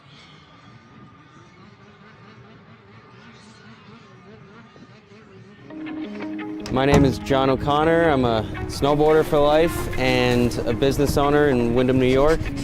We run a restaurant and inn here. This is our backyard.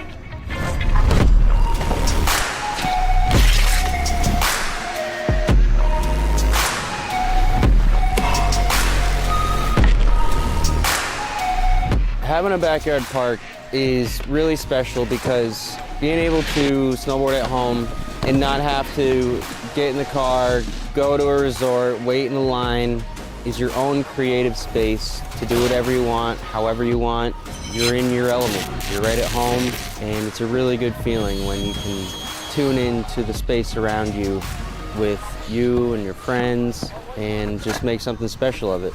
The Tow Pro has helped my vision come to life with where I would like to take the backyard setup, and without it, it wouldn't be the same. It's the most easy to use, compact, portable, reliable rope tow that you can buy. It's the best thing that I own as far as what gives me happiness in life. Without it, it's not the same when you're hiking. To be able to keep riding and feel like you're snowboarding, that's what it's all about. And the Tow Pro has made that happen.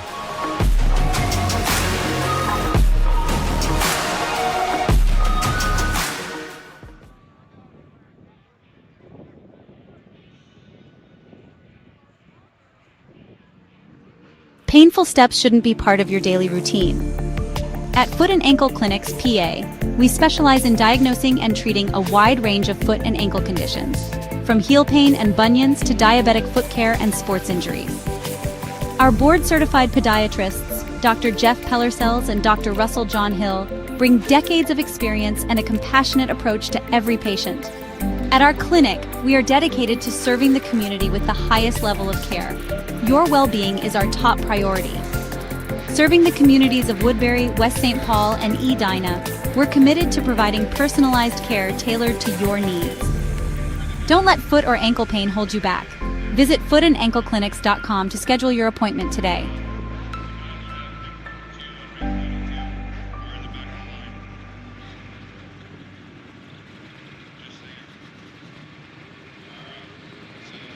And welcome back to the X-Racing Sunday Fun Day activities here at Gunstock Mountain Resort in Guilford, New Hampshire, where we are about to start race 95 of the afternoon, 900cc Turbo. We gave you your starting lineup before the break, but we've got Haley, Hunter, Donahue, Skinner, Gill, Mellinson, Connolly, and Carlson all making the lineup for race number 95. I believe I saw 5 of the scheduled 8 entries making the call here at the starting gate. Green flag has flown as our racers make the climb up the hill to see who can be the 900cc Turbo champ of the day. There we get a nice drone shot going down the Hillcross portion of the track at Gunstock Mountain Resort. There you can get a nice view of just how high the elevation change is for our Hillcross competitors as we do a quick flyby of our drone pilot. Gonna take a quick stop here as now we get things lined up for race number 96. Our Ditch Banger 04 to 09 class. We have the 21 of Ryan Darcy racing for MRB Darcy. Southside Sales Polaris, Rock Speed Effects, Woody's Traction, CNA Pro Skis piloted 28 of Bruce Gaspardi. Dalton Dyan on the 33, the 136 of William Kastner, Brendan Mellinson atop the 157, 517 of Ryan Jolicoeur, and the 707 of Nathan Carlson. Again, we have 4 states represented in this class: New York, Massachusetts, New Hampshire, and Connecticut. 5 of our scheduled 7 racers making the call. There I see the 28 of Gaspardi, the 12 of one of our other racers, as we have a little bit of a false start. Not quite going to get the start that we were hoping for. So we will quickly re-rack and restack them. Looks like we also have the 302.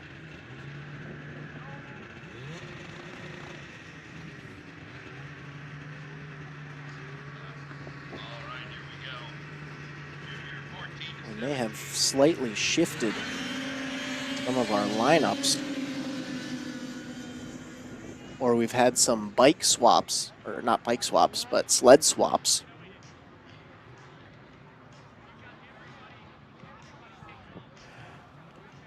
Racers are away as they begin their hill climb at the halfway point there where the black flag is.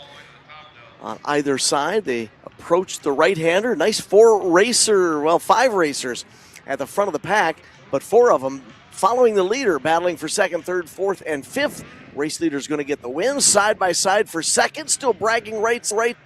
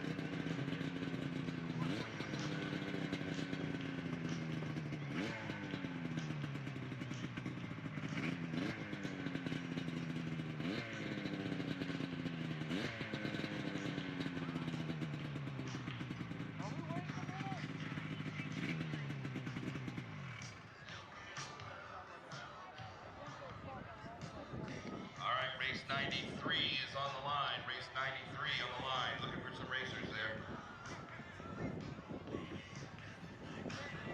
Angelo Esposito, Josh Pearl, Dan Hill, Sean Sullivan, Matt Courier, Joey Daly, and Brendan Melanson on the line. I know Brendan's there. I can see him. Right, Brendan?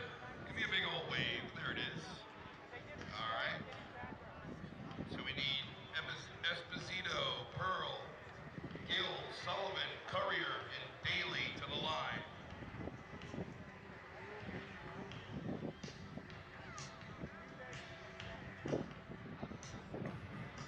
This just in, it seems as though we've had a slight alteration to our lineup.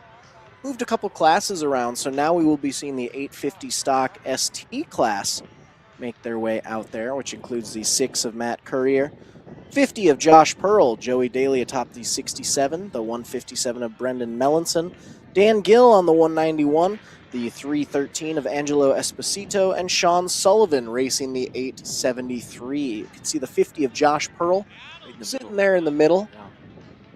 A couple of our other racers on the left and right, respectively. Not sure what the holdup is for the other 4 racers. Give them a good faith opportunity to get their sled up here to the start gate before we turn them loose. You can see with that, I mentioned this earlier, with that sun beaten down, as our drone is working its way up the hill. Take a peek off, or coming down the hill, either way. Take a peek off to the left or the right of the snow. You can see that there is a lot of melt beginning to take place. But I think we are safe here as Frickett_21 says, are you going to have the entire race posted on this channel after the live stream is completed? Looking to watch the footage from the earlier races. We're hoping to. Typically we do post our races afterwards. However, we have had quite a bit of background music just from the ski slopes playing in the background, which may ban this event from being played afterwards on YouTube. YouTube has for being very stringent on their background music. It's happened a couple other races with us before. We will try to get it up there, but just with some of the background music that we have experienced. Can't make any guarantees at this point, but hopefully we will have all of today's racing action reposted on our YouTube page after today's activities.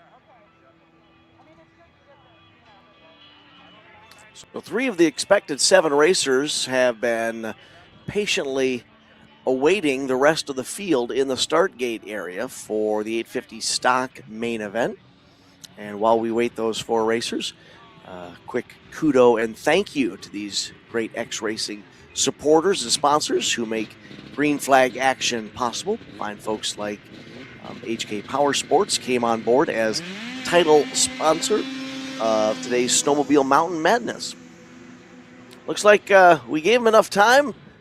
Other 4 are no shows, so we're going 3-man racing in our 850 stock class.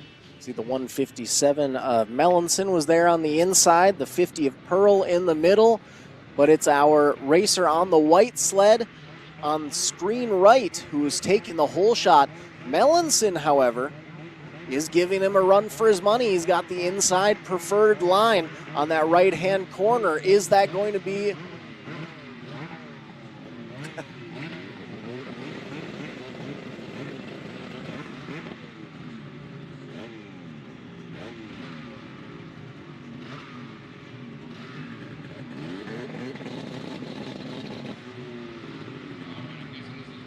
And just like that, we are about to make our way back to the next race.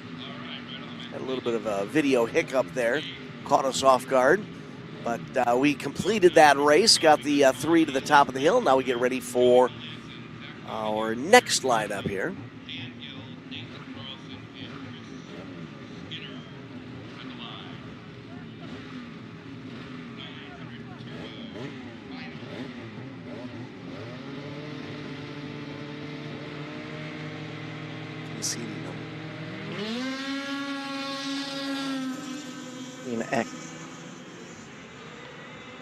Looks like here we might have the 900cc turbo class. I see the 08C of Colin Haley. 17 of Craig Hunter, Zach Donahue on the 17X, 107 of Chris Skinner, Dan Gill atop the 191, 259 of Joey Melanson, 427 of Gary Connolly, and Nathan Carlson racing the 707 machine as we've gone just about single file throughout the field, but we've got a tight battle up front. Pass for position, new race leader. It's going to be a drag race to the line. Who's got the win? Battle for first and second, and then a side-by-side shootout for third, fourth as well to wrap up the 900 Turbo main event. Now we get ready for Ditch Banger 04 to 09 main event. Ryan Darcy will be atop the 21 as we await those sleds to roll towards the start gate. Darcy racing that MRB Darcy Ski-Doo out of Stevenstown, New York. Bruce Gaspardi from North Adams, Massachusetts, atop the Southside Sales Polaris Rocks Woody's CNA Pro number 28 machine. Dalton Dion from New Hampton, New Hampshire will be atop the 33. 136 of William Kastner, Brendan Melanson on the 157, 517, and Nathan Carlson on the 707.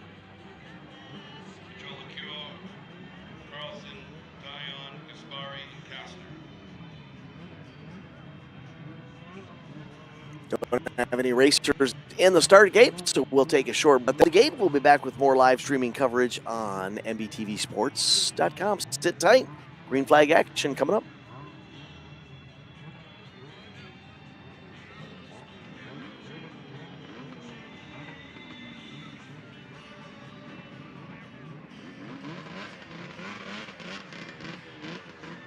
Back in the day, we used to call this fun stock. Now it's Gunstock, right?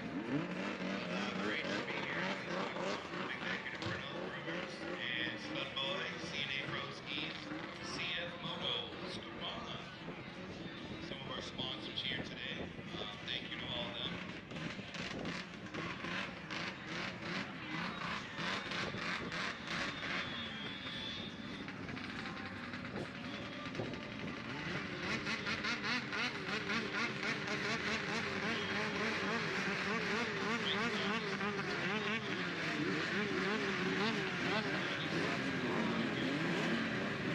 engines are revving, and it looks like we're getting our racers up to the line for our next race of Hillcross racing action.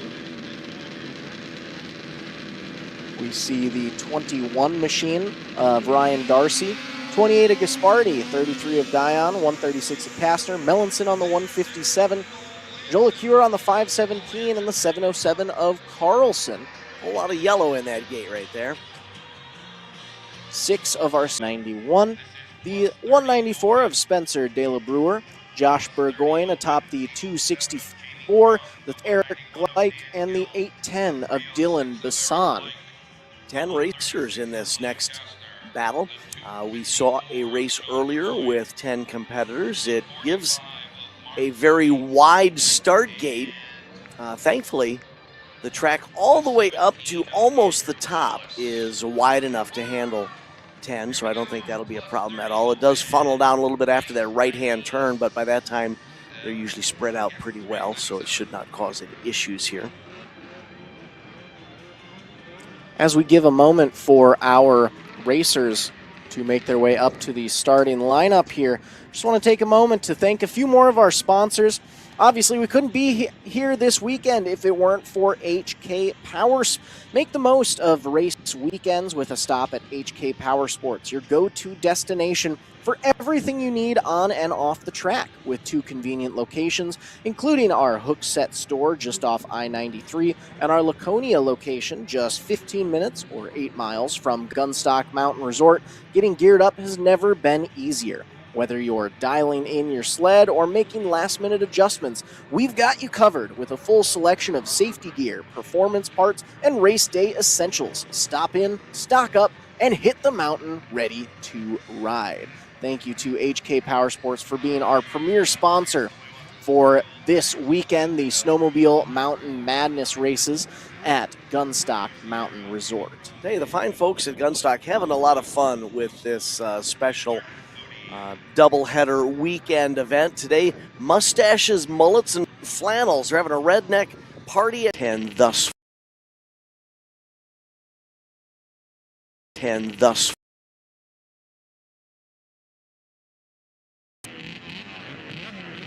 up the start gate.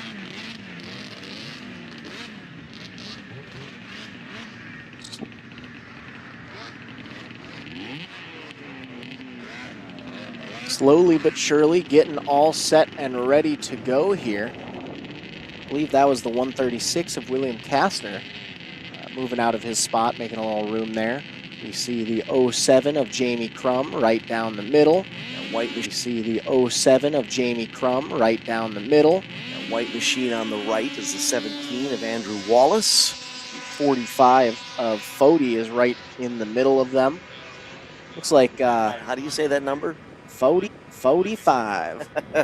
Green flag flies, and I think change right about that right-hand turn portion of the racetrack. Yeah, things were heating up there in the nice warm weather that we have here at Guilford, New Hampshire's Gunstock Mountain Resort. We're going to be loading the gate with plus 40 open, race 98.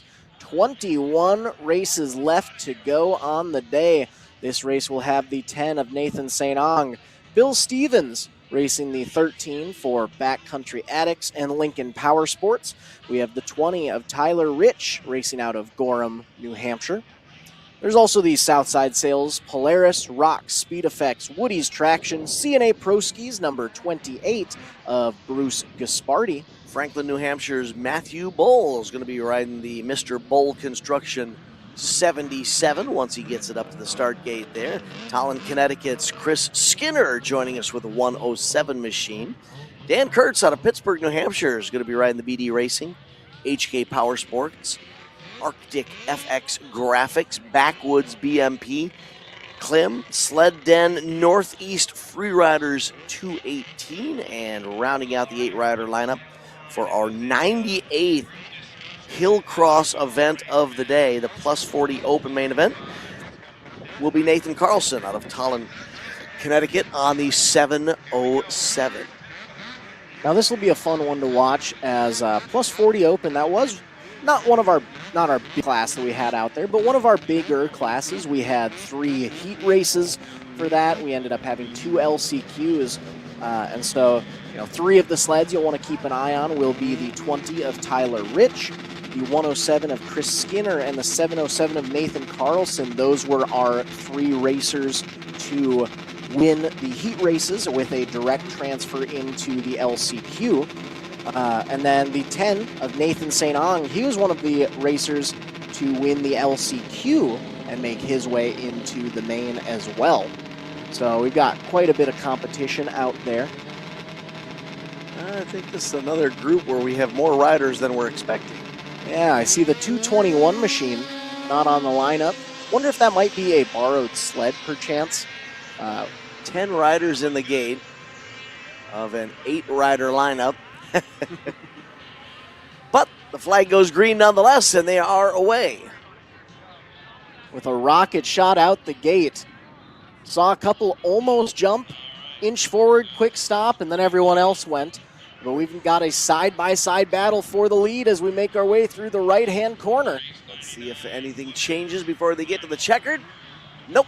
Everybody stays in their spot. Top 4 already across the line. Top 5, 6, 7, 8, 9, 10. They all make it to the checkered flag to wrap up race number 98. As we get ready for our next main event. 99 will be up next, which includes the 3 of Laura Champagne. Chelsea Eschenbach atop these 7. The 8X of Whitney Roberts. Whitney Tatro on the 44, and the 77 of Haley Flynn. Haley with the pink helmet, just 1 rider from the right on your screen there. All 5 of them in the gate. As I think we're going to need a moment. Look at that.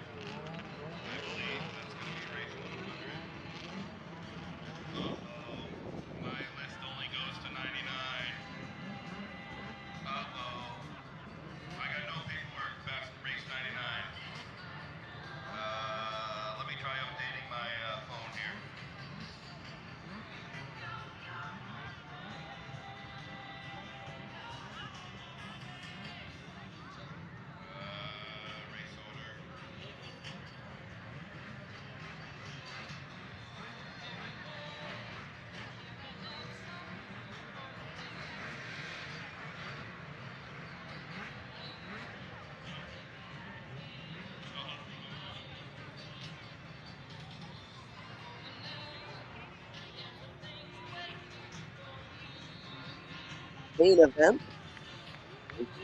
99 in the first half of the here.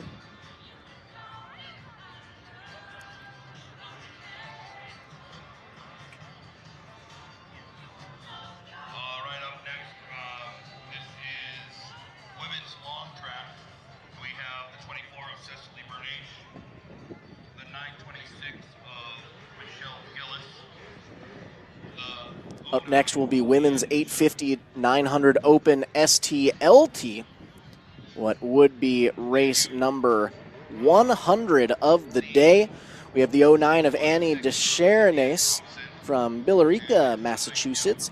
Ackworth, New Hampshire's Cecily Bernache atop the 24. Racing today with support from CT Motorsports, Redline Oil, Moto Tessinari, Venom, Rock Speed Effects, Mobius Braces, Frog Skins, Cross Creek Construction, RJ Roberto, FXR, Bernache Builders, JRL Construction, and LeBeau Landscaping. We also have the 616 Franklin Septic Machine of India Thompson out of Franklin, New Hampshire.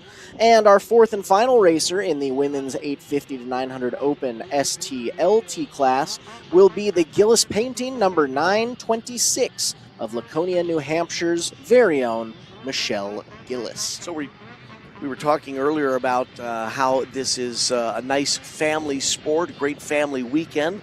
So we saw some kids competing earlier. We've seen obviously a lot of the gentlemen racers, and here we've got some more of the ladies getting ready to roll up towards the gate. Could be wives, could be girlfriends, could be daughters, could be grandmas. You never know.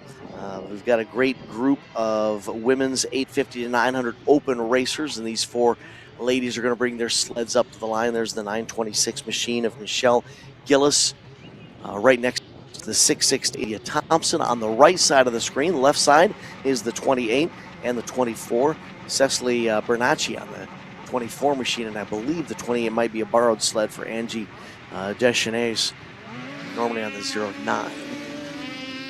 But these 4 ladies ready to have at it. Revs are up. Flag is about to fly. Sleds are screaming, and away we go, and it's the 24 of Bernache with the whole shot and a rocket start out of the gate.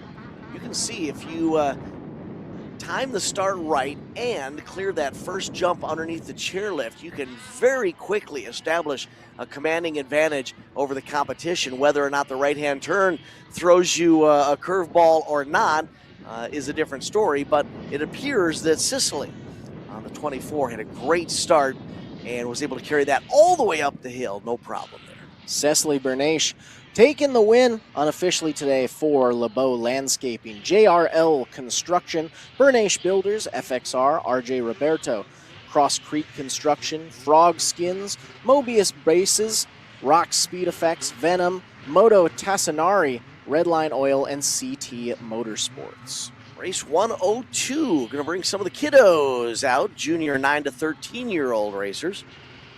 We have the 2 of Chris Skinner, our 4 giving chase as they get to the halfway point. Set themselves up for the right-hander as we've been talking all day, and look at that challenge coming from outside the top 3 into second. What a late race charge at the second half of the hill. Not quite going to be able to catch the leader, but a good run there. I'd say they got within, 3 sled lengths at the end there. Yeah. That was a really close battle for position. That was great to see. Race 102 going to be up next. 102, we've got Vintage Pre-1990, Ditch Banger Junior 14 to 17, and Wedge Life 89 to 98 700cc. All alone in the Vintage Pre-90 class, we have the Livingston's Arctic Cat number 630 of Aubrey White out of Laconia, New Hampshire. In the Ditch Banger Junior 14 to 17 class, the 302 of Chase Meekin and the 411 of Riley Hartford. And in the Wedge Life class, the 8 of Matt Coate, Hans Courier atop the 111, and Daytona Gould on the 111X. Green flag flies, and we are racing. A little vintage action here from some sleds pre-90 and 89 through 98. So it's nice to see that if you've got a sled that's been in the family for a while, you can still come out and have some fun. That's like this. Green nose to tail into the right-hander there. We may not be having the vintage snow ovals anymore tomorrow, but that doesn't mean we aren't able to get a little vintage snow action throughout the weekend. Up next, we have our 600 stock ST payout class, which includes the 02 of Brian Whaley, Cameron Droyan on the 5C, the 8X of Ryan DuPont, Wesley Ganchow atop the 81X, 118 of Jacob Barrows, Tucker Kierstead on the 315, 708 of Thomas Levi, and Matthew Parker on the 721. And they are away with a green flag flying underneath the chairlift. Race leader followed by 4 challengers right behind. Side by side for third. Things tighten up in this right-hander here. Look at that charge from 4th to 2nd. Ooh, a little contact there in the right-hand turn. Everybody able to race on. Man, that is close quarters racing action in the 600 stock ST payout class. Our top 5. Speed in that 600 class, weren't they? Yeah, our top 5 were all right next to each other. Up next will be another fun class for us, our Mountain Sled LT class. Now, if you'll remember, this was one of those classes where we had 4 heat races, only the winner from every heat race transferred. We had 4 LCQs, and only the winner from every LCQ transferred.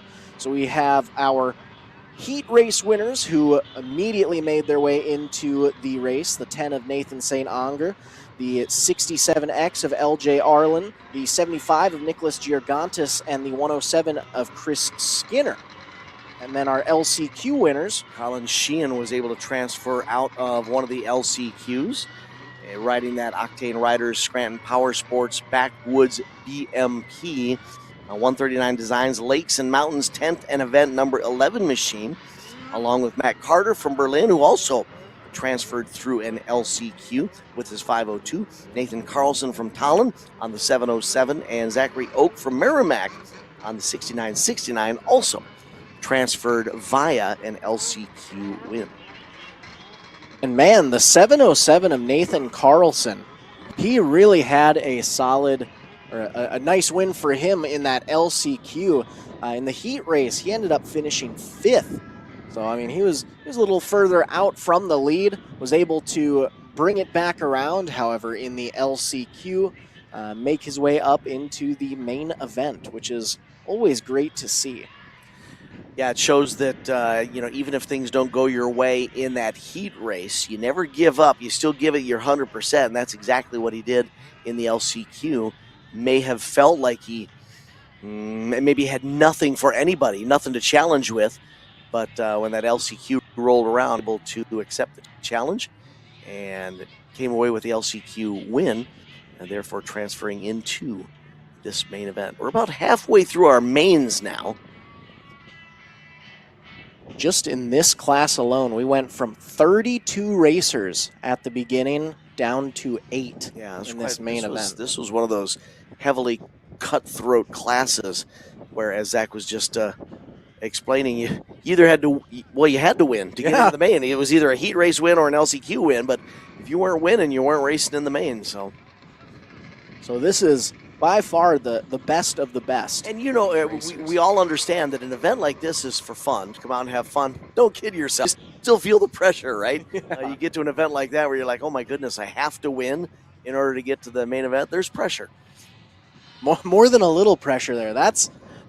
I've been racing for 18 years, and I don't know if I have ever been in a race where the only transfer positions across the whole board were to win. That's some cutthroat action, but we love to see it.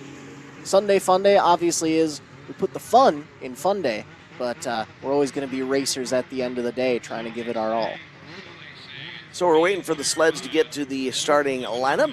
It'll give us an opportunity to catch our breath, give you an opportunity to stretch your legs. We'll have more green flag action momentarily. Sit tight as MBTV Sports live streaming coverage continues. And I guess we're not going to stretch our legs, because just like that, we got sleds rolling up to the start line. Start gate. Almost. Gave us a run for our money there, but we are all set and ready to go. Mountain Sled LT Racing. And we've got our racers making their way up to the starting gate. See the 11 of Sheehan on the far right. 7 of the expected 8 are there. I believe that's the 75 of Giorgantis on the far left. Oh, everyone a little itchy with their trigger finger or their trigger thumb, but nonetheless, green flag is out. Away they go. Headed up the hill. 8 winners trying to become the final winner. Long shot up the hill there as they head into that right-hand turn. Battle to the left-hander. Who's got the W as they come up to the checkered flag? And our mountain sled main event goes into the books. What a battle that was all the way to the top of the hill.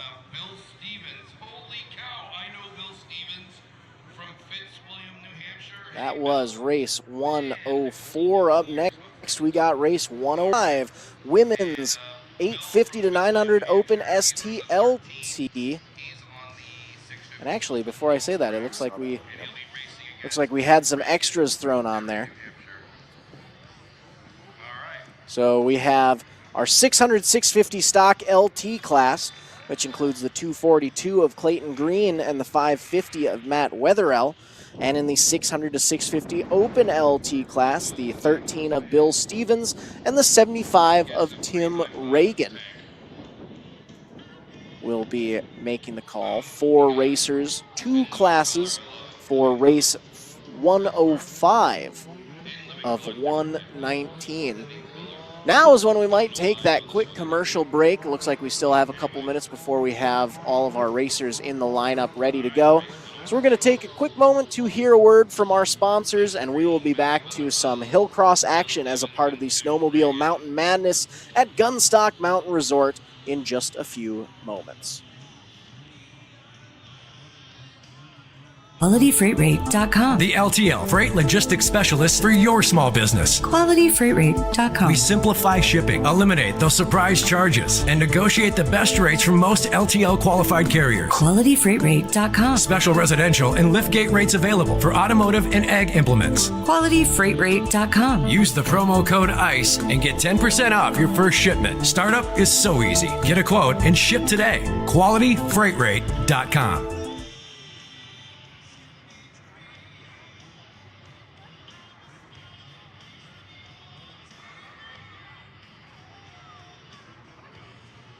Painful steps shouldn't be part of your daily routine. At Foot and Ankle Clinics, PA, we specialize in diagnosing and treating a wide range of foot and ankle conditions, from heel pain and bunions to diabetic foot care and sports injuries. Our board-certified podiatrists, Dr. Jeff Pellercells and Dr. Russell John Hill, bring decades of experience and a compassionate approach to every patient. At our clinic, we are dedicated to serving the community with the highest level of care. Your well-being is our top priority. Serving the communities of Woodbury, West St. Paul, and Edina, we're committed to providing personalized care tailored to your needs. Don't let foot or ankle pain hold you back. Visit footandankleclinics.com to schedule your appointment today.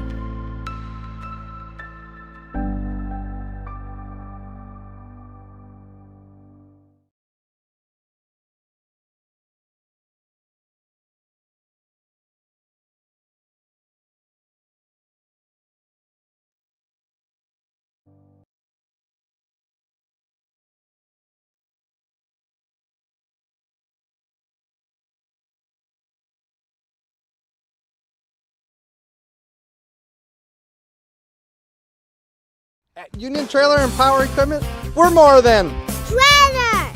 We are your home for Aaron's and Gravely's zero-turn mowers, Mahindra tractors, and Whacker noise and construction equipment. No matter what you need, we're your home for all outdoor power equipment at Union Trailer. Plus, anything you buy or already own, we can service that for you too.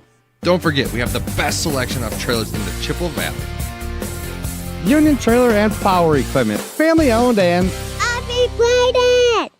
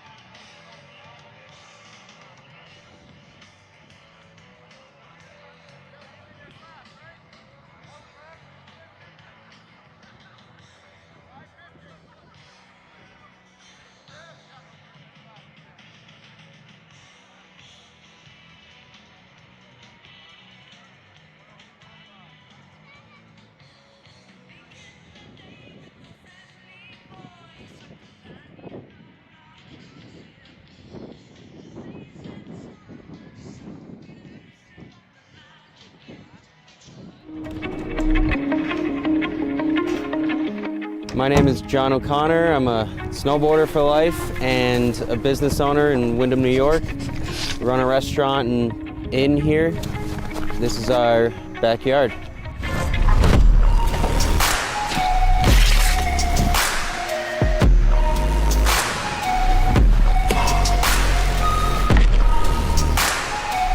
Having a backyard park is really special because being able to snowboard at home and not have to get in the car, go to a resort, wait in the line, is your own creative space to do whatever you want, however you want. You're in your element. You're right at home, and it's a really good feeling when you can tune into the space around you with you and your friends and just make something special of it. The Tow Pro has helped my vision come to life with where I would like to take the backyard setup, and without it, it wouldn't be the same. It's the most easy to use, compact, portable, reliable rope tow that you can buy. It's the best thing that I own as far as what gives me happiness in life. Without it, it's not the same when you're hiking. To be able to keep riding and feel like you're snowboarding, that's what it's all about. And the Tow Pro has made that happen.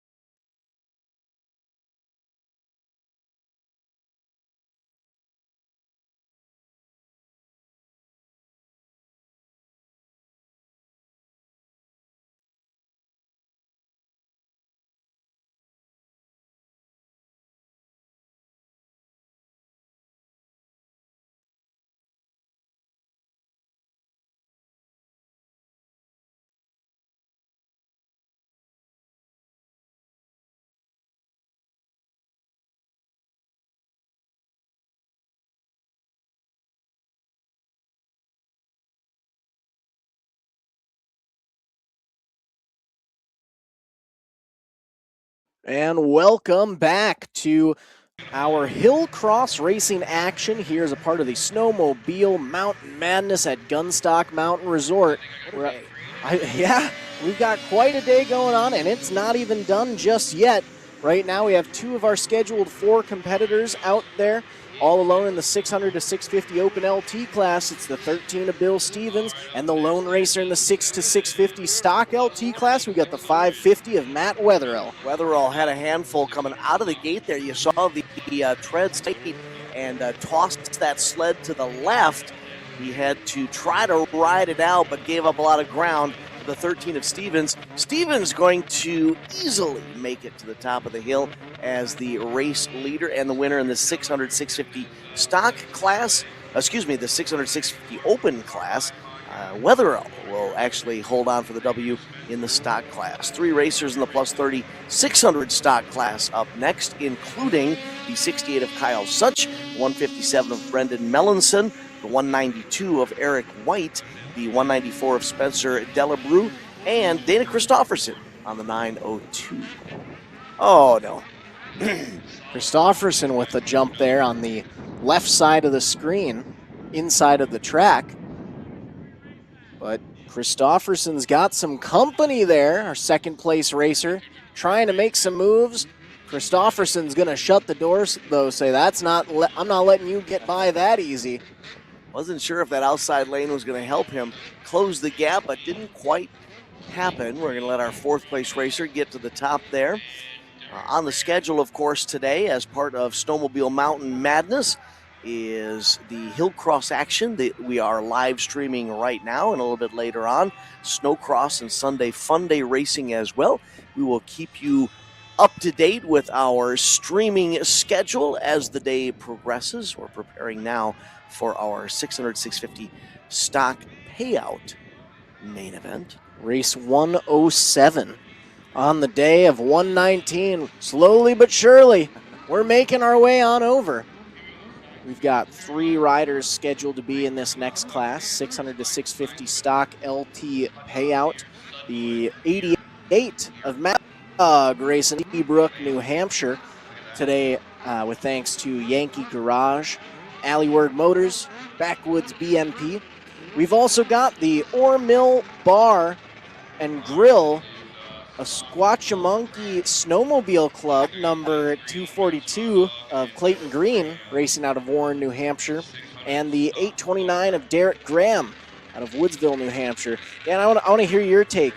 Do you think we got that close? A Squatchamonkey Snowmobile Club? Squamchama.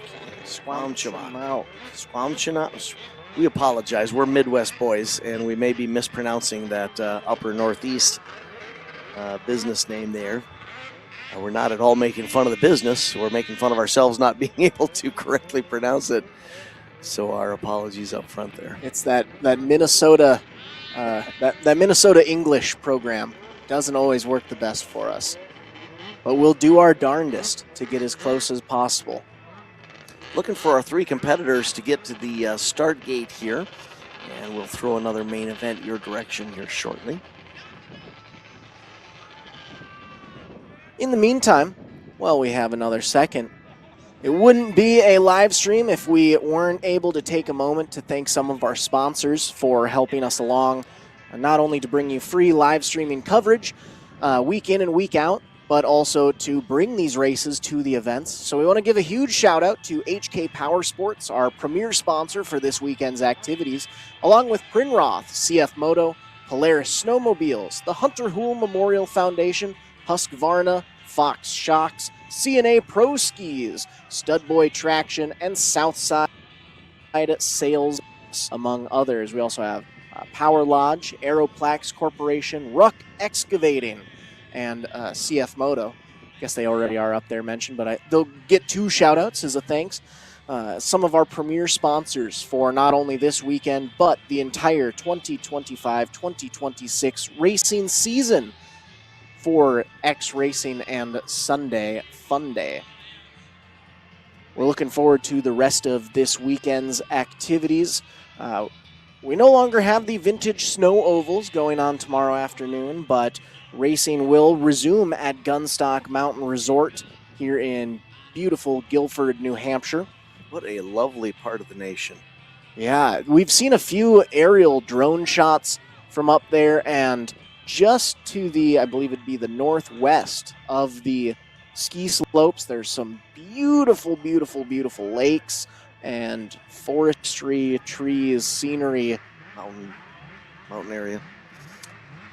And we get to take it all in via the live stream here. Of course, we're focused on the Hillcross action, but in the background we get to see the beauty that Mother Nature created for us there in the upper northeast of the United States. Did I say upper northwest earlier? I think I might have. All right, we're going to roll some sleds out towards the start gate. Still showing the staging area there. Now we will pan over to the start gate. We've got a couple of sleds ready to rock and roll.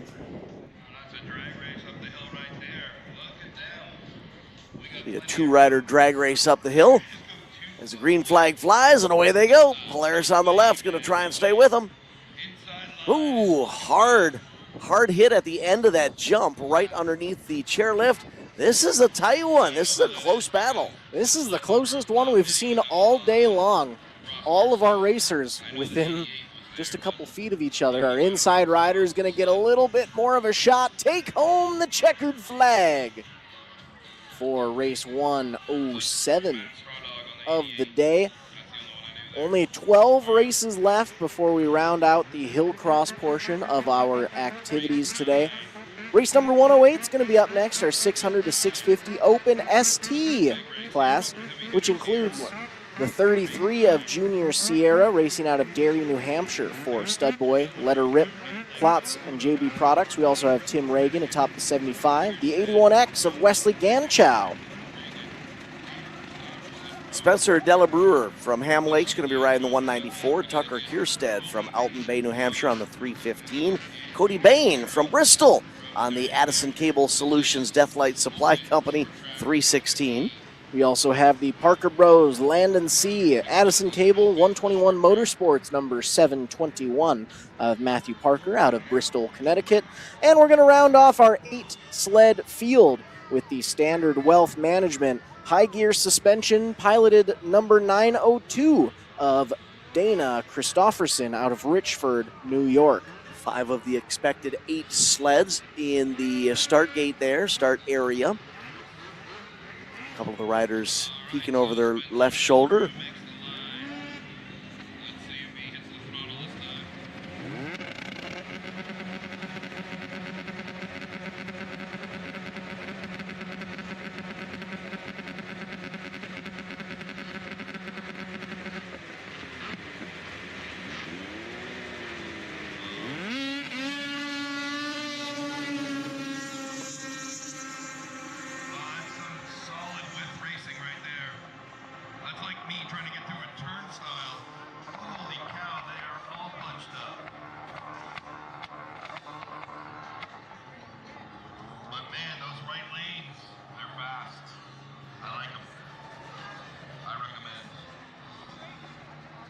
Stay to the right, folks. All right.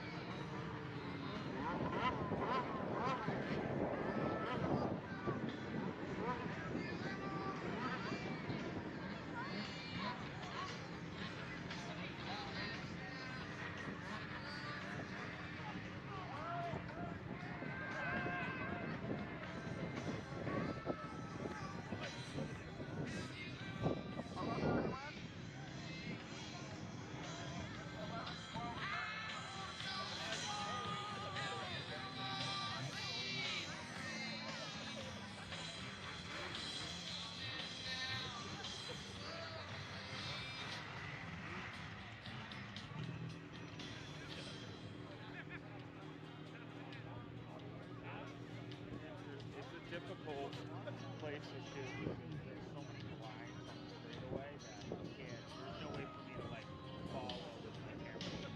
Kind of stuck with me together.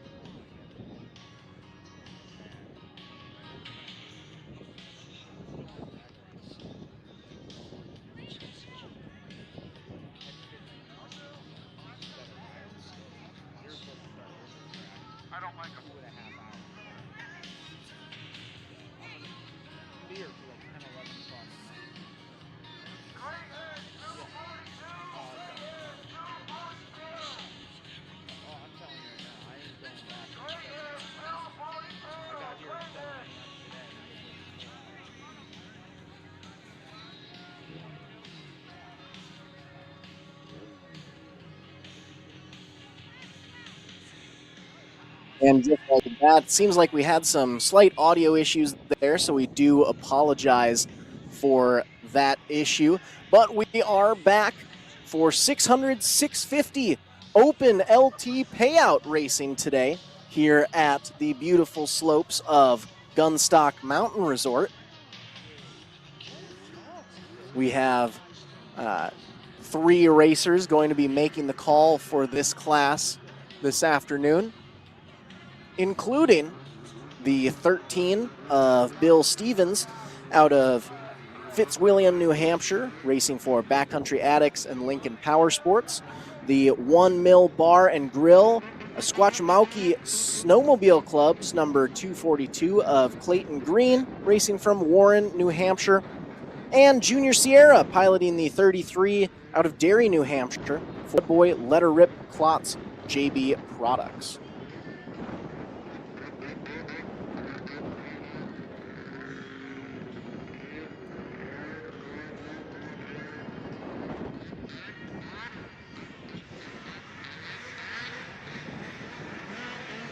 .600, 650 open. Call is out to get these racers to the staging area and into the start gate. And here we'll load the gate. Here they come. Actually, appears that we might be on to a different race here, so I apologize if we have missed.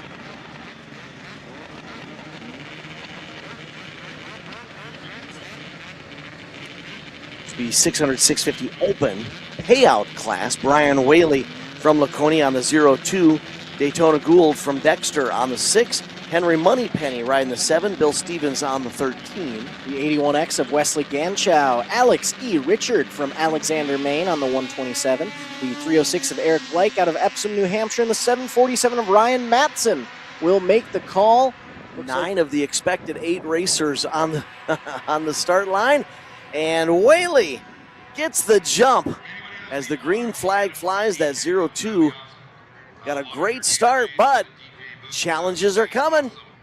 3 wide up to the lead as we surpass our leader. It's down to 2. The red corner that's decided it all weekend long. Who's it gonna be? A charge. What a battle in the 600, 650 open payout class. Whaley got the whole shot, lost the lead, and I think battled back and reclaimed it. That's an unofficial call on my part, but a great battle up the hill there. Next will be our 850 to 900 open class, which includes the 14 of Laconia, New Hampshire's Sean Keneally. Michael Geljukian racing the 32 out of Alton Bay, New Hampshire. Goffstown, New Hampshire's 75 of Nicholas Giorgantis. The Yankee Garage 87 will be piloted by Aaron Serena. Chris Skinner from Tolland on the 107. Dan Gill out of Tilton riding the 191. And Nathan Carlson, on the 707. We are on right now to answer Frykot 21's question from YouTube. We are on YouTube. We are on race 112 of 121. 119, I believe, actually. So we're almost at the end of things for our Hillcross racing. Then we will be moving into some Snowcross and Sunday Fun Day. But first, the green flag flies. And boy, oh boy, this almost seems to be no competition. What a lead. But we've seen leads bigger than this disappear in the right-hand lane, in the right-hand turn here. And look at this, just like that. It may not have been a lead change, but that separation most definitely did decrease. That was some nice racing action there in our 850 to 9 LT class.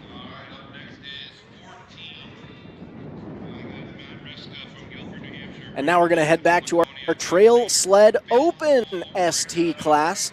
We had 2 heat races in this class earlier on. Our top 3 from each directly transferred to the main. We had a lone LCQ where our top 2 transferred to the final. But this was one of our interesting LCQs where we were going to have 2 transfer through and only 1 made the call. It was the 32 of Sean Burke out of Woburn, Massachusetts, our lone LCQ arrival. The rest of our racers made it through directly from the main, including heat race winners, the 157 of Brendan Mellinson out of Laconia, New Hampshire. Matt Reska atop the 511 from Guilford, New Hampshire. They were our two heat race winners.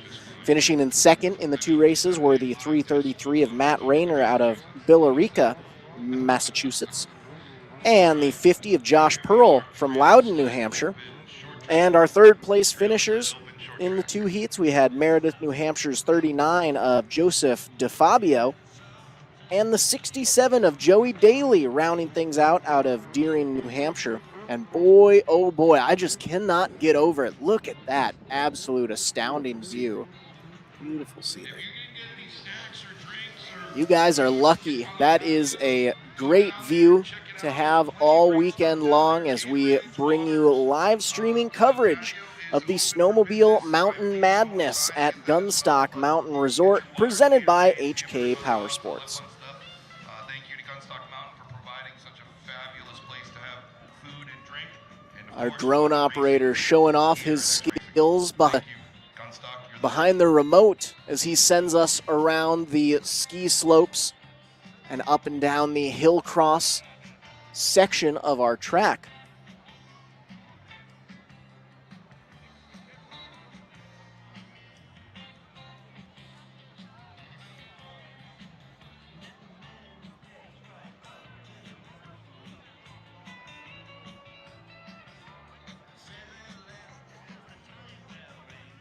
Well, we take a quick moment to get our starting lineup ready to go for race 113 of 119. We'll hear a quick word from our sponsors.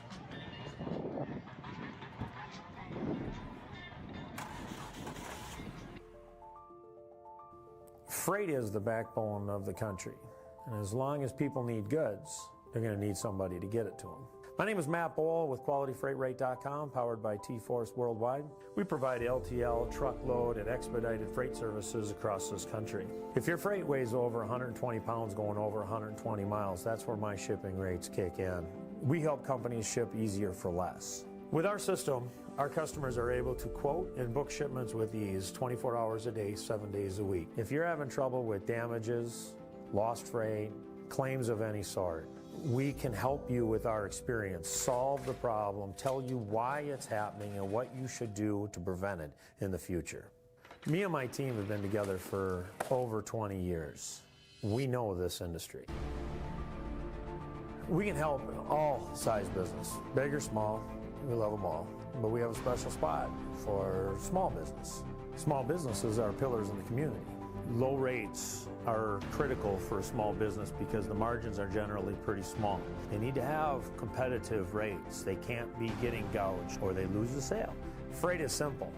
People make it difficult. We work as consultants in the industry, so it doesn't matter what your problem is, we'll solve it. We educate the customers, we solve problems, and we lower their shipping rates. And that's what I've been doing for 20 plus years.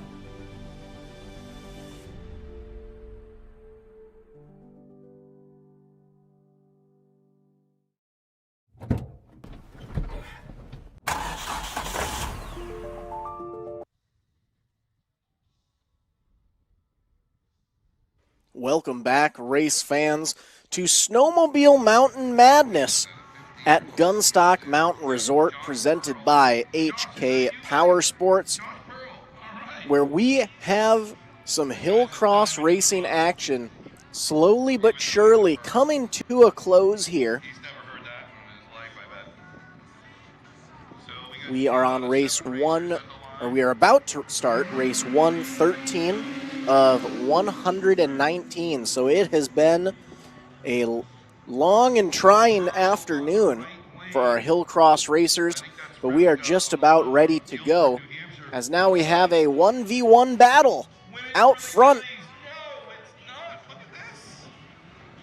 Green flag flies as our riders go up the hill, do a little mano-a-mano battle back and forth,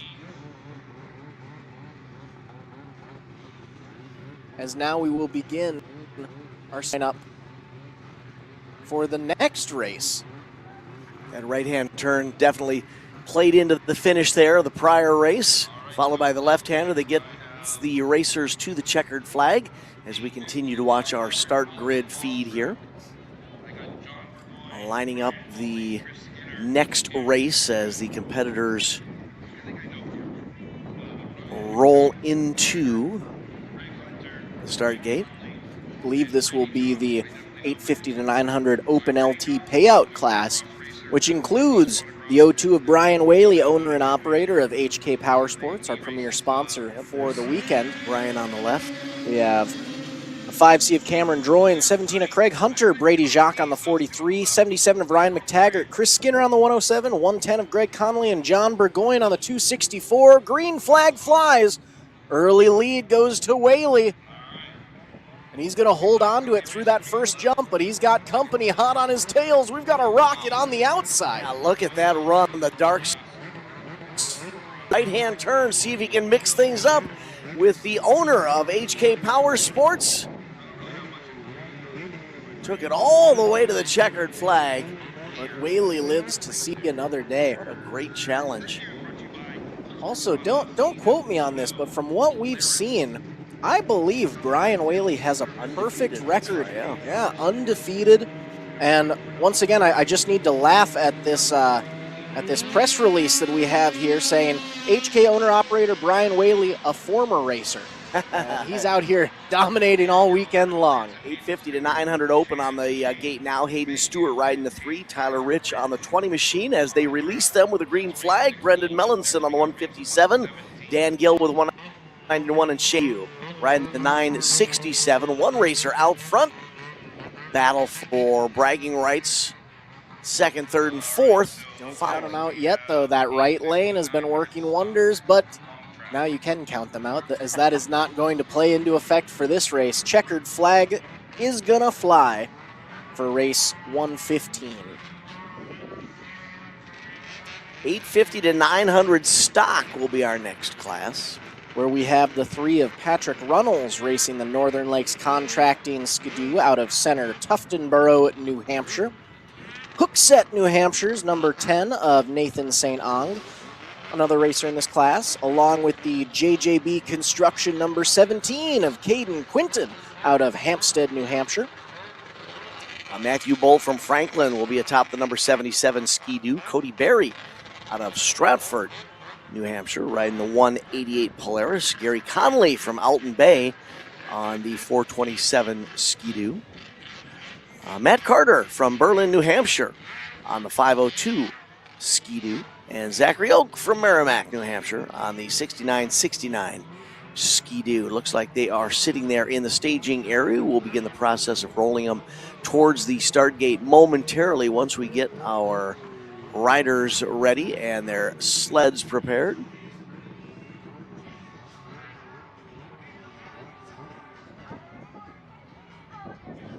Couldn't have asked for a better day for the opening Saturday portion of the Snowmobile Mountain Madness. We have had the pleasure of working Snowcross through the winter on MBTVsports.com from a ski hill in Minnesota called Steeplechase Ski Hill.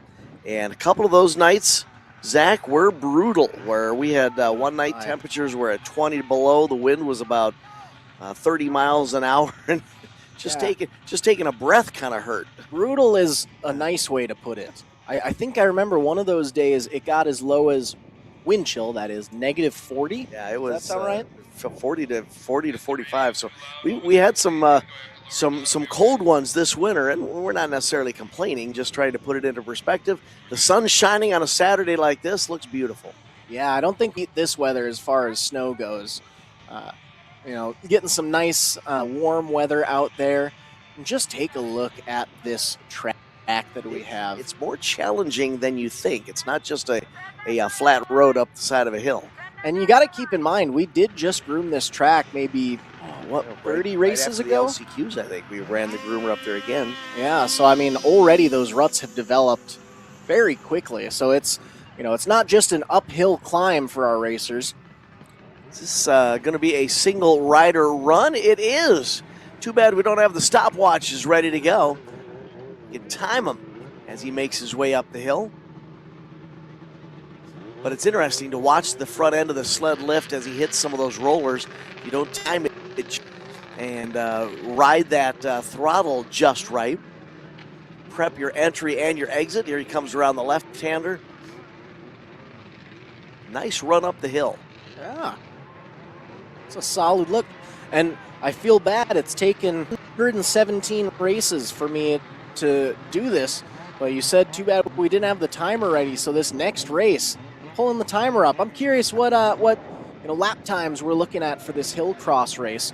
Up next, we have our 850 to 900 Open ST Payout class, which will include the 5C of Cameron Droyne, Alex Biddle atop the 07 out of Gilmanton, New Hampshire, the 8 of Luke Kearney, racing for Kearney Pallets, Gorham, New Hampshire's number 20 of Tyler Rich, the 136 of William Kastner out of New Hampton, New Hampshire.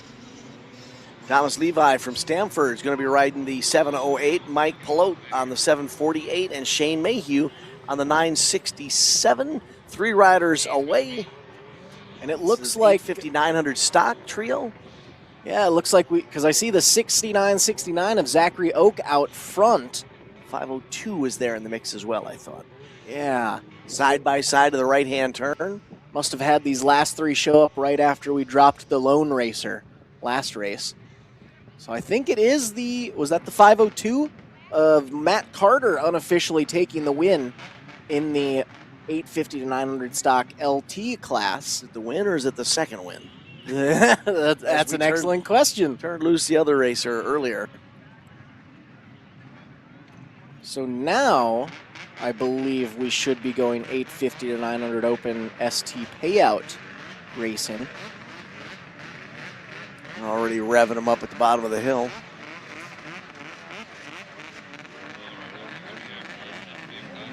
And we're going to begin the process of rolling him into the start gate. Let's see if we can catch a number on our starting lineup.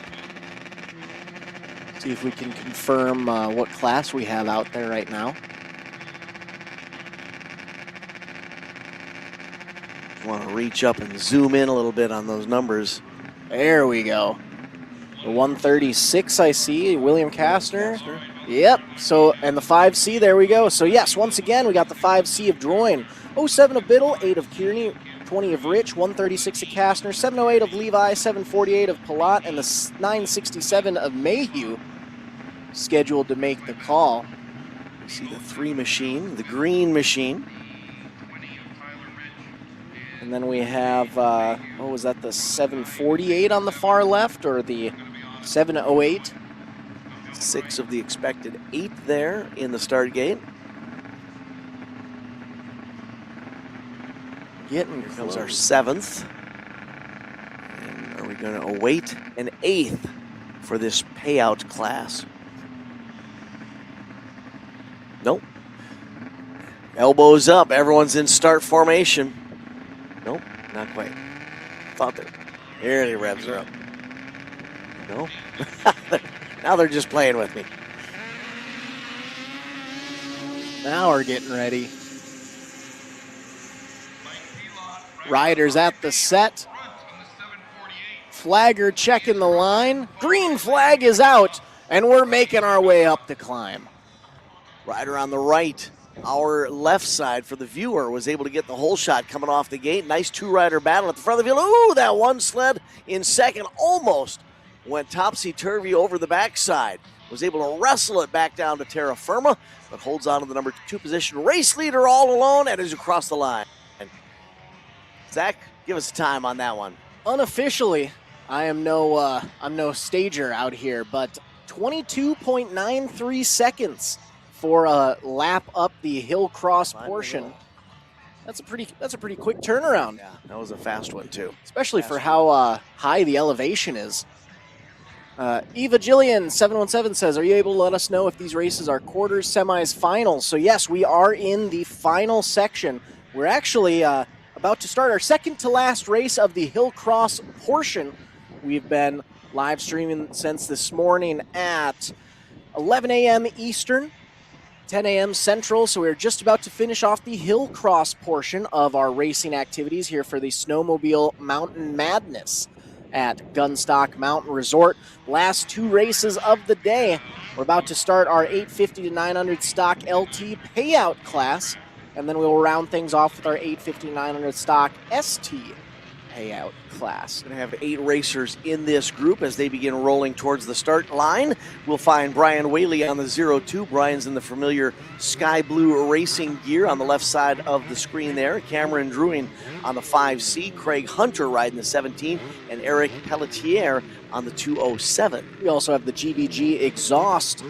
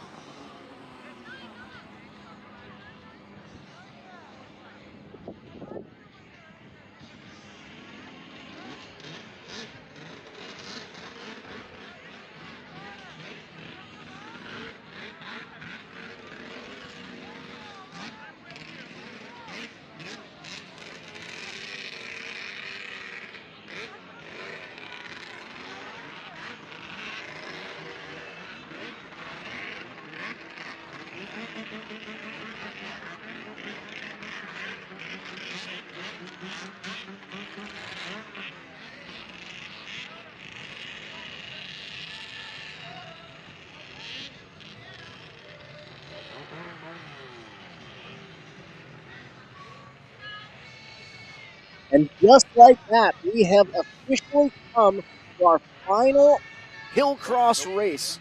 2 left, I believe. Oh, it looks like they moved one on us. I do apologize.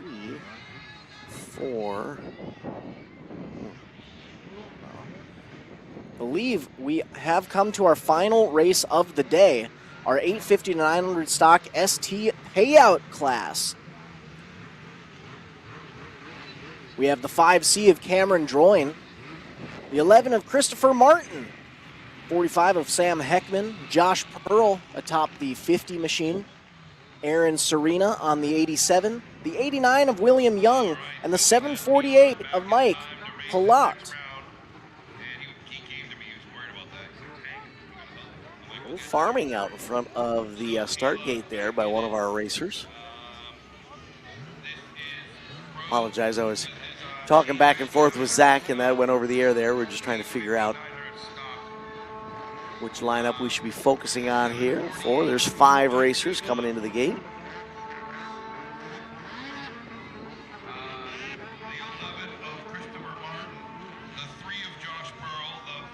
Can't quite see the numbers on these sleds. Drone giving us some nice shots. The 50 of Josh Pearl right in the middle. There's the 5C of Cameron Druin. There's the 50 machine of Josh Pearl. The 6.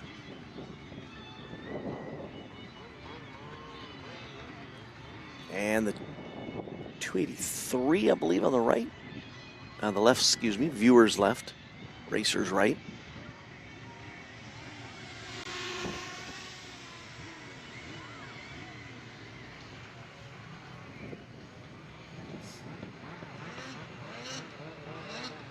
Folks in New Hampshire have plenty more green flag action to enjoy before the day is done.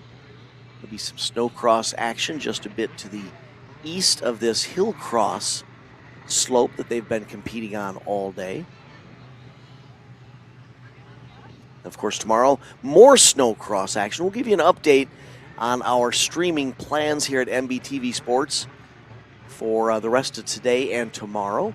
Here, sit tight with us. We'll let you know what scheduling is allowing us to do. And if you haven't already, make sure to give MBTV Sports a like and follow on Facebook, as that is where we will always have our most updated information about our coverage and racing. You know what else on social media? Why don't you reach out to Gunstock Mountain Resort, follow and like them, as well as HK Power Sports, follow and like them. Let them know that you watched some of the coverage today on MBTV Sports. Don't forget about Extra Racing and Sunday Fun Socials. Reach out and follow them. You like the coverage that you were seeing today on MBTVsports.com, free live stream. We were looking for 7 racers in this lineup. There are 8 in the start gate. As our drone takes another run up the Hillcross track. There we can see the 50 of Josh Pearl chilling there in the middle, just to our right, his left, the 5C of Cameron Droyne.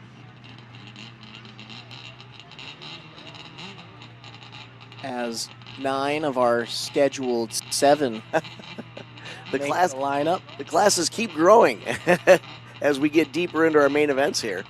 And that may be the question. Obviously, I can't hear, but that may be the question that Josh Pearl is asking. Who are these other racers who are supposed to be in the 7-rider lineup here? He doesn't want to. This is a payout class, so he doesn't want to potentially, lose some cash by getting challenged by someone who's not supposed to be in the main event. But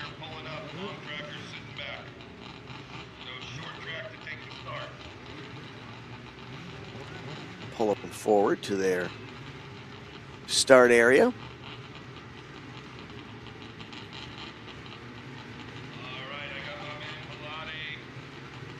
Looks like we have one struggling to get it fired there, and camera right, or display screen right. The revs are up, though. Oh. There we go. Yeah, they're down to just the 7 that they're going to let go. And they're headed up the hill. Another rocket shot from the inside. Oh, look at the front end of that sled. Going sky high, and he's riding it out on the track. What a scream up the hill. Strong charge. Man, that was quite a run. For a great afternoon of racing here at Gunstock Mountain Resort.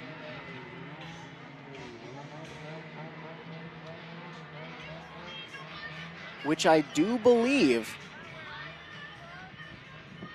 we may have came to a close on our official racing. Final scheduled main event. They might let these last 2 give it a run. We'll see if they're going to make a zip up the hill here or not. Wondering if maybe these last 2 missed. Oh, he's turning around. Wonder if maybe they missed one of their mains and were hoping to go up one final time. But just like that, I believe we actually have come to a close for the Hillcross portion of our racing during the Snowmobile Mountain Madness at Gunstock Mountain Resort, presented by HK Power Sports. For those of you on site in New Hampshire, we will be moving over to the Snowcross and Sunday Funday Racing Hill.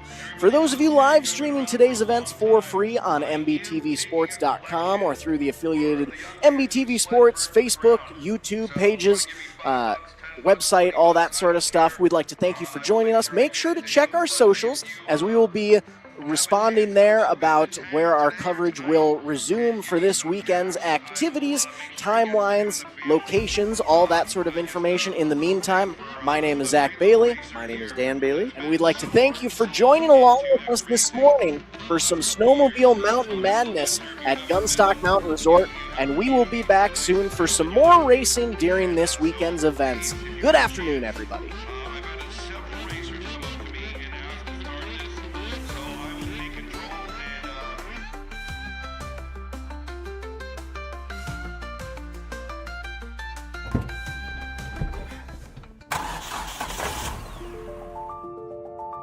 Freight is the backbone of the country, and as long as people need goods, they're going to need somebody to get it to them. My name is Matt Bohl with QualityFreightRate.com, powered by T-Force Worldwide.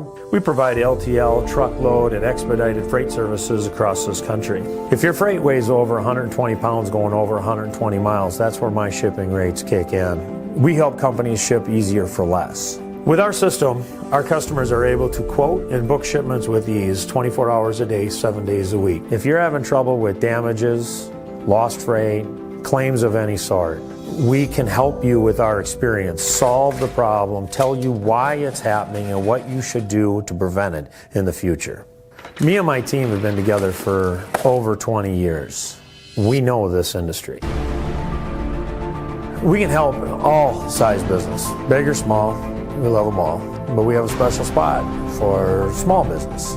Small businesses are pillars in the community. Low rates are critical for a small business because the margins are generally pretty small. They need to have competitive rates. They can't be getting gouged or they lose the sale. Freight is simple. People make it difficult. We work as consultants in the industry, so it doesn't matter what your problem is, we'll solve it. We educate the customers, we solve problems, and we lower their shipping rates. And that's what I've been doing for 20 plus years.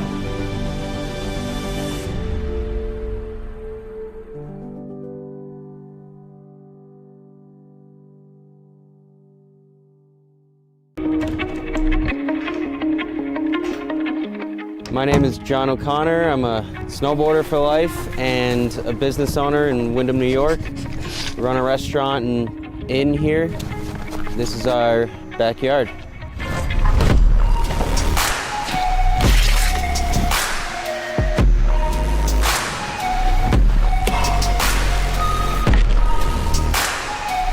Having a backyard park is really special because being able to snowboard at home and not have to get in the car, go to a resort, wait in a line, is your own creative space to do whatever you want, however you want. You're in your element. You're right at home, and it's a really good feeling when you can tune into the space around you with you and your friends and just make something special of it. The Tow Pro has helped my vision come to life with where I would like to take the backyard setup, and without it, it wouldn't be the same. It's the most easy to use, compact, portable, reliable rope tow that you can buy. It's the best thing that I own as far as what gives me happiness in life. Without it, it's not the same when you're hiking. To be able to keep riding and feel like you're snowboarding, that's what it's all about. And the Tow Pro has made that happen.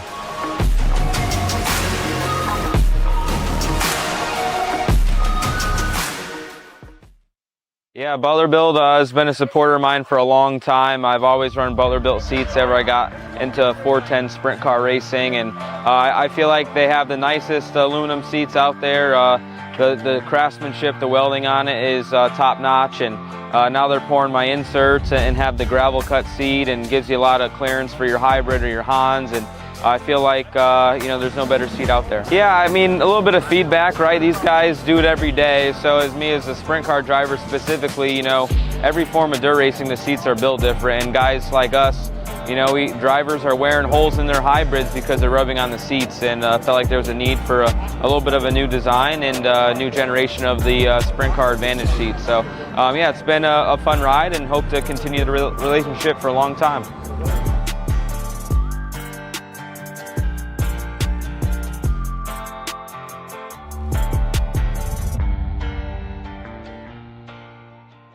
Need auto parts? You know Conrad's Auto Salvage and ASAP Used Auto Parts, two great companies, now one location near Mondovi. We've appreciated your business in Eau Claire. Now you'll find all the same parts and services at our location near Mondovi. We can mount and balance tires, plus do oil changes and more. All the same services in one incredible facility. Conrad's Auto Salvage and ASAP Used Auto Parts, two great companies, now one location near Mondovi for all your auto parts needs. When you push your engine to the limit, on the track, the farm, or the highway, only one name delivers unmatched protection. Schaefer's specialized lubricants. With over 180 years of proven performance, professionals don't guess. They trust Schaefer's. And in our region, there's one guy who makes it happen. William Denzer. Racers, farmers, fleets. They all call William because he's reliable, knowledgeable, and gets results. So support the brands and people who support racing. Call William today, 651-253-0999, or email denzer.schaefer.sales@gmail.com. Schaefer's, trusted since 1839. Power in every drop. Painful steps shouldn't be part of your daily routine. At Foot and Ankle Clinics, PA, we specialize in diagnosing and treating a wide range of foot and ankle conditions, from heel pain and bunions to diabetic foot care and sports injuries. Our board-certified podiatrists, Dr. Jeff Pellercells and Dr. Russell John Hill, bring decades of experience and a compassionate approach to every patient. At our clinic, we are dedicated to serving the community with the highest level of care. Your well-being is our top priority.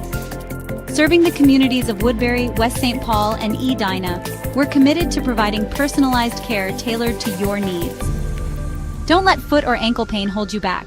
Visit footandankleclinics.com to schedule your appointment today.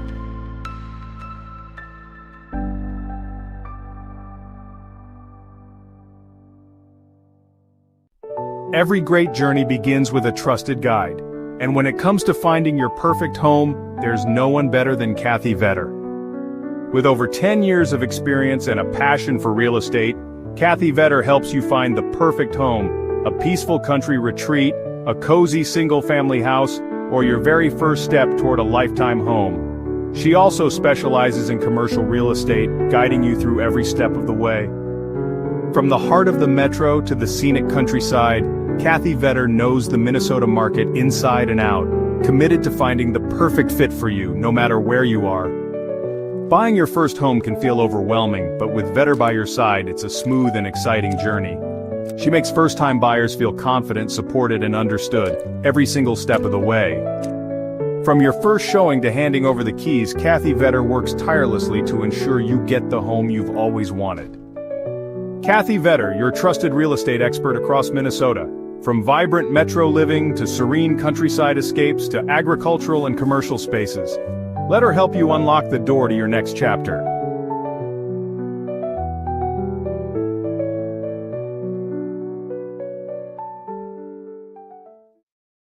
Kevco has been an industry leader in high-performance oil pans and components for over 35 years. Made in Fairmont, Minnesota, Kevco prides itself on being American-made.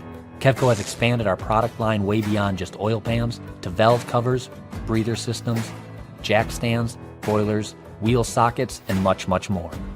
Check out KevcoRacing.com to see everything we have to offer, including our line of street, off-road, and performance oil pans and accessories. Or call 800-770-3557 to talk with our friendly customer service today.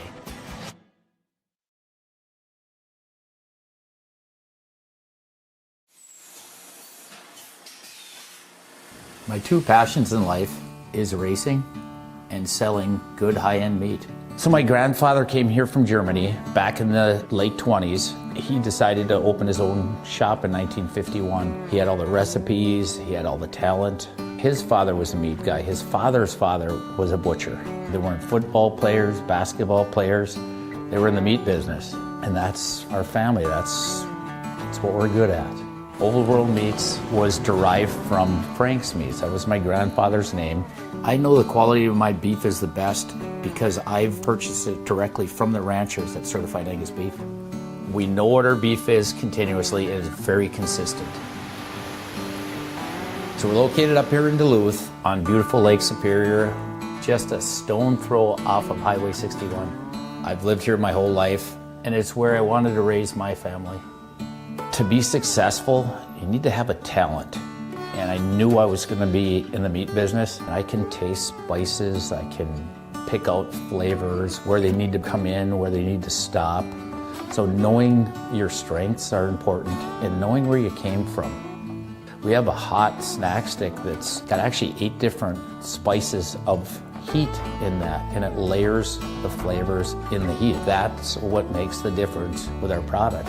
The most exciting part was becoming coast to coast with the Old World Meats snack sticks. My neighbor stopped me on the street and said, "Paul, I was just down in Georgia and this gas station had your product." It was one of the highlights of the year. I don't know of a state at this point that we haven't had product in. Being in business in a small town really puts things into perspective. It's the little things for me to be appreciated and respected. So this whole operation here, it doesn't have to be the biggest, but it needs to have passion. And today, I'm changing lives of people that work with me. My guys are learning lifelong skills and values. That's the good stuff. Let's make the world a better place. Let's have a good time at it.